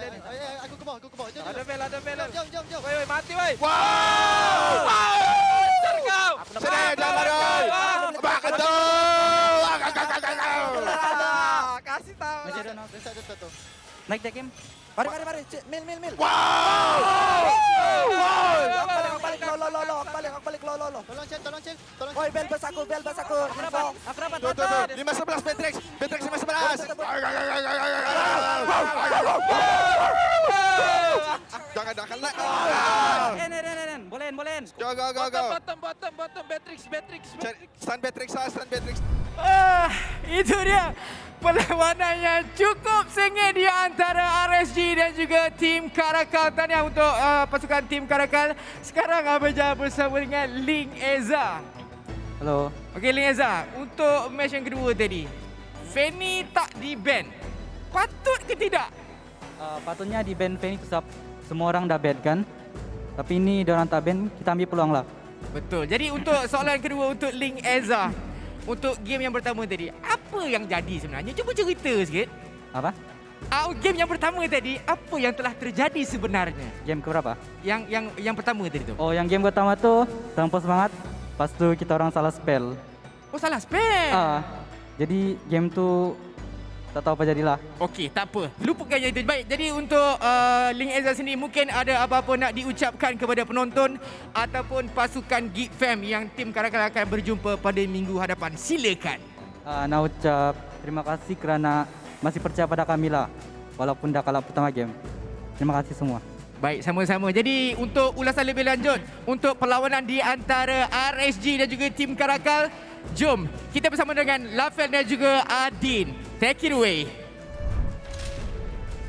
Terima kasih banyak Abeja and yes, anda sekarang ini pada bahagian post show di mana kita bukan saja akan analis balik game tadi, tapi ada banyak giveaway yang kita nak bagi kepada semua fans. Tapi macam mana pun post show kita dikuasakan oleh Moonton, dipersembahkan oleh McDelivery dan Samsung sebagai telefon pintar rasmi kita, dan raikan bersama dengan Nescafe. Bersama dengan saya adalah Adin dan juga Zorn, di mana terus terang game pertama, game kedua, game ketiga, semua game high octane, energi yang sangat-sangat tinggi daripada kedua-dua tim, Adin. Ya, benar sekali. Kita yang duduk kat luar berkali-kali kita dengar sorakan, debaran dan juga mungkin ada a bit of banter antara satu sama lain, tapi again and again lah, kenapa kita kat luar, dekat dalam tadi. Dekat dalam tu memang best. Dia punya energy tu memang kuat gila. Sampai I tengok Zon game kedua, sampai dia pun komen dekat livestream MPL. Ampun Fanny. Kuat Fanny lagi Zon. Fanny dia.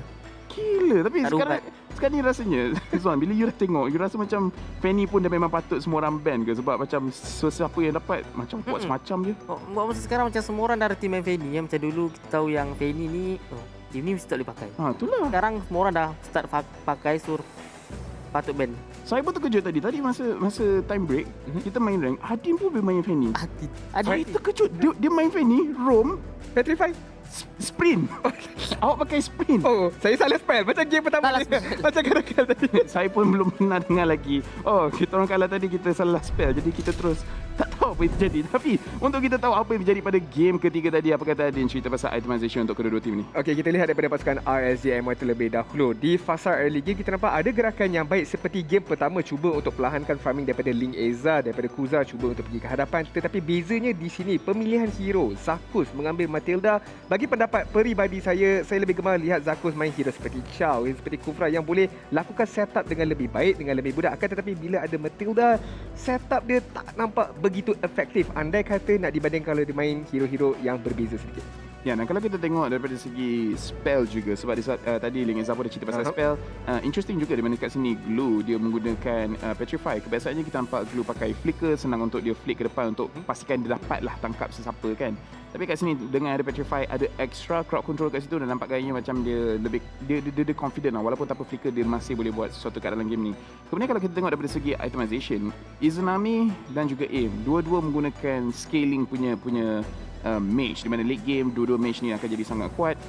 Cuma Veil ada lebih sedikit diorang punya crowd control. Jadi kita kena tengok siapa yang sebenarnya keluarkan damage paling tinggi. Jadi kita akan tengok kita punya damage numbers, dan Rich Guy didapati oleh Link Eza dengan 741 gold per minute, dan nampak gayanya the carry Izanami yang berjaya keluarkan damage yang lebih tinggi dekat sini, 36,000 damage overall. Dan Sandbag Kai ataupun sebelum ini dikenali sebagai Kaiser, 64,000 damage yang diterima, dan Zakus Forgotten One 6 total assist. Tapi ya, Izanami 36,000 damage yang dikeluarkan, Aim 30,000 saja, still yang paling tinggi dalam team mereka masing-masing. Tapi macam mana pun kita tengok kat sini, walaupun Sicilian late game, nampak gayanya Izanami dengan Veil keluarkan damage lebih tinggi. Ya, benar sekali. I think because kebanyakan team fight yang dilakukan oleh pasukan Karakal, diorang gemar untuk group up, untuk bergerak bersama and membenarkan Izanami untuk guna wind blow, wind style dengan lebih mudah, dan kerana itu damage kita lihat lebih ke arah situ. Tetapi untuk pasukan Karakal, damage sama rata, 30,000, 25,000, 27,000. Link Eza, Lawless dan juga Aim, 3 serangkai ini yang membenarkan mereka keluar damage yang lebih besar. Link Eza pun dah faham, okay, Roger tak boleh main game pertama hanya farm saja, dia masuk dalam team fight lebih awal dengan lebih cepat dan juga lebih pantas tadi. Ya, dan kalau kita tengok on side of RSG, taklah sama macam tu. Sekarang ni kita akan tengok kita punya MVP of the game, dan MVP untuk game ni adalah Link Eza yang menggunakan Roger Match KDA 403, 78% kill participation Dan lagi sekali dekat dalam game ni, Roger game ketiga jauh berbeza daripada Roger game pertama. Ya, jauh lebih berbeza cara permainan. Kita nampak lihat bagaimana Link Gazer dia dapat first item dia. Beza first game dengan third game, dia dapat first item, dia teruskan farm lagi. Tapi kali ini bila dia dah dapatkan Wind Talker, dia terus cari ruang untuk lakukan team fight. Lihat bagaimana diorang pressure side good lane kalau tidak silap saya untuk menangkan lane Lolia supaya dia dapat farming dengan lebih pantas dan juga dapat jatuhkan satu turret and kuasakan map mereka dengan lebih pantas. Ya, dan sekarang kita akan tengok highlight pada game tadi untuk tengok apa yang betul-betul terjadi. Dan again, apa yang terjadi kat dalam game ni saya boleh katakan lebih sama rata. And apa yang saya suka adalah mereka punya betul-betul mechanical punya skill, elak skill masing-masing daripada side RSG dan juga pasukan Caracal. Bila Izanami dapat hit dia punya combo, memang cantik. Caracal kalau mereka dapat elak, inilah masanya untuk diorang comeback. Ya, kita lihat bagaimana team fight yang kemas. Untuk RSG MY juga mereka cuba untuk dapatkan pick off 1-1. Lihat Izanami di bahagian belakang. Yes, dapat kill Kaiser, tapi Kaiser bila dia dah jatuhkan, dia dah jalankan tanggungjawab dia yang sebenar di dalam team fight ini. Namun begitu, pasukan Caracal diorang tak berhenti. Mereka tahu power spike mereka tahu kekuatan mereka dan juga cycle skill set mereka masih lagi ada. Boleh dikeluarkan lagi, boleh diberikan asalkan lagi. Dan mereka tak berhenti selagi mereka tak dapat penguasaan map yang sepenuhnya. But this was a very good. Izanami punya wind blow dapat tangkap pasukan pihak lawan tadi. Tapi ini adalah mistake di mana Kuza berpisah daripada tim dia dan dia cuba untuk mendapatkan kill dan hampir saja mendapatkan kill kat atas Solials.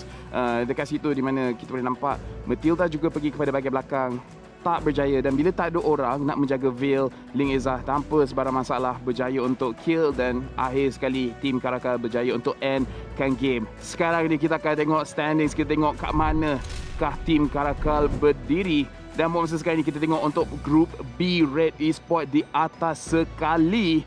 Manakala RSG MY tempat kedua, tim Caracal ketiga, GEEK FAM keempat dan TODAK bawah sekali. Tadi saya dah cakap kalau tim Caracal menang dia tinggi dekat GEEK FAM dan juga TODAK. So menunjukkan dia lagi hebat daripada TODAK dengan GEEK FAM ke macam mana lah Fel?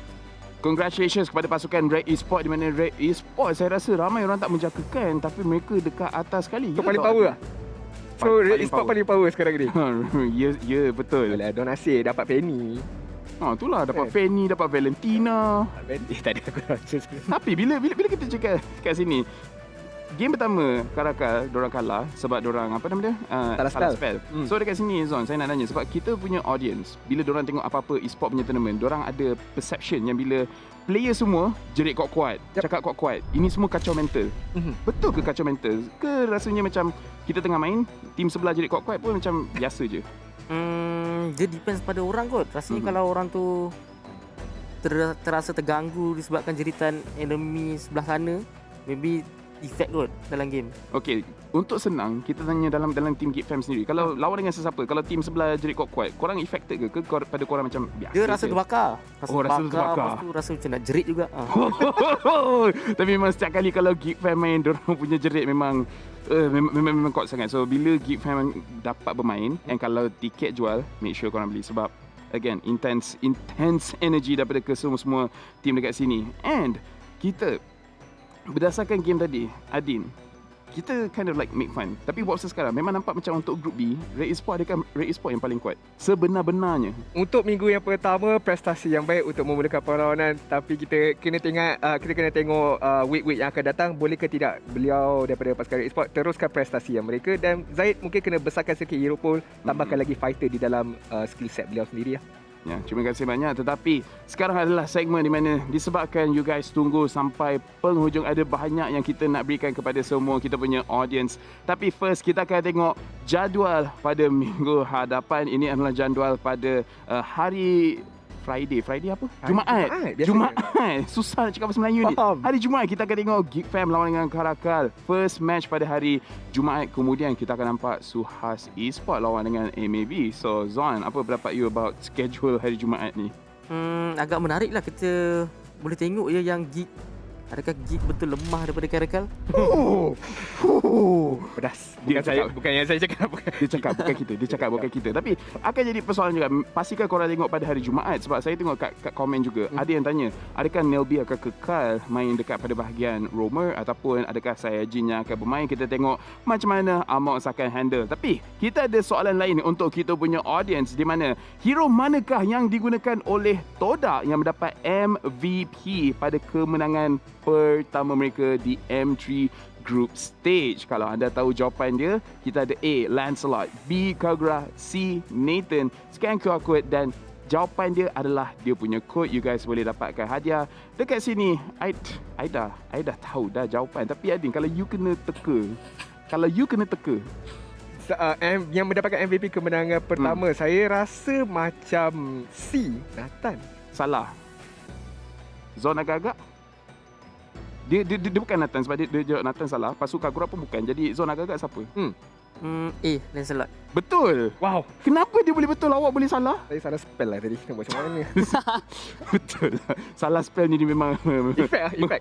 mengganggukan emosi. Dan juga kepada semua orang yang stay, inilah 10 pemenang bertuah yang Adin akan bacakan kat skrin sekarang. Okey, kita ada Hafiz Amri, kita ada Fitra Ramazan, Rock, kita ada Enchance, kita ada Viboya, kita ada Faiz Parkour, kita ada Shell, Rosebud West, Andrew, Nel dan Salman Muhammad. Macam ni caster buat kerja tau. Ini sebab ni lah kita ambil dia sebagai caster. So, tanya kepada semua orang dan terima kasih kepada semua orang yang share sampai 1000 share. Tapi macam mana sekalipun, sebelum apa kita nak cakap, terima kasih banyak kepada Zorn sudi datang sini and bagi input. Kita baca komen dan ramai orang suka bila ada pro player yang datang kita punya scene. So again, terima kasih banyak kepada Zorn dan kita juga nak cakap ribuan terima kasih kepada Munton sebab MPL dikuasai oleh Munton, dipersembahkan oleh McDelivery dan Samsung selaku kita punya official telefon partner ataupun telefon rasmi kita dan raikan bersama Nescafe. Nama saya Lafel, wakil kepada semua talent yang ada kat sini. Kita nak ucapkan terima kasih dan kita akan jumpa lagi pada minggu hadapan hari Jumaat.